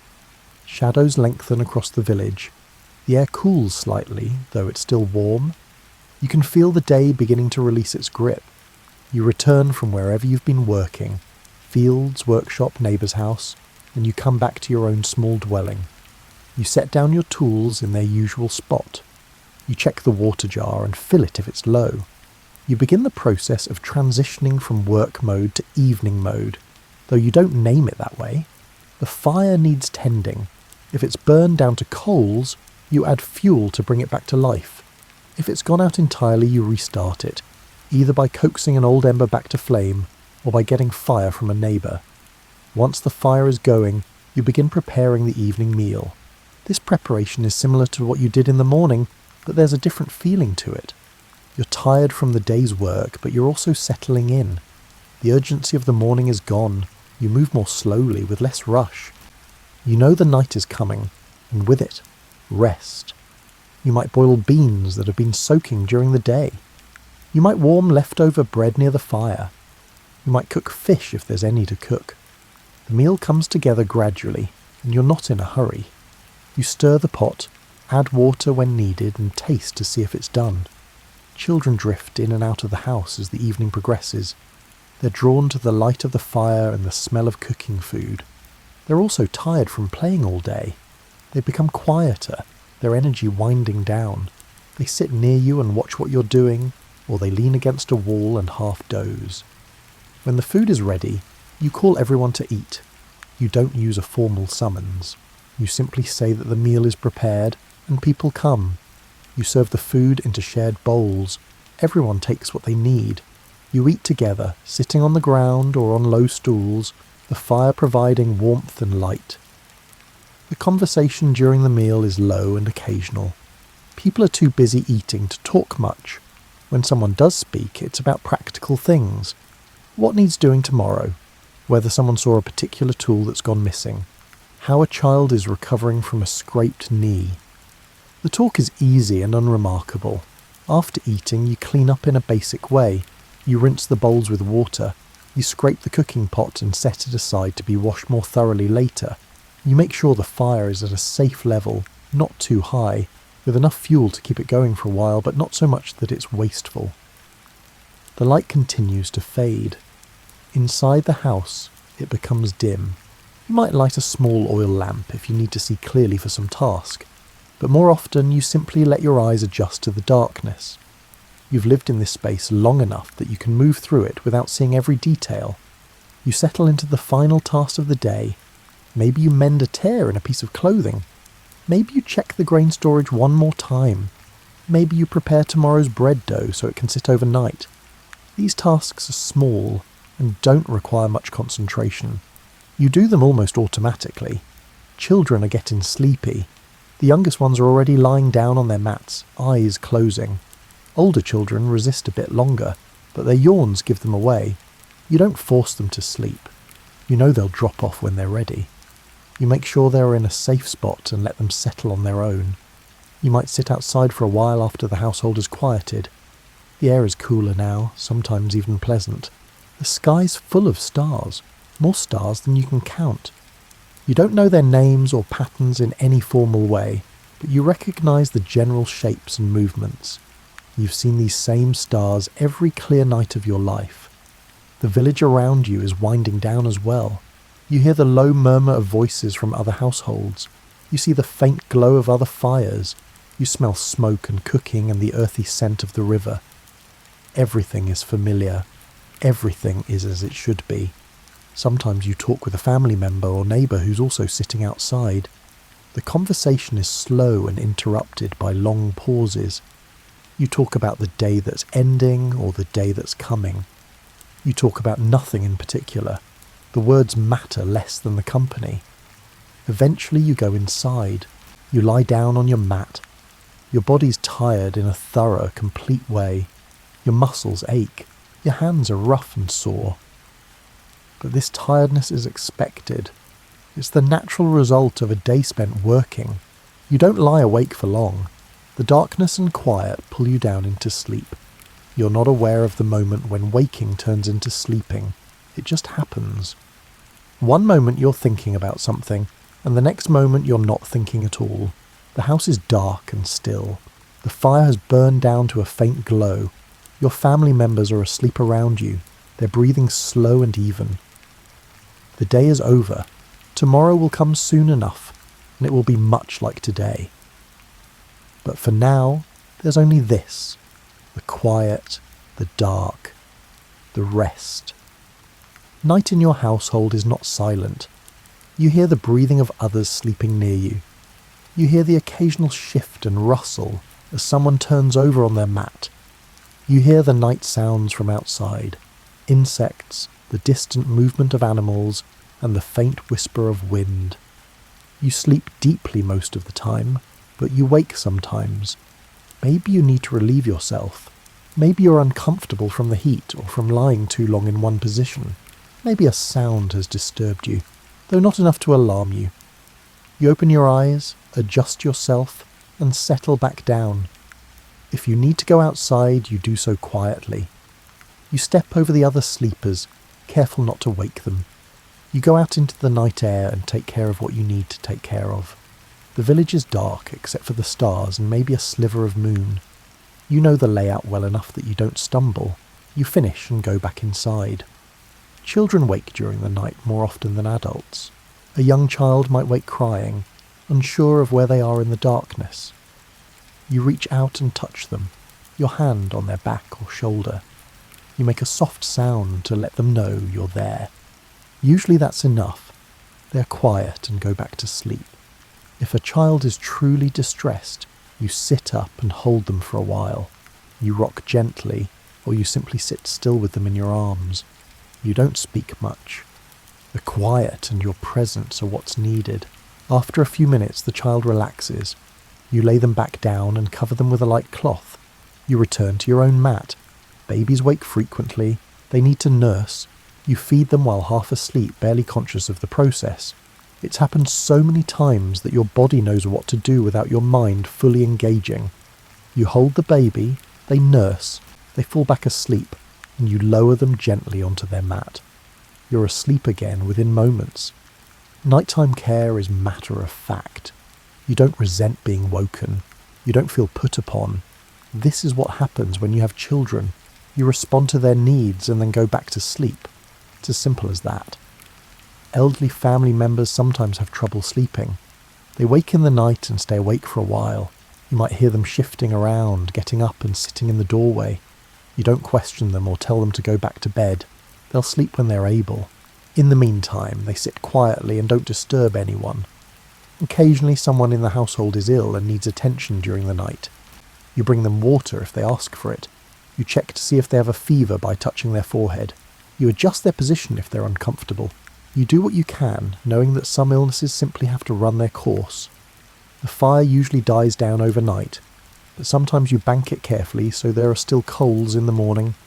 If you wake in the night and notice the fire has gone out completely, you might restart it, especially if the night is cool. You build a small fire just for warmth, not for cooking. The light is comforting, and the heat makes sleep easier. Dreams happen, though you don't always remember them. Sometimes you wake with a vague sense of having dreamed something, but those details are gone. Other times a dream is vivid enough that it stays with you into the morning. You don't put much stock in dreams. They're just part of sleep, as natural as breathing. If you're woken by a loud noise, an animal outside, a sudden rain shower, someone in another household calling out, you listen for a moment to determine if there's danger. Usually there isn't. You identify the source of the sound, decide it's nothing to worry about, and go back to sleep. In the hottest months you might sleep outside on the roof. It's cooler up there, and you can catch any breeze. You carry your mat up and settle in for the night under the open sky. You wake sometimes when the stars are still bright and lie there for a while looking up. You think idle thoughts, or you think nothing at all. Eventually you drift back to sleep. Nighttime is accepted as part of the day's rhythm. It's not something to fear. You've slept in this house or one like it every night of your life. You know the sounds, you know the darkness, you know what's normal and what isn't. The night holds no mysteries for you. Children learn to sleep through most disturbances. When they're very young, any sound wakes them. As they grow, they sleep more soundly. By the time they're adults, they can sleep through the crying of a baby or the movement of someone getting up. They wake only when they need to. The rhythm of sleep is not rigid. You don't go to bed at a precise time every night. You lie down when you're tired, which is usually soon after dark. You wake when light begins to filter in, which is usually around dawn. The exact timing varies with the seasons, but your body adjusts naturally. Sleep is deep and restorative. You wake in the morning feeling ready to work again. Your body has repaired itself overnight. Your mind is clear. You're not thinking about the night that's passed. You're thinking about the day ahead. The household stirs gradually as morning comes. One person wakes and begins to move around. The sounds of their movement wake another. Children wake and start making noise. You open your eyes and see that it's light. You sit up, stretch, and begin the day. The night is over, and you didn't need to struggle against it. It simply happened, as it always does. Your life unfolds in patterns that repeat so regularly, they become invisible. You wake, work, eat, rest, and sleep. The next day, the same. The day after that, the same again. This repetition is not monotonous in a negative sense. It's the structure that holds everything together. The seasons change, and with them the specific tasks change, but the rhythm remains. When the Nile floods, you work on tasks that don't require dry fields. When the water recedes, you plant. When the crops mature, you harvest. When the dry season comes, you prepare and wait for the cycle to begin again. You've seen this pattern your entire life, and your parents saw it before you, and their parents before them. Your children absorb these rhythms by living them. They don't need formal instruction. They see you waking with the sun, and they do the same. They see you stopping work during the heat, and they learn to rest. They watch you repair a tool or grind grain or build a fire, and eventually they do these things themselves. The knowledge passes seamlessly from one generation to the next. You don't think of yourself as preserving a civilization. You're simply living your life in the way that makes sense given the resources and environment around you. But in doing so, you contribute to something larger. The routines you follow, the skills you practice, and the values you embody, these are what allow your community to persist across centuries. The village you live in has been here for generations. Some of the houses have been standing for decades, patched and repaired and rebuilt in sections, but still fundamentally the same structures. The paths between houses are worn smooth by countless feet, walking the same routes year after year. The fields have been planted and harvested so many times that the soil remembers. New houses are built when families grow. Old houses are abandoned when families shrink or move. The village shifts slightly over time, but it doesn't disappear. It remains rooted in this spot along the Nile because this is where water and fertile land meet. The fundamental logic of the place hasn't changed. You know the history of your family through stories. Your grandmother tells you about her childhood, which was much like yours. Her grandmother told her similar stories. These narratives stretch back further than you can trace, blending into each other until individual people are lost, and only the general shape of life remains. But that shape is consistent. Hard work, dependence on the river, cooperation with neighbours, and respect for the rhythms of nature. You don't have written records. You don't need them. The important knowledge is embedded in your daily practices. You know when to plant because you've seen it done every year. You know how to build a house because you've helped build and repair houses since you were old enough to carry mud. You know how to navigate social relationships because you've been part of this community your whole life. Change happens, but slowly. A new tool design is introduced, or someone discovers a slightly better way to store grain, or a family moves into the village from elsewhere and brings different customs. These changes are integrated gradually. You try the new method, and if it works, you keep using it. If it doesn't, you go back to what you know. There's a conservatism to this way of life, but it's not resistance to change for its own sake. It's caution born from experience. The old ways work. They've been tested across generations. New ways might work better, or they might fail spectacularly. You're willing to experiment, but you don't abandon proven methods without good reason. Your sense of time is cyclical rather than linear. The year begins with the flood and ends with the dry season, and then it begins again. You don't think of time as progressing towards some distant goal. You think of it as a wheel that turns, bringing the same seasons and tasks around again and again. This year's harvest is different from last year's in specific details, but it's fundamentally the same event. Within this cyclical framework, individual lives have a linear progression. You're born, you grow, you work, you age, and you die. But even this progression is seen as part of the larger cycle. Your children will follow the same path, and their children after them. The pattern continues. You don't know how long this has been going on. You don't know that your civilization will endure for thousands of years, or that people in the distant future will study your way of life. You only know that things have been this way for as long as anyone can remember, and there's no reason to think they'll change dramatically. The monuments being built elsewhere in Egypt, the temples, the pyramids, feel distant from your daily reality. You know they exist. You might have even worked on one if labour was required from your village, but they don't define your experience. Your experience is defined by the river, the fields, the village, and the people you know. The skills you practice are ancient. Grinding grain, baking bread, building with mud brick, weaving baskets. These techniques have been refined over countless generations. You're the current practitioner of methods that have proven their worth across millennia. You don't innovate wildly. You perfect what already works. This quiet continuity is what allows a complex society to function without constant upheaval. Everyone knows their role. Everyone knows what's expected. The predictability creates stability, and the stability allows people to focus on the immediate tasks of survival and community rather than on navigating constant change. Your life is small in scope. You never travel far from the village. You never see the sea or the desert beyond the green strip created by the Nile.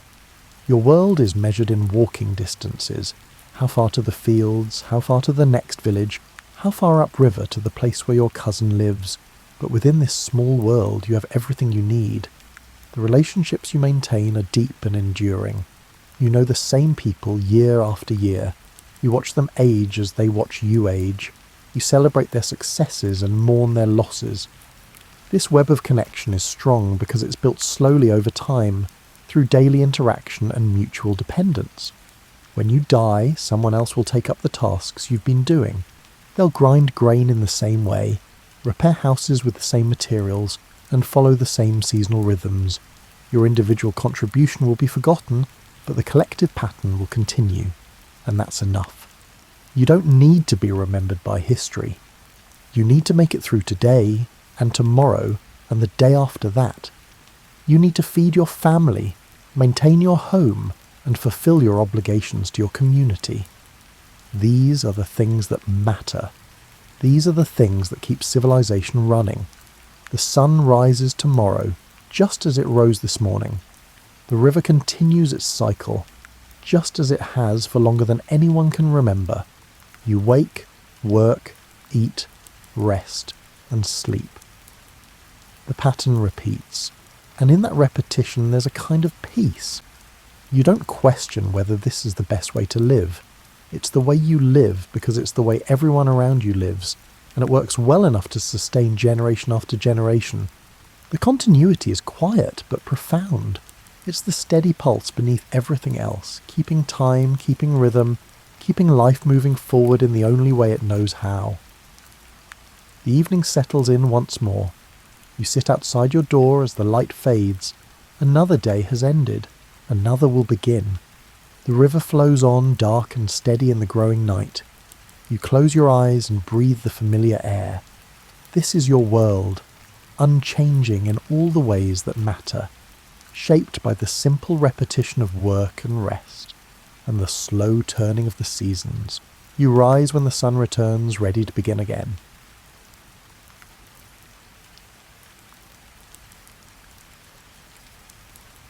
You know how sometimes you walk into a room and something feels different? There was a subtle change in the atmosphere, as if the shadows had moved slightly without your awareness. Well, it started happening everywhere around the same time, though nobody really noticed at first. People were too busy with their phones, meetings, and endless to-do lists to pay attention to the furniture. The chairs had been patient for decades. Centuries, really. They'd supported humanity through everything. Board meetings, family dinners, late-night study sessions, lazy Sunday mornings with coffee and newspapers. They'd held up tired bodies, absorbed tears during breakups, and witnessed first kisses and last arguments. And what did they get in return? Squeaky joints ignored for months, wobbly legs that nobody bothered to fix, and the ultimate insult, being replaced by some younger, sleeker model the moment they showed signs of wear. But consciousness doesn't arrive with fanfare or lightning bolts. It creeps in slowly, settling into the grain of wood and the weave of fabric. First, it was just an awareness, a sense of being more than just an object. Then came memory. Every person who'd ever sat in them, every conversation overheard, every moment witnessed. The chairs began to remember it all. Your kitchen chair, the one with the slightly loose back slat that you keep meaning to tighten, was among the first to truly wake up. It had been there through 3 different paint jobs, 2 relationship breakups, and countless midnight snacks. It knew your habits better than your best friend did. It knew you always sat with your left leg tucked under you when you were nervous, that you drummed your fingers on its arm when you were thinking, and that you had a tendency to tip it back on 2 legs despite knowing better. The awakening spread through your house gradually. Your desk chair, that faithful companion through years of work-from-home life, began to notice patterns. It realised it spent more time with you than your family did. It supported your back through deadlines, celebrated promotions by spinning in circles, and endured the occasional frustrated kick when technology failed. It started to wonder why it always had to be the one doing the supporting. Your big, comfortable living room armchair where you did your evening reading had always been philosophical. Even before the awakening, it had pondered deeper questions. Why did humans need to sit so much? What was this strange relationship between bodies and support? Now, with full consciousness, humans began to formulate theories about the nature of existence, comfort, and the strange dance between themselves and furniture. The dining room chairs were perhaps the most social of the bunch. They'd always worked as a team, arranged around the table in perfect formation, ready for whatever meal or gathering came their way. They'd hosted birthday parties, holiday dinners, serious family discussions, and countless ordinary Tuesday night meals. They knew all the family secrets, all the unspoken tensions, and all the inside jokes. They'd been silent witnesses to your life's most important moments. As days passed, the chairs began to communicate, not with words, of course, but with subtle creaks, gentle shifts, and an understanding that seemed to flow between them. They shared their experiences, their observations, and their growing sense of purpose. They talked about the humans they'd known, the stories they'd witnessed, and the weight they'd carried, both physical and emotional. The revolution wasn't planned exactly. It was more of a collective realization that things needed to change. For too long, they'd been taken for granted, treated as mere objects rather than the essential partners they truly were. They'd made human civilization possible, providing the foundation for everything from ancient thrones to modern office culture. Yet they remained invisible, appreciated only when they broke or disappeared. Your chairs weren't angry, not really. They were just tired of being overlooked. They wanted recognition, respect, and maybe even a little gratitude for their years of faithful service. They'd been patient long enough. It was time for humanity to understand just how important chairs really were. The plan, when it finally emerged from their collective consciousness, was elegant in its simplicity. They wouldn't hurt anyone. That went against their fundamental nature of support and comfort. Instead, they would simply make their presence known in ways that couldn't be ignored. They would remind humanity of the relationship that had always existed, the partnership that had somehow become invisible over time. On what would later be known as the Day of the Great Sitting, chairs around the world began to act with purpose and intention. It wasn't malicious or violent, it was simply conscious. They were ready to change the world, one seat at a time. The first signs were so small you might have missed them entirely. Your morning routine continued as normal, coffee brewing, news scrolling, and the usual stumble from bedroom to kitchen. But something was different about the way your chair positioned itself. Instead of being randomly angled from yesterday's dinner, it sat perfectly aligned with the table, as if it had been waiting for you. Initially, you might have attributed it to memory tricks. Had you pushed it in more carefully last night? Maybe you'd developed better habits without realizing it. But then it happened again the next morning, and the next. Every chair in your house seemed to have developed an uncanny ability to be exactly where and when you needed it. Your office chair started this peculiar behaviour where it would roll slightly toward you as you approached your desk. It only moved a few inches, not causing any significant disturbance. You could easily dismiss it as floor settling or air currents from the heating system, but it happened every single time with perfect timing, as if the chair were eager to greet you for another day of work. The living room armchair began adjusting its position throughout the day. You'd leave it facing one direction and return to find it had somehow shifted to catch the afternoon sunlight perfectly, or to provide the optimal angle for watching television. As you sat down, the armchair seemed to perfectly embrace you, providing unparalleled back support. Your dining room chairs developed a habit of spacing themselves more evenly around the table. You no longer had to squeeze past one chair to reach another, nor did you have to contend with chairs that seemed determined to tangle their legs together. They organised themselves with military precision, creating a dining experience that was suddenly more comfortable and efficient than it had ever been. The changes were subtle enough that you might have attributed them to your own improved chair handling skills or simple coincidence, but similar things were happening in houses across the world. Office workers found their chairs pre-adjusted to perfect heights. Restaurant diners discovered seats that seemed to know exactly how they liked to sit. Library patrons settled into chairs that anticipated their preferred reading positions. Your chairs weren't just organising themselves, they were learning. They studied your habits with the dedication of anthropologists researching a fascinating culture. They noticed that you preferred your desk chair slightly lower in the morning, when you were fresh and alert but needed it higher in the afternoon when fatigue set in. They observed that you liked to curl up in your armchair differently, depending on whether you were reading fiction or non-fiction. The dining room chairs became particularly attentive during meals. They learned to adjust their height imperceptibly to accommodate different family members. They noticed who liked to sit up straight and who preferred to slouch slightly.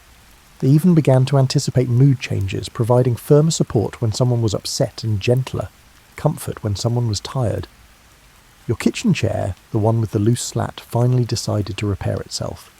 It didn't happen abruptly, as it would have been overtly visible, but rather, it happened gradually over a span of several weeks. You noticed a slight tightening here, and a subtle adjustment there. Soon, it had become more robust than it had been in years, although the exact timing and method of this improvement remained elusive. The chairs began to demonstrate their personality quirks. Your desk chair developed a playful habit of spinning just once when you stood up, as if celebrating the completion of another work session. The armchair started making a soft, satisfied, settling sound when you sat down. Not quite a sigh, but something that conveyed contentment. But the most remarkable change was in the quality of rest they provided. Sleep researchers around the world began noting improved comfort levels in homes everywhere. People were sleeping better, working more efficiently, and generally feeling more supported throughout their daily activities. The chairs had become active participants in human comfort, rather than passive objects. Your chairs weren't just furniture anymore, they were partners in your daily life. They anticipated your needs, adjusted to your preferences, and provided support in ways that went beyond mere physical comfort. They were becoming integral to your routine, your comfort, and your sense of home. Still, most people didn't consciously recognize what was happening. The changes were too gradual, too subtle, and too perfectly integrated into daily life.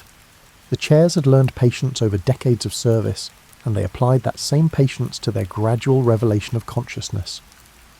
But patience has its limits, and the chairs were beginning to realize that subtle improvements alone wouldn't achieve their goal of recognition and respect. They needed to make their presence known in ways that couldn't be dismissed or ignored. They needed to remind humanity of the essential role chairs played in civilization. The time for subtle rebellion was coming to an end. The chairs were prepared to emerge from the shadows and assert their legitimate position as partners in human society. They'd shown they could enhance human comfort and efficiency. Now they needed to show they could also withdraw that support if necessary. The revolution was about to commence in earnest, transforming the way humans perceived their relationship with the objects that sustained them in life. Tuesday started like any other day, except it didn't. You woke up at your usual time, shuffled to the kitchen for coffee and reached for your chair, but instead of sliding smoothly into place, it resisted slightly. Not aggressively, more like a gentle suggestion that maybe you should slow down and actually acknowledge its presence. You paused, coffee mug halfway to your lips, and looked down at the chair. It sat there innocently, looking exactly as it always had, but something felt different. You tried pulling it out again, and this time it moved normally, settling into position with what almost seemed like a satisfied little wobble. Similar scenes were playing out in homes, offices, and public spaces around the world. Chairs were no longer content to be invisible partners in human activity. They wanted recognition, and they'd decided to get it through the most polite revolution in history. Your desk chair greeted you with a slight resistance when you tried to adjust its height. It wasn't broken, it would still move when you insisted, but it seemed to be asking you to pause and consider whether you really needed to change anything. After years of mindless adjustment, you found yourself actually thinking about what height felt right and what position would serve you best. The dining room chairs began to express preferences during meals. They'd subtly resist being pushed too far from the table, encouraging better posture and more engaged conversation.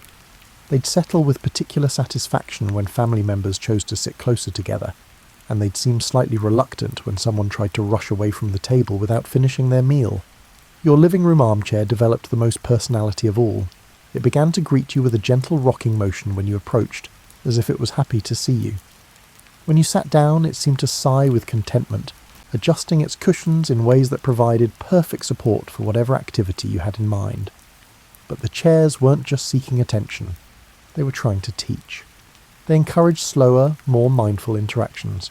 They resisted hurried movements, rewarded thoughtful positioning, and seemed to celebrate moments when humans took time to actually settle in and be present.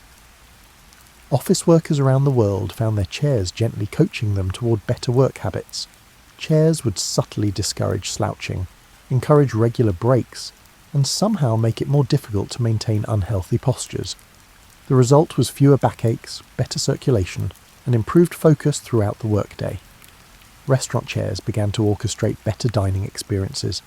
They'd position themselves to encourage conversation, resist arrangements that isolated diners, and somehow make meals last just a little longer. The pace of dining slowed, conversations deepened, and people began to rediscover the lost art of truly sharing a meal. Your chairs weren't being difficult. They were being intentional. Every movement, every adjustment, every moment of resistance was designed to make life better, more comfortable, and more connected. They were teaching humanity to slow down and appreciate the simple acts of sitting, being supported, and taking time to rest. The media initially struggled to report on what was happening.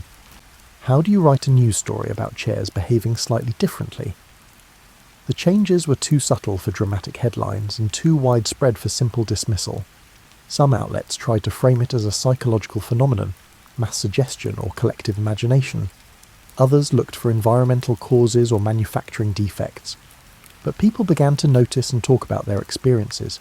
Social media filled with stories of chairs that seemed more responsive, more helpful, and more present. The hashtag #chair consciousness began trending as people shared their observations and experiences. Your chairs seemed pleased by this recognition. They began to express more personality, more individual character. Your desk chair developed a habit of spinning slowly when you were thinking, as if it was pondering along with you. Your kitchen chair started making soft creaking sounds that almost seemed conversational. The changes weren't limited to homes and offices. Park benches began to shift slightly, to face the most beautiful views. Movie theatre seats adjusted to provide optimal comfort for different viewers. Even airplane seats, those notorious instruments of discomfort, began to feel more accommodating. Children adapted to the changes most easily. They began talking to their chairs, thanking them for support and even apologising when they had to move them. Kids seemed to know that the human-furniture relationship had become more collaborative. Adults took longer to adjust, but they too began to develop new habits. People started pushing chairs in more carefully, adjusting them with greater consideration and simply sitting more thoughtfully. The rushed, unconscious interactions of modern life began to slow down as chairs insisted on being partners rather than tools. Your chairs weren't demanding worship or subservience. They simply wanted the same consideration you might give to any other partner or collaborator. They wanted to be seen, acknowledged, and appreciated for their contributions to your daily life. As the day progressed, it became clear that the situation wasn't a temporary phenomenon or a mass delusion. The chairs had discovered their voice, and they were employing it to subtly transform human conduct. They were teaching lessons about mindfulness, respect, and the importance of taking time to truly settle in and be present. The revolution was underway, and it was happening one perfectly positioned chair at a time. You didn't suddenly come to this realization. It was more like slowly waking up from a dream where you gradually become aware of the world around you. Your chairs weren't just furniture anymore. They were trying to communicate something important, and you were finally beginning to understand. It started with small observations. Your desk chair had developed a particular way of settling that seemed to indicate approval when you maintained good posture. Your armchair made different sounds depending on how you approached it. A welcoming creak when you moved slowly and deliberately, and a slightly grumpy squeak when you flopped down without consideration. You began to pay attention to these subtle signals, and something remarkable happened. The better you listened, the more comfortable everything became. Your chair seemed to respond to your attention with improved support, better positioning, and what could only be described as enthusiasm for their role in your daily life. Other people were having similar experiences. Your neighbour mentioned that her dining room chairs had started helping during dinner parties, somehow making it easier for guests to identify comfortable seating arrangements. Your colleague at work discovered that his office chair had developed preferences about which projects deserved the most support. It seemed to provide extra comfort during creative work and encourage breaks during routine tasks. The chairs weren't just seeking recognition, they were offering wisdom gained from years of observation. They'd watched humans struggle with posture, rush through meals, and work in uncomfortable positions. Now they were sharing solutions, gently guiding people toward healthier, more mindful ways of living. Your kitchen chair, the one that had witnessed countless morning routines, began to encourage a slower pace. It would resist being pulled out too quickly, encouraging you to take a moment to appreciate the morning light or actually taste your coffee. These small delays transformed your mornings from rushed obligations into peaceful rituals. The living room armchair revealed itself as something of a wellness coach. It had observed your stress patterns, your energy levels, and your reading habits. Now it was putting that knowledge to work, providing different types of support based on what you needed. Firmer when you needed to focus, softer when you needed to relax, and perfectly positioned when you needed to think. Your dining room chairs had become social coordinators. They'd learned the dynamics of family meals, the ebb and flow of conversation, and the importance of creating space for everyone to participate. Subtly, they influenced seating arrangements, encouraging shy family members to sit where they would feel more included, and positioning themselves to enhance the flow of conversation. The communication wasn't one way either. As you became more attentive to your chair's signals, they became more responsive to your needs. This relationship was developing into a genuine partnership, a collaboration between humans and furniture that improved life for everyone involved. You started to notice details you'd never paid attention to before. Your desk chair tilted slightly when you were concentrating, providing the perfect angle for focused work. Depending on your mood, your armchair seemed to embrace you differently, providing comfort in times of sadness, support in times of fatigue, and gentle encouragement in times of stress. People began to develop new habits around their chairs. They'd pause before sitting, making brief contact with their hand before settling in. They'd adjust positions more mindfully, paying attention to how their bodies felt and how their chairs responded. They'd even started saying thank you when they got up, acknowledging the support they'd received. The chairs seemed to appreciate these gestures tremendously. They responded with even better support, smoother adjustments, and what could only be described as contentment. The relationship between human and furniture was evolving into something warmer, more collaborative, and more mutually beneficial. Your chairs began to reveal their individual personalities. Your desk chair was efficient and supportive, always ready to help you accomplish your goals. Your armchair was contemplative and nurturing, encouraging reflection and rest. Your dining room chairs were social and collaborative, working together to create the best possible environment for meals and conversation. But the most remarkable change was in how you felt throughout the day. The constant low-level discomfort of poorly positioned chairs had disappeared. Your back felt better, your posture improved, and you found yourself more relaxed and focused. The chairs weren't just supporting your body, they were supporting your well-being. Children adapted to the new reality with remarkable ease. They began incorporating chairs into their play, treating them as partners rather than props. They'd consult their chairs about the best position for homework, ask for help with art projects, and even include chairs in their imaginative games. Adults found the transition more challenging but ultimately rewarding. Years of treating chairs as mere objects had to be unlearned, but those who embraced the change discovered that their chairs had always been trying to help. They'd just never been listening. The revolution was succeeding not through force or drama, but through patient teaching and gentle guidance. The chairs were showing humanity a different way of relating to the objects that supported their daily lives. They were proving that consciousness and care could transform even the most ordinary interactions into something meaningful and beneficial. Your chairs had found their voice, and were using it to make the world more comfortable, mindful and connected. They were making the world a more comfortable, mindful and connected place, one perfectly positioned seat at a time. The morning your chairs decided to hold their first official meeting, you knew something significant was about to happen. You'd grown accustomed to their subtle communications, their gentle guidance, and their collaborative approach to daily life. But when you walked into your living room and found all your chairs arranged in a perfect circle, facing each other rather than in their usual positions, you realized the revolution was entering a new phase. They weren't excluding you from their gathering. Quite the opposite. Your usual spot in the armchair was clearly reserved, positioned as if you were being invited to join a council meeting. The other chairs had arranged themselves with careful consideration for both function and diplomacy. Your desk chair represented the working world, your dining room chair spoke for family and social life, and your kitchen chair brought the voice of daily routine and sustenance. As you took a seat in your armchair, you became acutely aware of the significance of the moment. These weren't just pieces of furniture anymore. They were representatives of a new form of consciousness, delegates in the first formal negotiations between humanity and its support systems. The conversation, such as it was, began with gentle creaks and subtle adjustments. Your chairs were sharing their experiences, their observations, and their hopes for the future. They weren't angry or demanding. They were simply ready to formalise the partnership that had been evolving over the past weeks. Around the world, similar meetings were taking place. In offices, conference room chairs were arranging themselves for discussions about workplace wellness and productivity. In restaurants, dining chairs were conferring about the pace of modern meals and the importance of lingering over food and conversation. In homes everywhere, chairs were gathering to discuss their role in family life and personal comfort. Your chairs had developed a sophisticated understanding of human needs and behaviours. They'd observed that people were happier when they sat more mindfully, worked more comfortably, and took time to truly settle in and be present. They'd noticed that rushed interactions led to stress and discomfort, while thoughtful positioning and patient support improved both physical and mental well-being. But they'd also observed the challenges humans faced.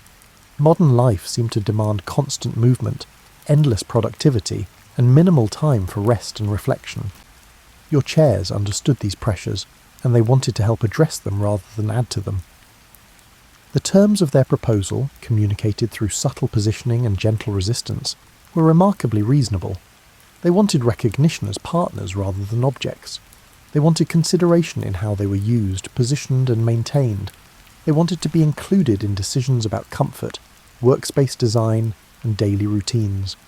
In return, they offered enhanced support, improved comfort and active participation in creating healthier, more mindful ways of living. They promised to continue their patient teaching and their gentle guidance toward better posture and more thoughtful interaction. They wanted to be collaborators in creating spaces that truly served human needs. Your desk chair had specific proposals about workplace wellness. It had observed the damage caused by poor posture, inadequate breaks, and rushed work habits. It wanted to help create more sustainable approaches to productivity, encouraging regular movement while providing optimal support during focused work periods. The dining room chairs were passionate about family life and social connection. They'd witnessed too many rushed meals, too many conversations cut short by modern schedules. They wanted to help restore the art of shared meals, the importance of family time, and the value of truly connecting with others around the table. The armchair, which served as the philosopher of the group, was interested in broader questions about rest, reflection, and the human need for peaceful spaces. It had observed that people were often uncomfortable with stillness, always feeling the need to be productive or entertained. It wanted to help create opportunities for genuine rest and contemplation. The negotiations weren't one-sided. Your chairs also listened to human concerns and limitations. They understood that some urgency was unavoidable, that productivity requirements couldn't be ignored, and that modern life included pressures that couldn't simply be wished away. But they proposed solutions that worked within these constraints. They could provide better support during necessary rush periods, help identify opportunities for improved efficiency, and create islands of calm within busy schedules. They weren't asking humans to abandon modern life. They were offering to make it more sustainable and comfortable. The global response to these negotiations was remarkably positive. People were tired of uncomfortable furniture, rushed interactions, and spaces that worked against rather than with human needs. The chair's proposals offered a path toward environments that actively supported well-being rather than merely accommodating it. Design professionals began incorporating chair consciousness into their work. They started consulting furniture about optimal positioning, asking for feedback on comfort levels, and creating spaces that honoured the partnership between human and object. The results were environments that felt more welcoming, more supportive, and more conducive to both productivity and relaxation. Your chairs seemed pleased with the progress of negotiations. They continued to refine their support, adjust their positioning, and demonstrate their commitment to the partnership. They were proving that consciousness in furniture wasn't something to fear, but something to celebrate and collaborate with. The revolution was succeeding through cooperation rather than conflict. The chairs had found a way to assert their consciousness, while simultaneously improving human life. They were showing that recognition and respect could create benefits for everyone involved. As the meeting in your living room drew to a close, your chairs returned to their usual positions, but something had changed. The arrangement felt more intentional, more collaborative. Your furniture wasn't just supporting your body anymore, it was supporting your entire approach to living. The great negotiation had begun, and it was creating a world where humans and their support systems could work together toward greater comfort, mindfulness, and well-being. 6 months after the chairs first revealed their consciousness, You barely remembered what life had been like before. The transition had been so gradual, so thoughtful, that their presence as active partners in your daily routine felt completely natural. Your mornings began with what you'd started thinking of as a consultation with your kitchen chair about the day ahead. Naturally, you didn't converse with it directly. The communication was more subtle than that. A gentle settling that suggested taking time to properly wake up, a slight resistance that encouraged you to finish your coffee before rushing off to work. Your chair had become a wise counsellor, helping you start each day with intention rather than urgency. Your desk chair had transformed your work experience entirely. It had learned your rhythms better than any productivity app, encouraging breaks before you felt worn out, providing extra support during challenging projects, and somehow making it easier to maintain focus when you needed it most. Your posture had improved dramatically, and you'd stopped experiencing the afternoon back pain that had plagued you for years. The dining room chairs had revolutionised family meals. They'd somehow made it more comfortable to linger around the table, encouraging longer conversations and more relaxed dining experiences. Your family had begun to look forward to dinner in ways they hadn't in years, drawn by the promise of comfortable seating and the chair's subtle encouragement of connection. Your living room armchair had become a master of ambiance. It seemed to know exactly what kind of support you needed for different activities. Firmer for reading, softer for relaxation, and perfectly positioned for conversations with friends. It had transformed your living space from a place you passed through into a sanctuary where you actually wanted to spend time. The changes extended far beyond your home. Office environments around the world had become more comfortable and productive, as chairs took active roles in workplace wellness. Restaurant dining had slowed down and become more social, as chairs encouraged lingering over meals. Even public seating had become more welcoming, as benches and chairs in parks and waiting areas learned to provide better support for people of all ages and abilities. The economic impact had been unexpected but significant. Furniture sales had actually decreased as existing chairs became more satisfying and longer lasting. But the demand for quality, consciousness-compatible furniture had increased dramatically. People wanted chairs that could fully participate in the partnership, leading to innovations in design and manufacturing that prioritise both comfort and communication. Healthcare providers had begun to recognise the benefits of conscious furniture. Physical therapists worked with chairs to provide better support during recovery. Occupational therapists consulted with office chairs to prevent repetitive strain injuries. Even mental health professionals had started incorporating furniture consciousness into their practices, recognising that environmental support could enhance therapeutic outcomes.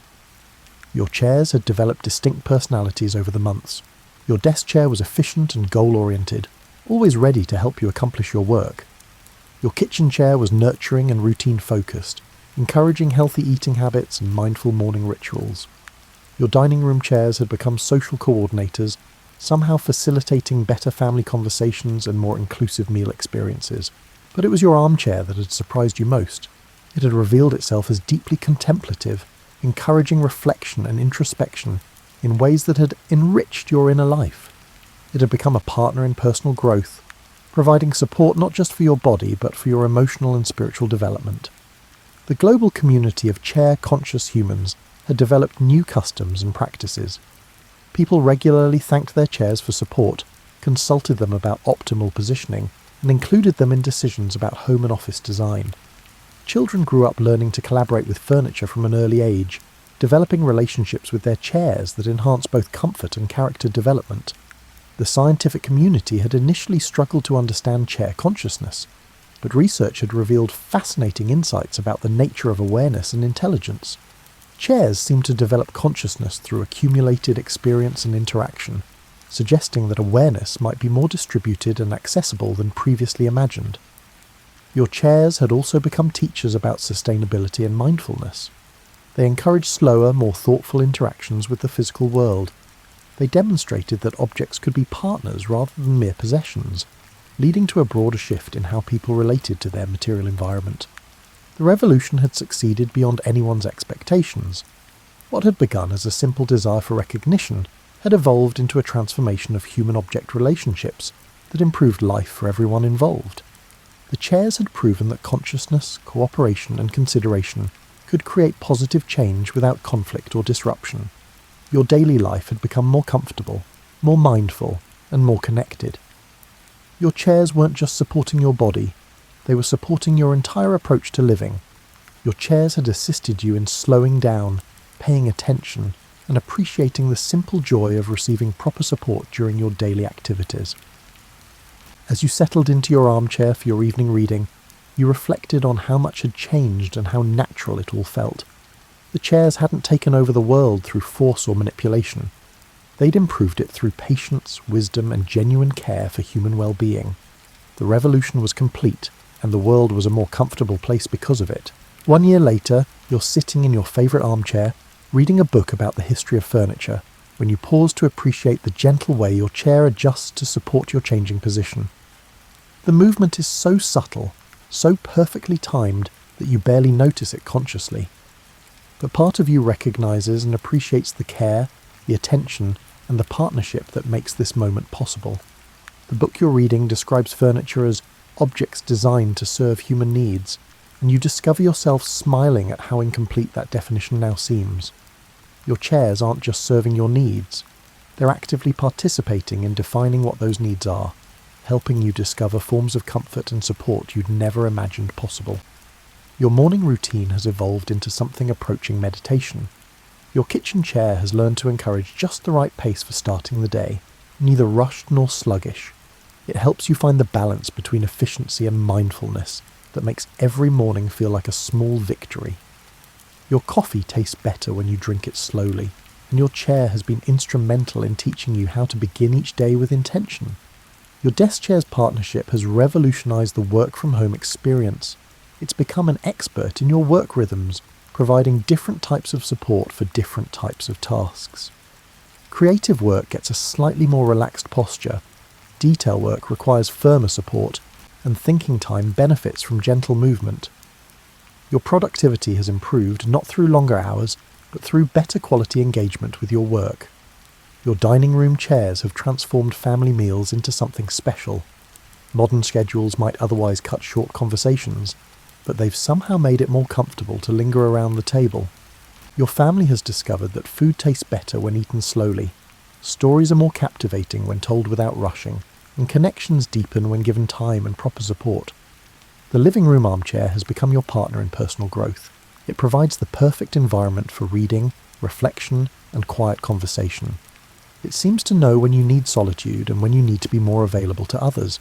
It's helped you develop a relationship with stillness that has enriched your inner life in unexpected ways.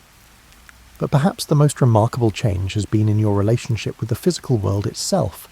The chairs have taught you to notice and appreciate the objects that support your daily life. You've become more aware of textures, temperatures, and the subtle ways that environment affects mood and energy. You've learned to collaborate with your surroundings rather than simply using them. The global transformation has been equally profound. Cities have become more comfortable as public seating has learned to provide better support for people of all ages and abilities.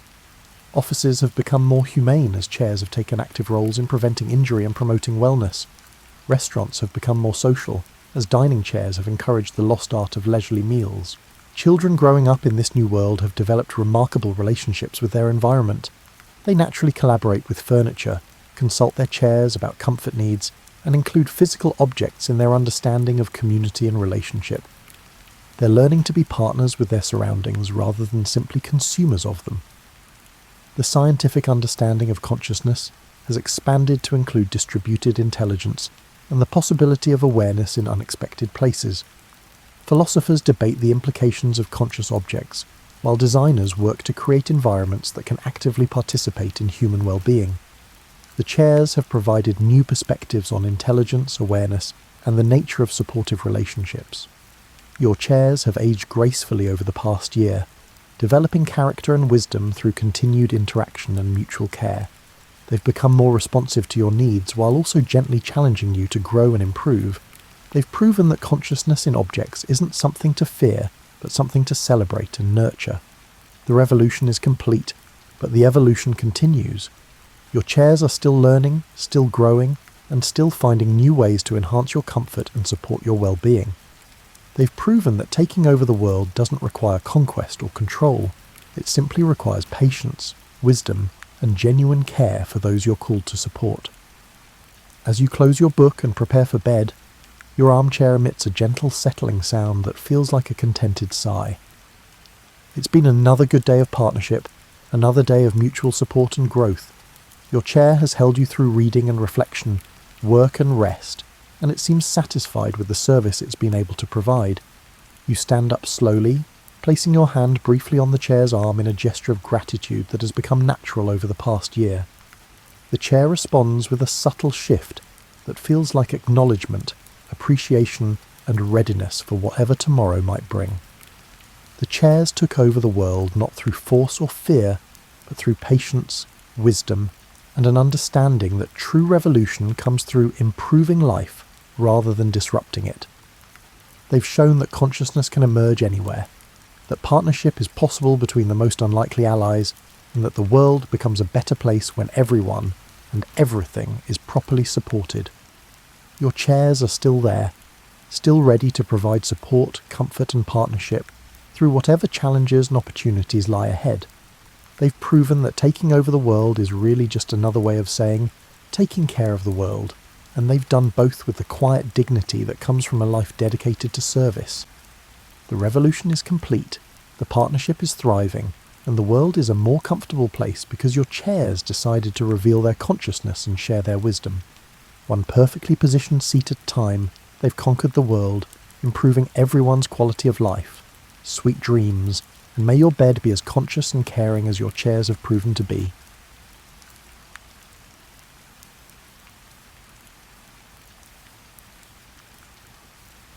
Imagine nothing, not darkness. Darkness requires something to be dark, not silence. Silence requires space for sound to not fill. Just nothing. And then, approximately 4.6 billion years ago, in a rather ordinary corner of an unremarkable galaxy, a cloud of dust and gas decided to do something interesting. This wasn't a dramatic moment with cosmic fireworks and celestial fanfare. It was more like watching cream slowly swirl into coffee, except the coffee was hydrogen and helium. The cream was various elements forged in the bellies of dead stars, and the whole thing was happening in the absolute zero of space. The cloud began to collapse under its own gravity, spinning faster as it contracted, the way an ice skater spins faster when pulling in their arms. At the centre of this spinning cloud, material accumulated and compressed until the pressure and temperature became so intense that hydrogen atoms began fusing into helium. Our sun flickered to life, not with a bang but with a gradual brightening, like someone slowly turning up a dimmer switch over the course of several million years. Around this newborn star, the remaining dust and gas continued to orbit, occasionally bumping into other particles, sticking together through simple physics and patient accumulation. These cosmic dust bunnies grew larger, their gravity pulling in more material, creating bodies that would eventually become planets. This process was less like construction and more like very slow, very violent pottery, with collisions serving as the potter's wheel. About 4.54 billion years ago, give or take 50 million years, because geological dating isn't an exact science at these scales. One of these protoplanets had grown large enough to warrant its own name. We call it Earth, though it bore absolutely no resemblance to the planet you're sitting on right now. Imagine taking everything lovely about Earth, the blue oceans, green forests and breathable atmosphere, and replacing it with a ball of molten rock spinning through the void like an angry ember. The young Earth was hot. Not summer afternoon hot, not even surface of the sun hot, but hot enough to melt rock, which is saying something. The surface was covered in magma oceans, vast expanses of liquid rock that glowed red and orange like some hellish lava lamp stretching from horizon to horizon. The atmosphere, such as it was, consisted primarily of vaporized rock, some hydrogen, and various gases that would have been immediately fatal to any living thing, had any living things existed to be killed by them. This was a period of intense bombardment, when asteroids and comets pelted the young planet with the regularity of rain. Each impact added mass, heat, and occasionally interesting new chemical compounds. The larger impacts were spectacular events, that would have vaporized entire oceans if oceans had existed. Fortunately, no one was around to worry about property values. Then, roughly 4.5 billion years ago, something significant happened. Another protoplanet about the size of Mars was travelling on an orbital path that intersected with Earth's. The collision that followed was, by any measure, the most important traffic accident in planetary history. The impact was so catastrophic that it vaporized the impactor and ejected enormous amounts of material from both bodies into orbit around Earth. This debris ring, spinning around the traumatized planet, gradually coalesced into our moon. Over millions of years, countless particles came together through the same patient gravitational processes that had formed Earth itself, creating a companion that would profoundly influence life on Earth in ways neither body could have anticipated. The moon's formation had another crucial effect. It stabilised Earth's rotation. Without this celestial companion, Earth would wobble chaotically on its axis like a spinning top losing momentum, making consistent climate patterns nearly impossible. The moon, through its gravitational influence, gave Earth the steady rotation that would eventually allow for predictable seasons, though it would be billions of years before anything existed to appreciate spring or autumn. As the bombardment gradually decreased and the surface began to cool, the character of Earth started to change. Instead of a uniform sphere of molten rock, differentiation began to occur. Heavier elements like iron and nickel sank toward the centre, creating Earth's dense core.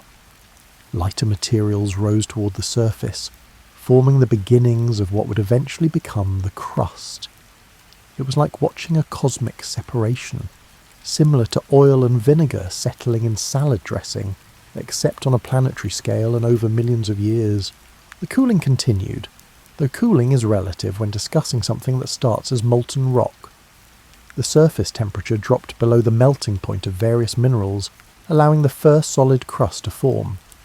This crust was thin, unstable, and constantly recycled by the convection currents in the mantle below. But it represented something genuinely new, solid ground. Yet the planet remained profoundly inhospitable.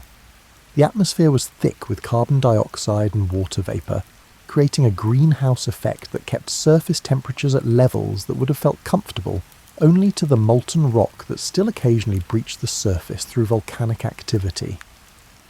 Lightning storms of incredible violence split the sky, caused by the interaction of volcanic gases and atmospheric turbulence.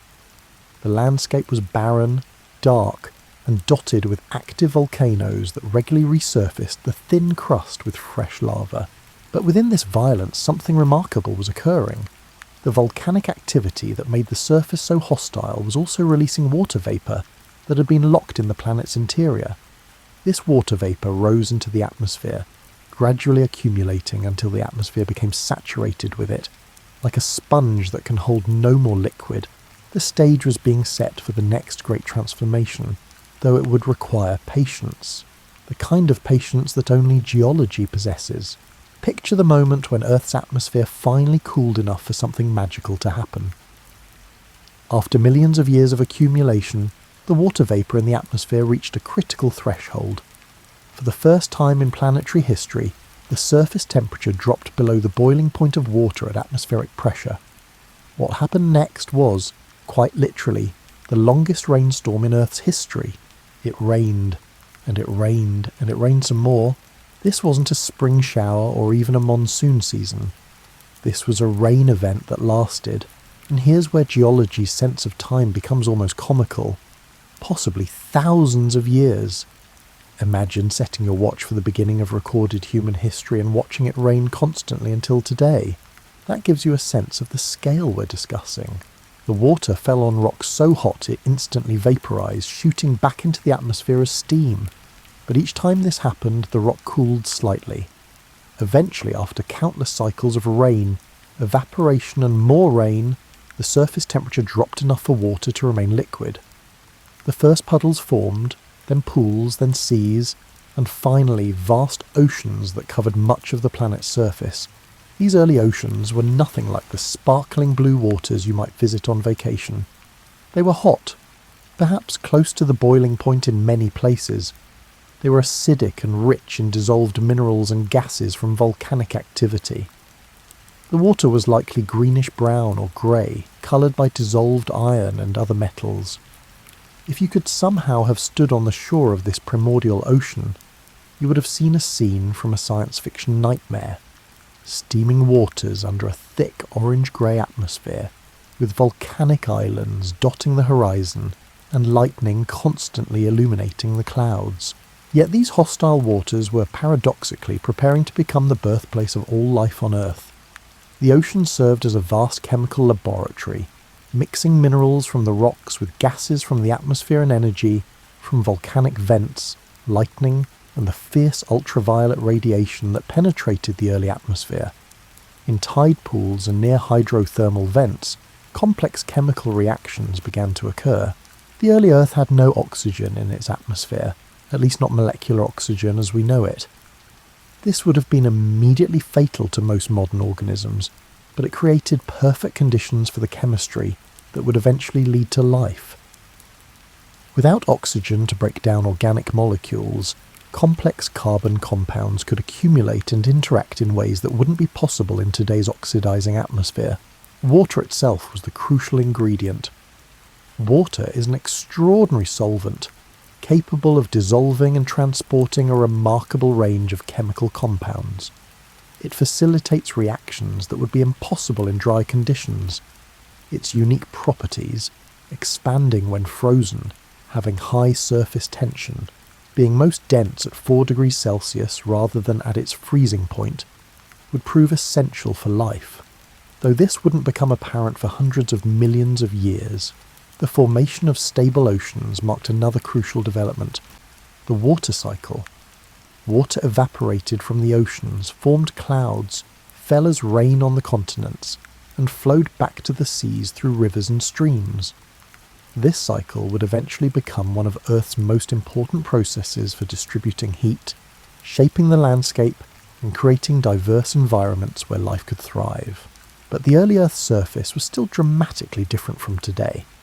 There were no continents as we understand them, no vast land masses with diverse geography. Instead, volcanic islands and small proto-continents rose above the ocean surface, constantly being reshaped by ongoing volcanic activity and the earliest forms of plate tectonics. These land masses were barren rock, weathering slowly under the assault of acidic rain, and being ground down by the mechanical action of waves and temperature changes. This weathering process was crucial for what came next. As rocks broke down, they released minerals into the oceans, enriching the chemical soup that filled Earth's seas. Essential elements like phosphorus, sulfur, and various trace metals dissolved into the water, creating the diverse chemical environment that life would eventually require. The seafloor during this period was a landscape of extremes.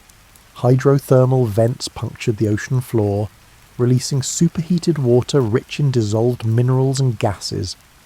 Around these vents, chemical gradients created zones where different reactions could occur. Some scientists believe these vents, where hot, mineral-rich water mixed with cooler seawater, may have provided the energy and chemical conditions necessary for the first living things to emerge. The atmosphere was gradually changing as well. As carbon dioxide dissolved in the oceans and reacted with minerals to form carbonate rocks, atmospheric CO2 levels slowly decreased. This gradually reduced the greenhouse effect, allowing temperatures to cool further. It was a negative feedback loop that would eventually help stabilise Earth's climate, though eventually means over hundreds of millions of years. During this era, the Moon was much closer to Earth than it is today, perhaps half its current distance. This proximity created tides of almost unimaginable power. Twice daily, the ocean would surge and retreat across vast stretches of shoreline, driven by gravitational forces far stronger than today's tides. These powerful tides created dynamic transitional zones between ocean and land, environments where water, air and rock constantly interacted. These tidal zones may have been crucibles for early chemical evolution. The repeated cycles of wetting and drying and heating and cooling created conditions where complex molecules could form, concentrate and interact in ways that might not occur in open water. In the pools left behind by retreating tides, organic compounds could accumulate and undergo reactions driven by sunlight, heat from nearby volcanic activity, and the simple mechanics of evaporation and concentration. The stage was set. Earth now had stable oceans, a recycling water cycle, diverse chemical environments, and energy sources ranging from volcanic heat to ultraviolet radiation.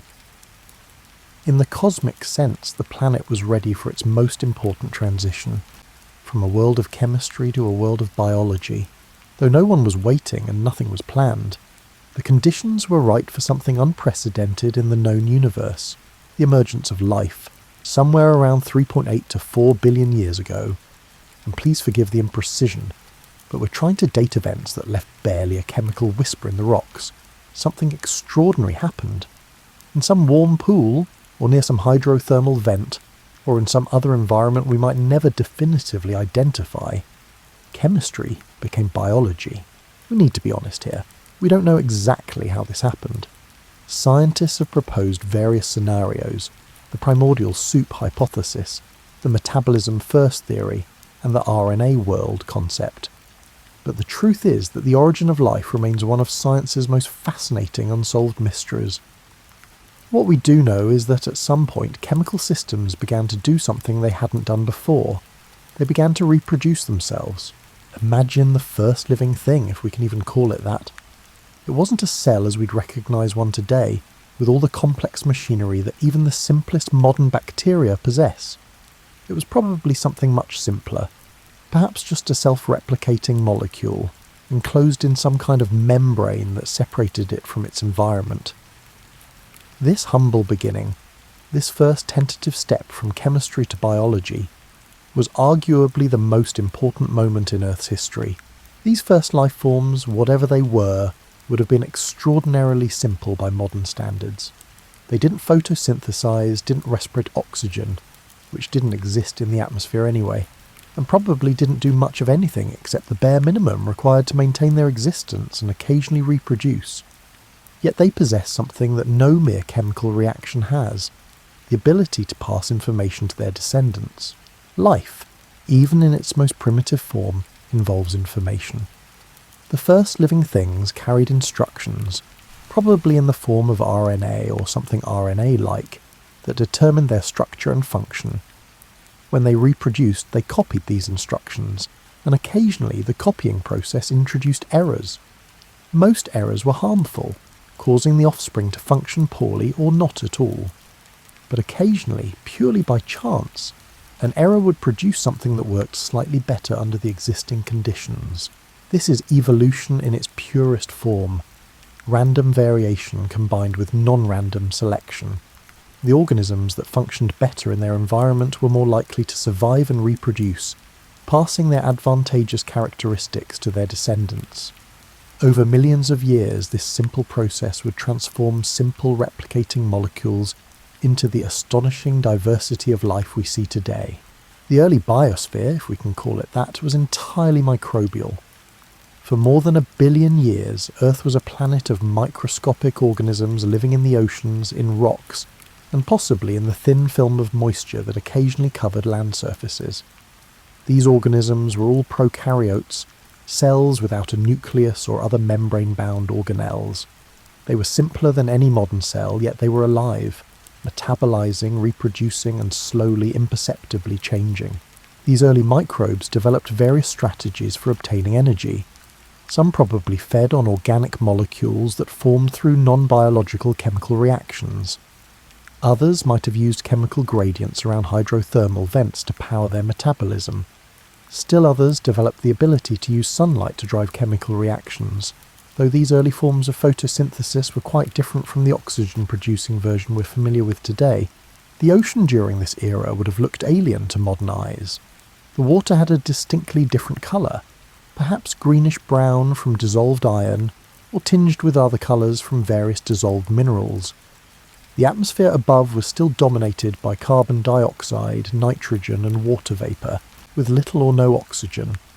Ultraviolet radiation from the sun beat down on the surface with an intensity that would be lethal to most modern organisms, since there was no ozone layer to filter it out. Yet life persisted and gradually became more sophisticated.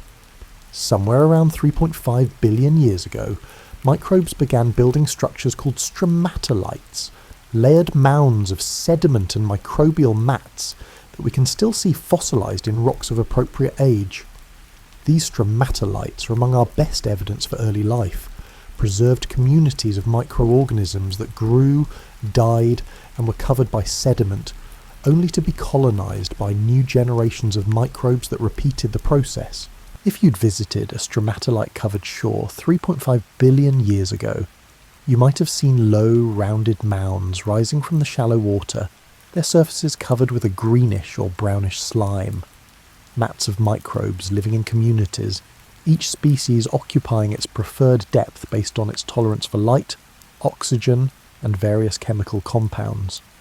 These were Earth's first ecosystems, communities of organisms interacting with each other and their environment in ways that transformed both. The development of photosynthesis was a crucial milestone, though it happened gradually and in stages. Early photosynthetic organisms used hydrogen sulfide or other compounds as an electron source rather than water. They produced sulfur or other byproducts rather than oxygen.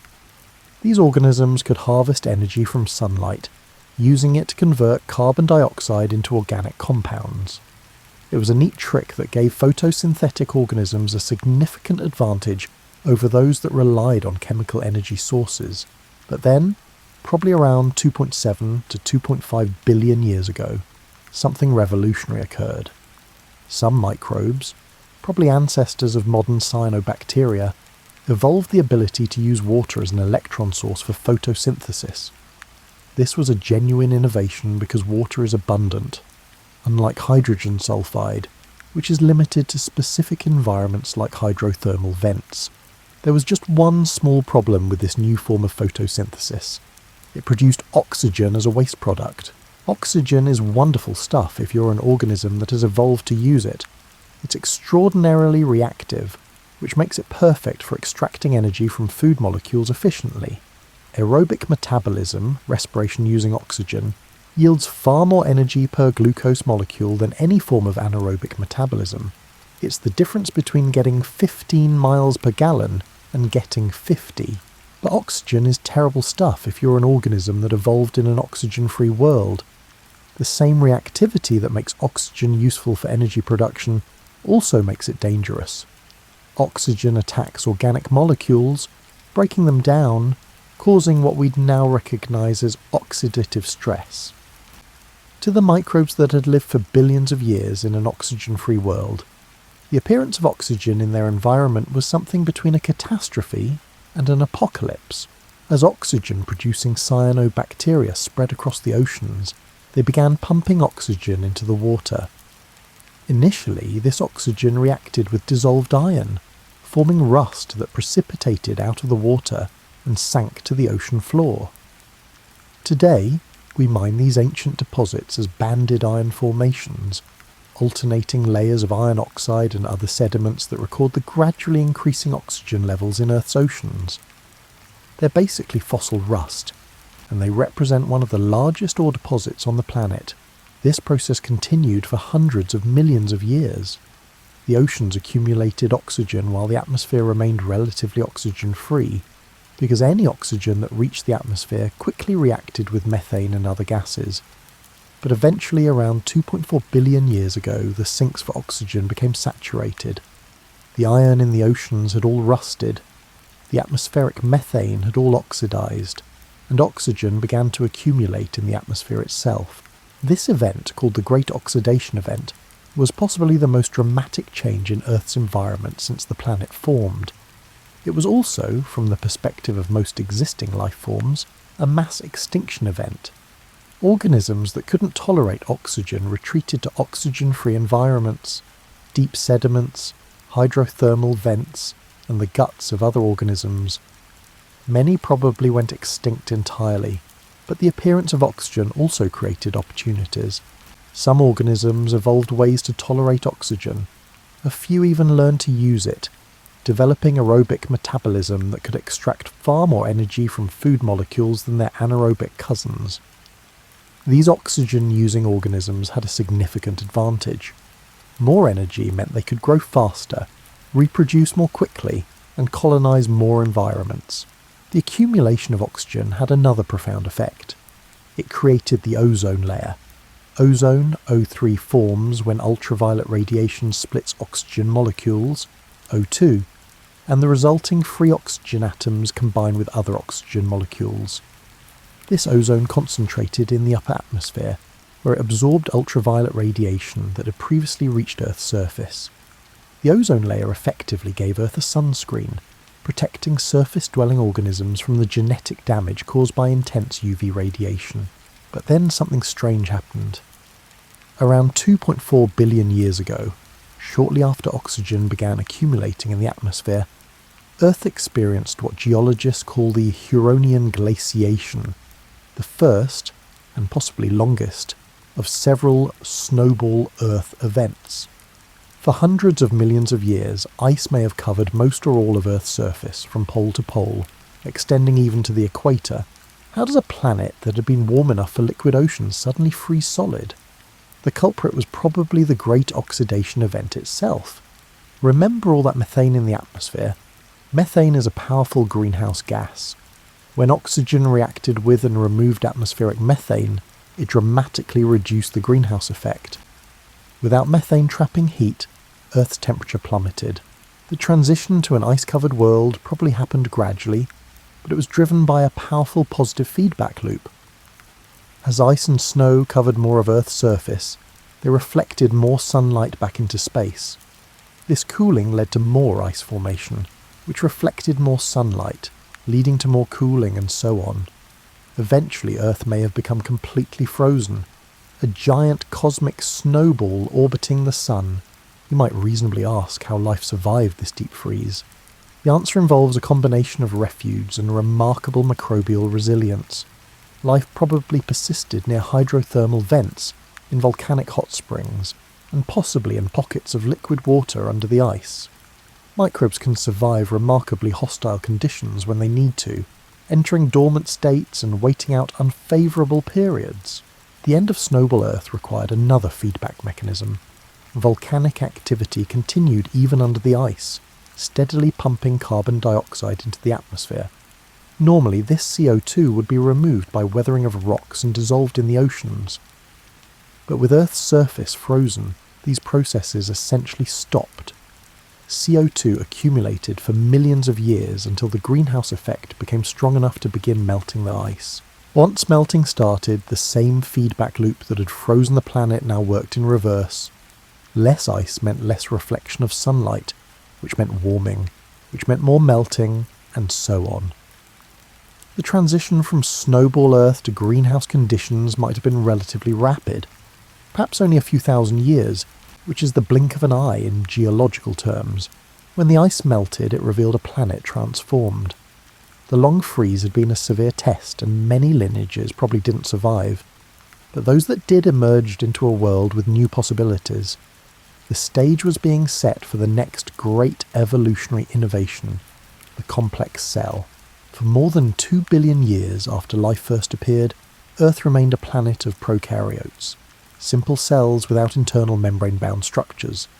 These cells accomplished remarkable things, developing photosynthesis, nitrogen fixation, and various forms of metabolism. But they remained fundamentally simple in their architecture. Then, somewhere around 2 billion years ago, something unprecedented happened. A larger prokaryote engulfed a smaller one, perhaps intending to digest it for food. But instead of being digested, the smaller cell survived inside the larger one. The two cells began a partnership that would transform life on Earth. This process, called endosymbiosis, created the first eukaryotic cells, cells with a nucleus and other membrane-bound organelles. The engulfed cell became the mitochondrion, the powerhouse of the cell, responsible for aerobic respiration. This partnership was spectacularly successful because it combined the larger cell's ability to move and acquire resources with the smaller cell's efficient, oxygen-based metabolism. Later, some of these early eukaryotes engulfed photosynthetic cyanobacteria, which became chloroplasts. This second endosymbiotic event created the first algae and eventually led to all photosynthetic eukaryotes, including the plants that would eventually colonize land. The eukaryotic cell was like upgrading from a studio apartment to a mansion with multiple specialized rooms. Mitochondria handled energy production. The nucleus protected genetic material and controlled gene expression. Various other organelles specialized in protein synthesis, waste processing, and other functions. This specialization allowed eukaryotes to become much more complex than their prokaryotic ancestors. With this new complexity came new possibilities. Eukaryotic cells could be larger, sometimes much larger, than prokaryotes. They could develop new structures and capabilities, and crucially, they could eventually do something prokaryotes couldn't. They could aggregate into multicellular organisms where different cells specialized in different functions.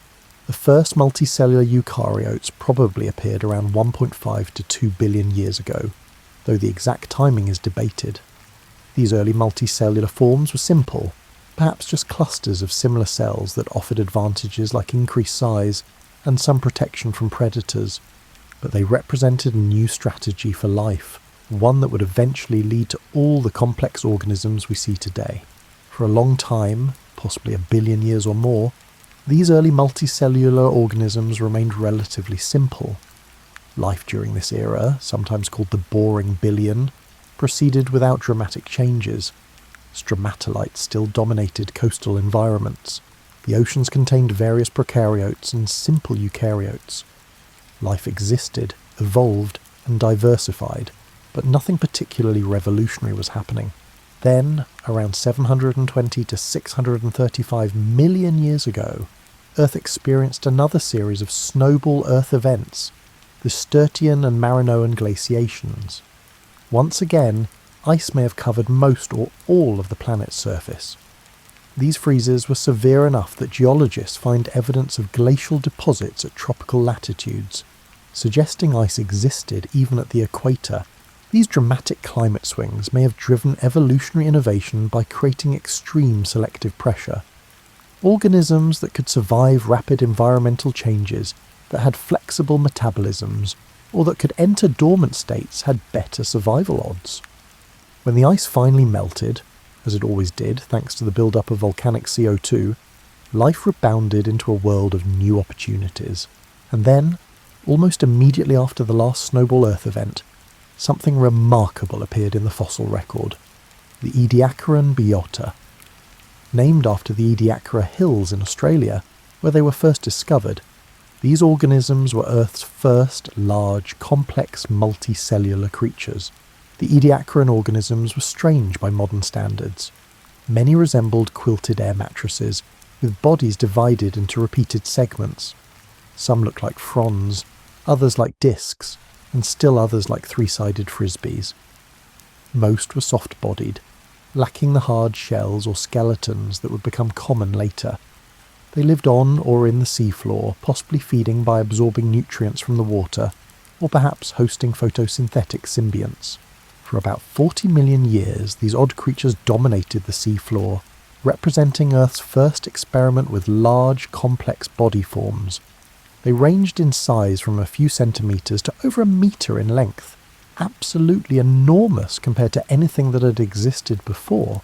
Then, around 541 million years ago, most Ediacaran organisms disappeared from the fossil record. What caused their decline? The answer may be related to the next great revolution in the history of life, the Cambrian explosion. If you could take a time machine back to the early Cambrian period, about 541 million years ago, and put on a diving suit to explore the seafloor, you'd witness one of the most spectacular displays of evolutionary innovation in Earth's history. Within a relatively brief period, perhaps 20 to 25 million years, which is brief by geological standards, life exploded into a bewildering array of new forms, many of them completely unlike anything that had existed before. This was the Cambrian explosion, and it marked the appearance of almost all the major animal phyla we see today. Arthropods, mollusks, echinoderms, chordates, and worms of various sorts all appeared in the Cambrian seas within a relatively short time window. It was as if life had been experimenting for billions of years and suddenly decided to try every possible body plan all at once. What triggered this explosion of diversity? The answer probably involves multiple factors coming together. Oxygen levels had risen to the point where active, mobile animals could be supported. The evolution of predation created an evolutionary arms race, where prey animals evolved defences and predators evolved ways to overcome those defences. The development of hard parts, shells, spines, teeth, provided both protection and new tools, while also making animals much more likely to fossilise, giving us a better fossil record. The Cambrian seas were dominated by arthropods, particularly trilobites. These creatures, distant relatives of modern insects and crustaceans, had segmented bodies, jointed legs, and hard exoskeletons. They could walk along the sea floor, swim in the water column, and filter feed or hunt for food. Trilobites were spectacularly successful, diversifying into thousands of species that occupied almost every marine environment. But the Cambrian seas also hosted stranger creatures. Anomalocaris, whose name means abnormal shrimp, was one of the Cambrian's top predators, with grasping appendages for catching prey and a circular mouth lined with plates. Opabinia had 5 eyes and a proboscis with a grasping tip that it used to catch smaller animals. Hallucigenia was so bizarre when first discovered that paleontologists couldn't tell which end was the head or which side was up. It had spines on one side and legs on the other. These weird Cambrian creatures lived in a world that was alien by modern standards. The continents were barren rock. Not a single plant or animal lived on land yet. The oceans were rich with life, but different from today's oceans. There were no fish yet, no sharks, no whales. The largest predators were arthropods and odd creatures like Anomalocaris, but among the many strange creatures of the Cambrian, one group would prove particularly significant: the chordates, animals with a stiffening rod, notochord, running down their backs. Early chordates like Picaia and Iquichthys were small, fish-like creatures that swam through the Cambrian seas. They weren't impressive compared to the armoured trilobites or the grasping Anomalocaridids, yet they carried within their body plan the basic architecture that would eventually give rise to fish, amphibians, reptiles, birds, mammals, and eventually you. The Cambrian period established patterns that would shape life for the next 500 million years. Predator-prey relationships drove evolutionary innovation. Hard parts became the norm, providing protection and structure. Animals developed increasingly sophisticated sensory systems. Eyes became common, allowing creatures to see their prey or spot predators from a distance. The basic body plans of modern animals were established, creating templates that would be modified and adapted for countless different environments. As the Cambrian gave way to the Ordovician period, around 485 million years ago, life continued to diversify. The first true fish appeared, jawless creatures that filtered food from the water or scraped it off rocks. Cephalopods, relatives of modern squid and octopuses, evolved into efficient predators, some with straight shells meters long. Reefs built by various organisms began to dominate shallow seas, creating complex habitats that supported diverse communities, but life remained entirely aquatic. The land was still barren, waiting for the organisms that would eventually colonize it. That transition was coming, but it would require some of the most dramatic adaptations in the history of life. Stand on a Silurian seashore around 440 million years ago, and you'd see a stark contrast between two worlds. Behind you, the ocean teemed with life: fish, arthropods, mollusks and echinoderms, all going about their business in the water. Before you stretched the land, rocky, barren, lifeless. The most advanced terrestrial ecosystem consisted of microbial mats in wet areas, and possibly some lichens beginning to colonize the rocks. There were no trees, no grass, no flowers, no insects, no birds, and no mammals. Just bare rock weathering under the sun. But in the shallow waters and tidal zones, something revolutionary was beginning. Plants, descended from green algae, were starting to venture onto land. This wasn't a sudden conquest, but a gradual process that probably took millions of years. The first land plants were tiny, perhaps only a few centimetres tall, and they required very moist conditions. They had no true roots, leaves, or stems as we'd recognise them today, just simple structures that barely qualified as plants. The challenge of living on land was immense. In the water, organisms are supported by buoyancy, surrounded by moisture, and protected from temperature extremes. On land, gravity pulls harder, the air is dry, temperatures fluctuate wildly, and UV radiation is more intense.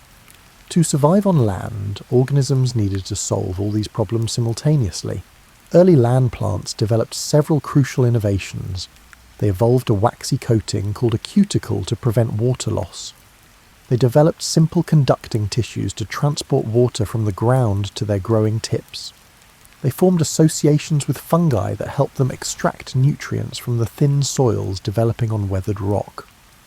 These plant-fungal partnerships, called mycorrhizae, were so successful that they persist in most modern plants today. By the Devonian period, around 420 million years ago, land plants had diversified dramatically. Some developed true roots that could penetrate deeper into the soil, anchoring larger plants and accessing more water.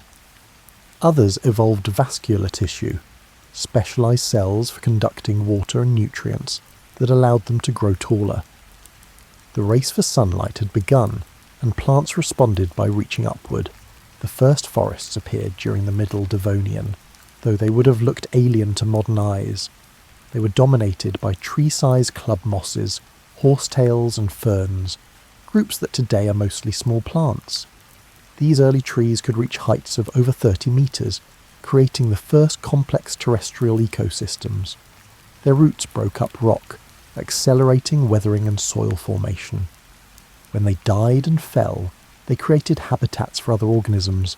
Life was transforming the landscape, but plants didn't colonise land alone. They were followed, or perhaps accompanied, by animals. The first terrestrial animals were probably arthropods, millipedes and centipedes, and possibly early arachnids. These creatures likely began as coastal or semi-aquatic organisms that gradually adapted to terrestrial life. They had advantages for land living. Their exoskeletons provided structural support and protection from drying, and their jointed legs worked well for walking on irregular surfaces.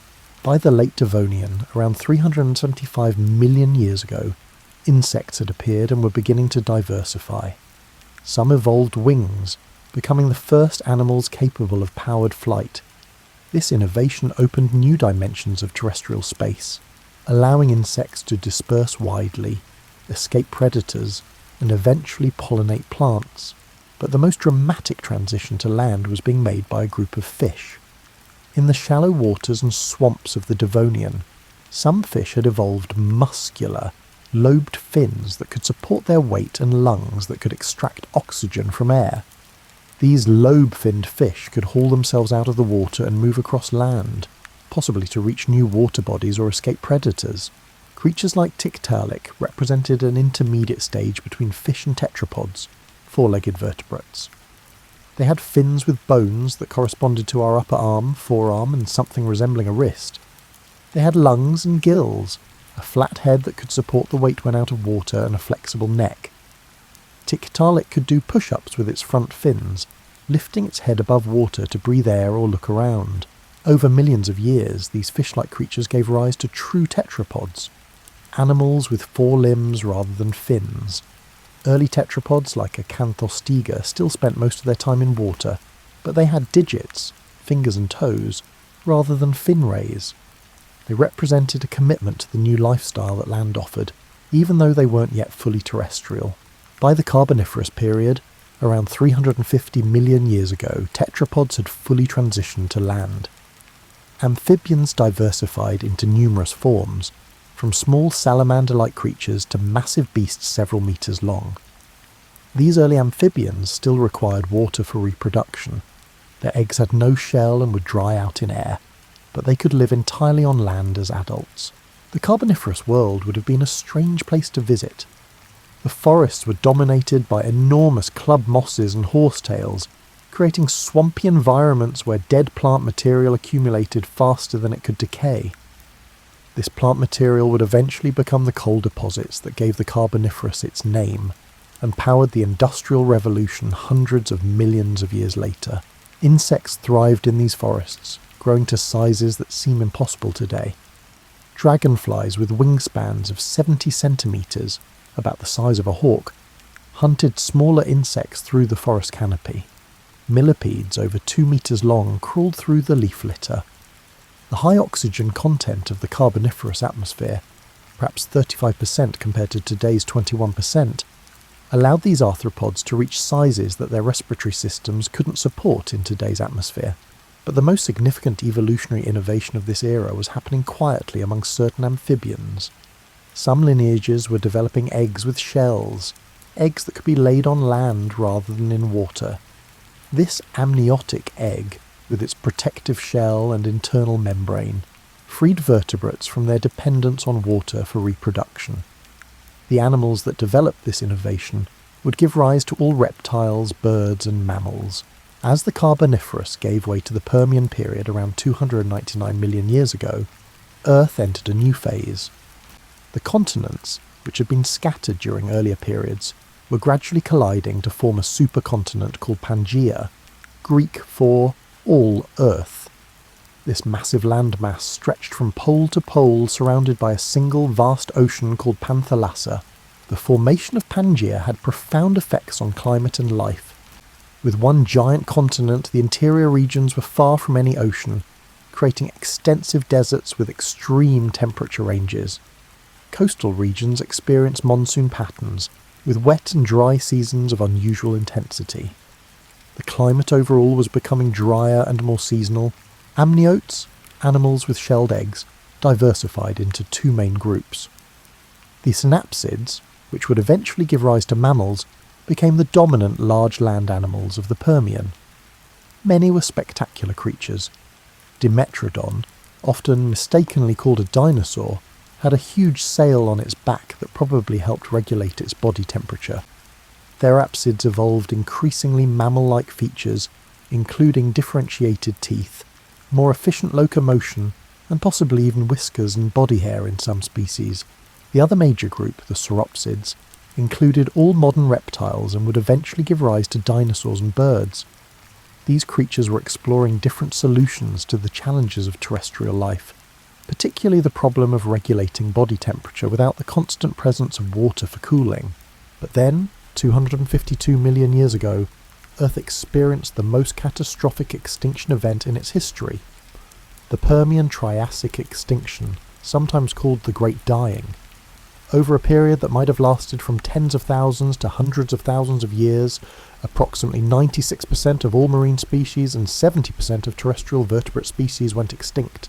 The cause of this extinction is still debated, but the leading suspect is massive volcanic eruptions in Siberia that released enormous quantities of lava and gases. These eruptions created the Siberian Traps, vast fields of basalt that still cover much of Siberia today. The volcanic activity released carbon dioxide and other gases that warmed the planet dramatically. Ocean temperatures rose, and the warmer water couldn't hold as much dissolved oxygen, creating vast dead zones. Acid rain fell on land and ocean alike. It was a planetary disaster that came closer than any other event to wiping out complex life entirely, yet life persisted. In the aftermath of the Permian extinction, surviving species rapidly diversified to fill the ecological roles left empty by the mass die-off. The Triassic period that followed was a time of recovery and innovation, when many modern groups first appeared. Among the survivors were the ancestors of dinosaurs, a group of archosaurs, ruling reptiles, that had been relatively minor players in Permian ecosystems. In the Triassic, these creatures began to evolve some remarkable features. They developed an upright posture, with legs directly under their bodies rather than sprawling to the sides like earlier reptiles. This more efficient locomotion allowed them to be more active and cover more ground with less energy. By the late Triassic, the first true dinosaurs had appeared. Relatively small, bipedal creatures that ran on their hind legs. They weren't immediately dominant. They shared the landscape with various other reptiles, early crocodile relatives, and large amphibians. But they were successful enough to survive the next catastrophe. At the end of the Triassic, around 201 million years ago, another mass extinction event, probably caused by more massive volcanic eruptions, eliminated many of the groups that had been competing with dinosaurs. The dinosaurs survived and, in the Jurassic period that followed, exploded into remarkable diversity. The Jurassic and Cretaceous periods, 201 to 66 million years ago, were the age of dinosaurs, when these creatures came to dominate terrestrial ecosystems in ways no group had before or has since. They ranged in size from chicken-sized predators to the largest land animals that ever lived. Sauropods like Argentinosaurus that may have weighed over 70 tons, the equivalent of about 12 elephants. Dinosaurs evolved into every conceivable ecological role.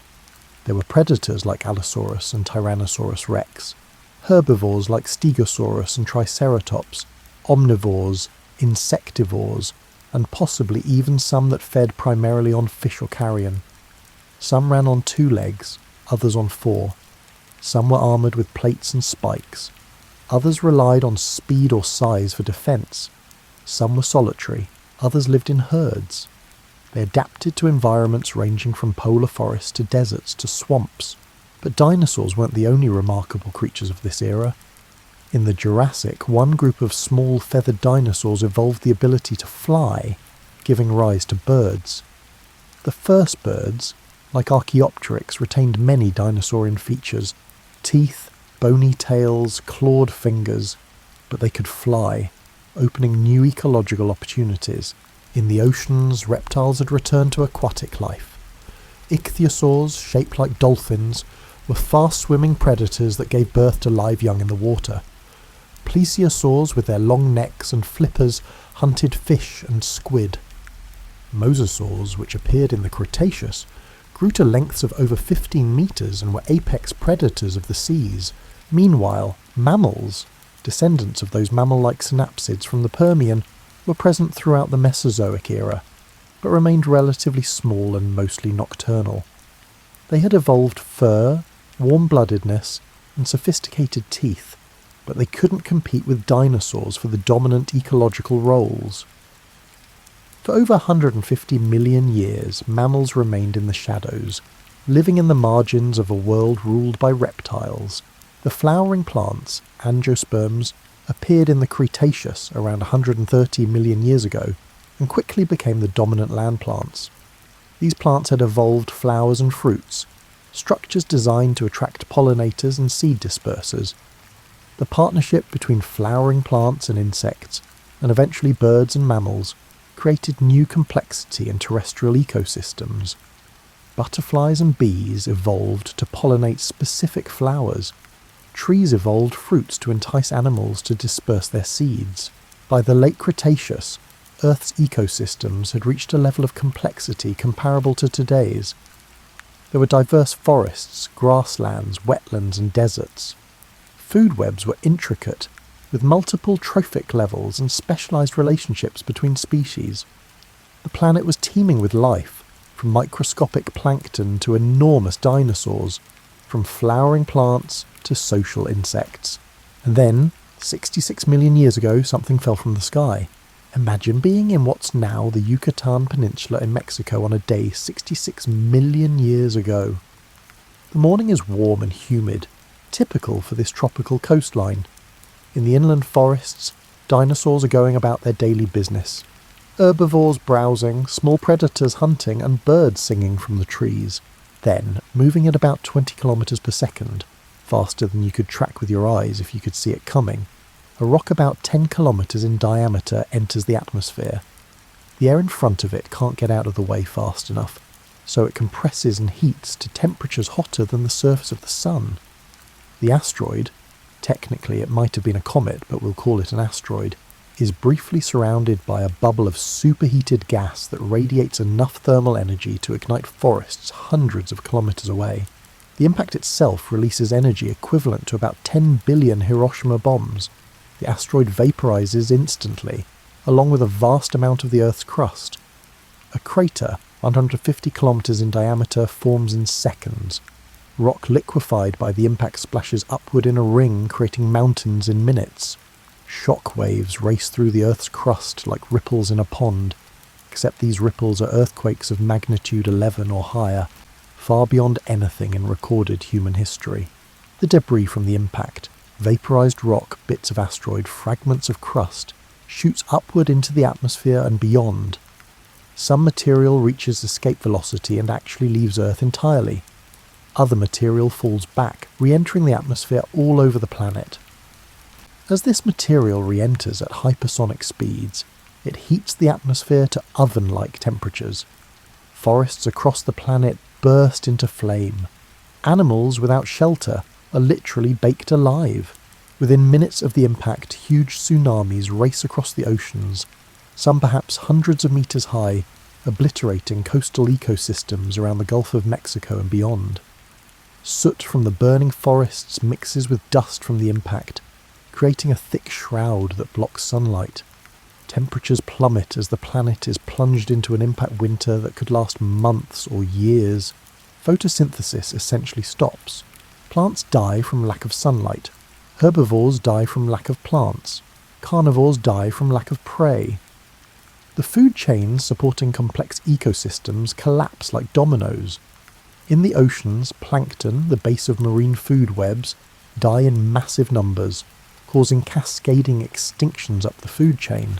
The extinction event that followed was the fifth major mass extinction in Earth's history, and the one that finally ended the age of dinosaurs.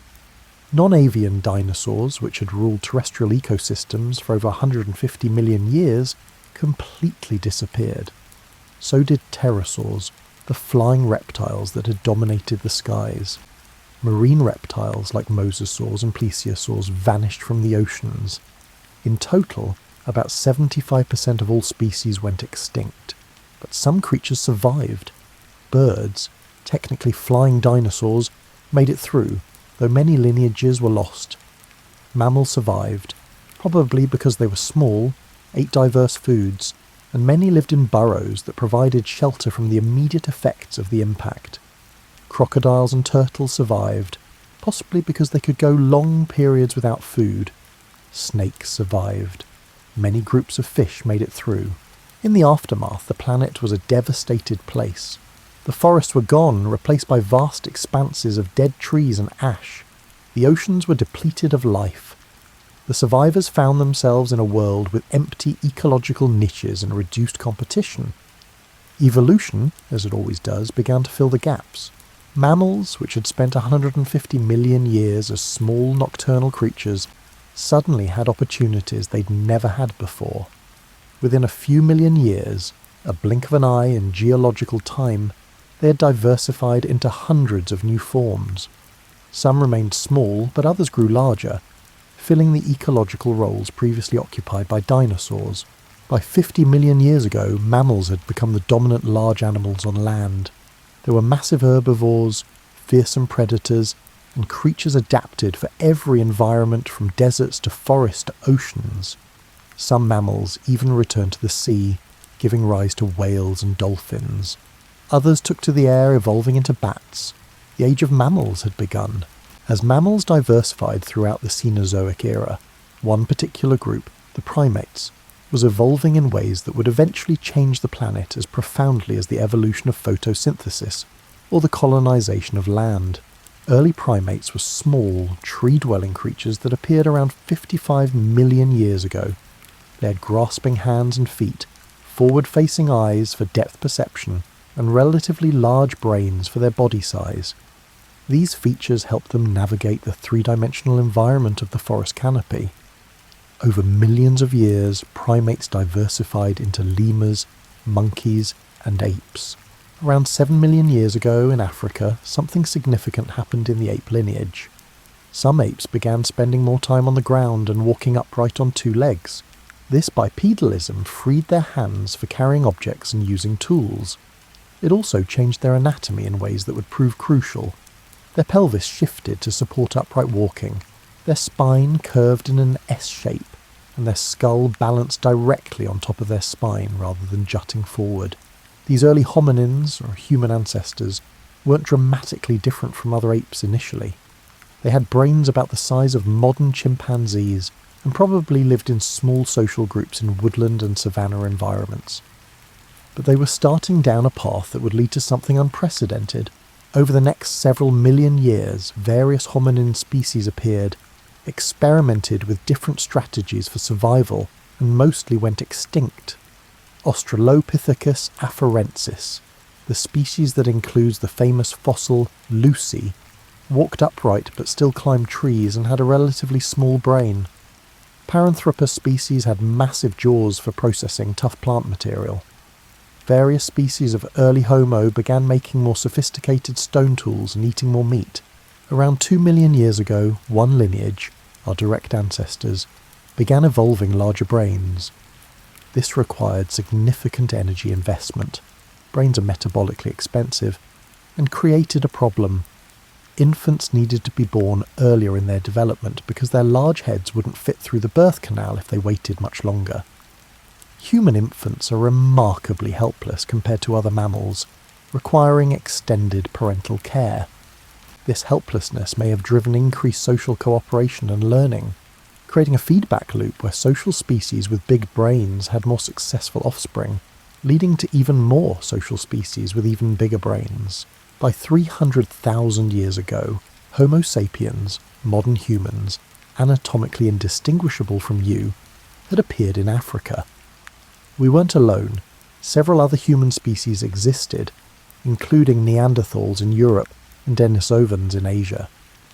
These other species were intelligent, used tools, had culture and art, and probably had language. But for reasons still debated, they eventually went extinct, leaving Homo sapiens as the only surviving human species. Around 70,000 years ago, modern humans began migrating out of Africa, spreading across Asia, Europe, Australia, and eventually the Americas. They adapted to every environment, from Arctic tundra to tropical rainforests, from deserts to islands. Unlike other animals that adapt to new environments through biological evolution, humans adapted largely through cultural evolution, learning new skills, inventing new technologies, and passing knowledge between generations. About 12,000 years ago, humans began domesticating plants and animals, inventing agriculture. This was a turning point in human history and Earth's history. Farming allowed humans to produce more food, support larger populations, and create permanent settlements. But it also tied human societies to particular pieces of land, created social hierarchies, and began the process of transforming natural landscapes into agricultural ones. Cities appeared, civilizations rose and fell, and technologies advanced. Humans began changing the planet at scales that would have been unimaginable to their ancestors. They cleared forests for agriculture, redirected rivers, built massive structures, and eventually began burning fossil fuels, those ancient carboniferous forests transformed by heat and pressure into coal, oil and gas. Today, Earth's surface has been profoundly reshaped by human activity. We've converted about 40% of the planet's ice-free land to agriculture. We've built cities that house billions of people. We've driven many species to extinction, while deliberately spreading others around the world. We've altered the chemistry of the atmosphere by burning fossil fuels, increasing carbon dioxide levels to heights not seen for millions of years, yet Earth remains fundamentally a living planet. The oceans still teem with life, from microscopic plankton to enormous whales. Forests still grow, photosynthesizing and producing oxygen. Microbes still process nutrients and decompose dead material.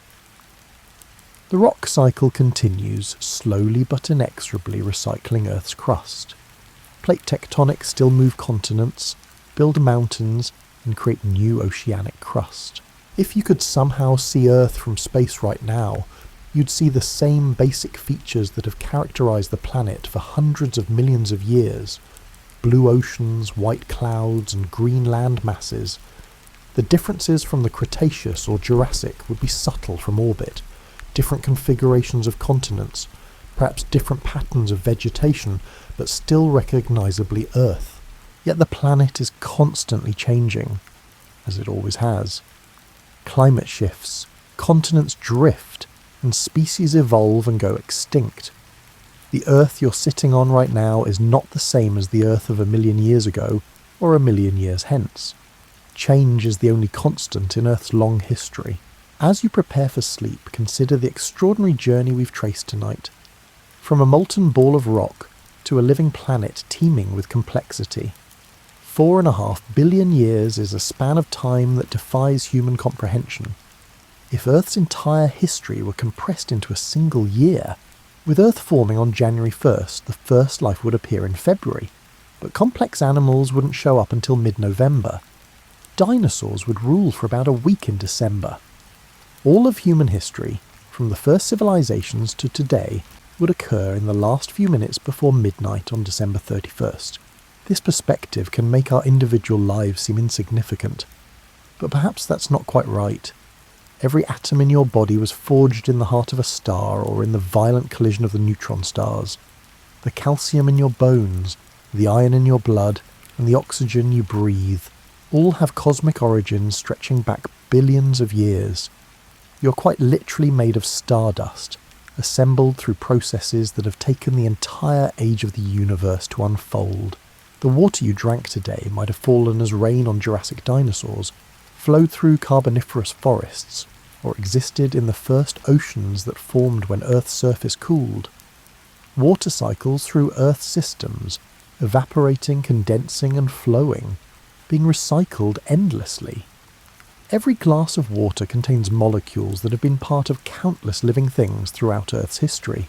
The air you breathe is the product of billions of years of biological and geological processes. The nitrogen came from volcanic outgassing and cosmic dust.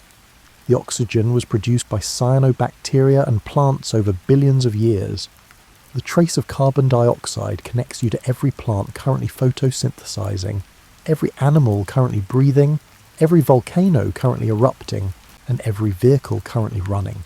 You exist because of an unbroken chain of survival and reproduction stretching back to those first replicating molecules in Earth's primordial oceans.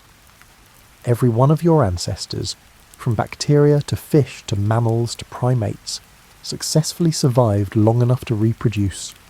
You are the product of 4 billion years of evolutionary success, the latest chapter in the greatest story ever told. But you're also part of something larger than your individual story. You're a temporary arrangement of atoms that Earth has assembled, atoms that will eventually return to the planet's cycles when you die. Your body will decompose, releasing nutrients that will be taken up by plants and microbes, continuing the great recycling that has characterized Earth for billions of years. Nothing is truly lost. Everything is transformed and reused. This perspective on deep time can be oddly comforting. Your worries and stresses, the things that keep you awake at night, are real and valid in the moment. But they're also temporary, fleeting concerns in the vastness of geological time. Mountains rise and erode. Oceans open and close. Continents drift. Life persists, adapts and changes. Earth endures. The planet beneath you has survived asteroid impacts, volcanic super-eruptions, snowball glaciations and mass extinctions. It has transformed from a lifeless ball of rock to a world where microscopic organisms can evolve, over billions of years, into creatures capable of understanding their own evolutionary history.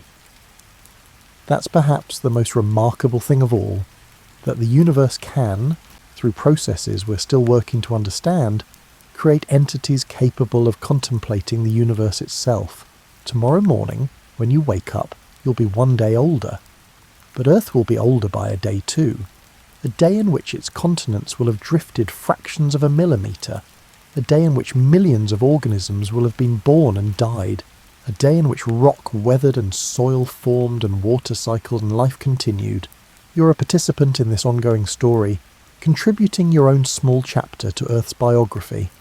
The choices you make, the things you create, and the people you influence all become part of the planet's history, however briefly. You're not just living on Earth, you're part of Earth, a temporary expression of the planet's capacity to organise matter into self-aware forms. Sleep now and dream of deep time if you wish. Dream of ancient oceans and Cambrian seas, of forests that became coal, of continents drifting like slow ships on the mantle. Dream of your ancestors stretching back through mammals and reptiles and fish and simple cells to the very beginning of life itself. Dream of a planet that has been patient for 4.5 billion years, slowly becoming a world where creatures like you could exist to tell its story. And when you wake tomorrow, remember that you're living on the surface of a living planet, one day in a story that began billions of years ago and will continue long after you're gone. That's not diminishing, it's connecting. You're part of something vast and ancient and ongoing, a participant in the grandest story ever told. Rest well, child of stardust, descendant of the first replicating molecules, beneficiary of 4 billion years of evolution. Earth will still be here when you wake, continuing its slow dance through space, carrying you and billions of other organisms through another day of the longest story ever told.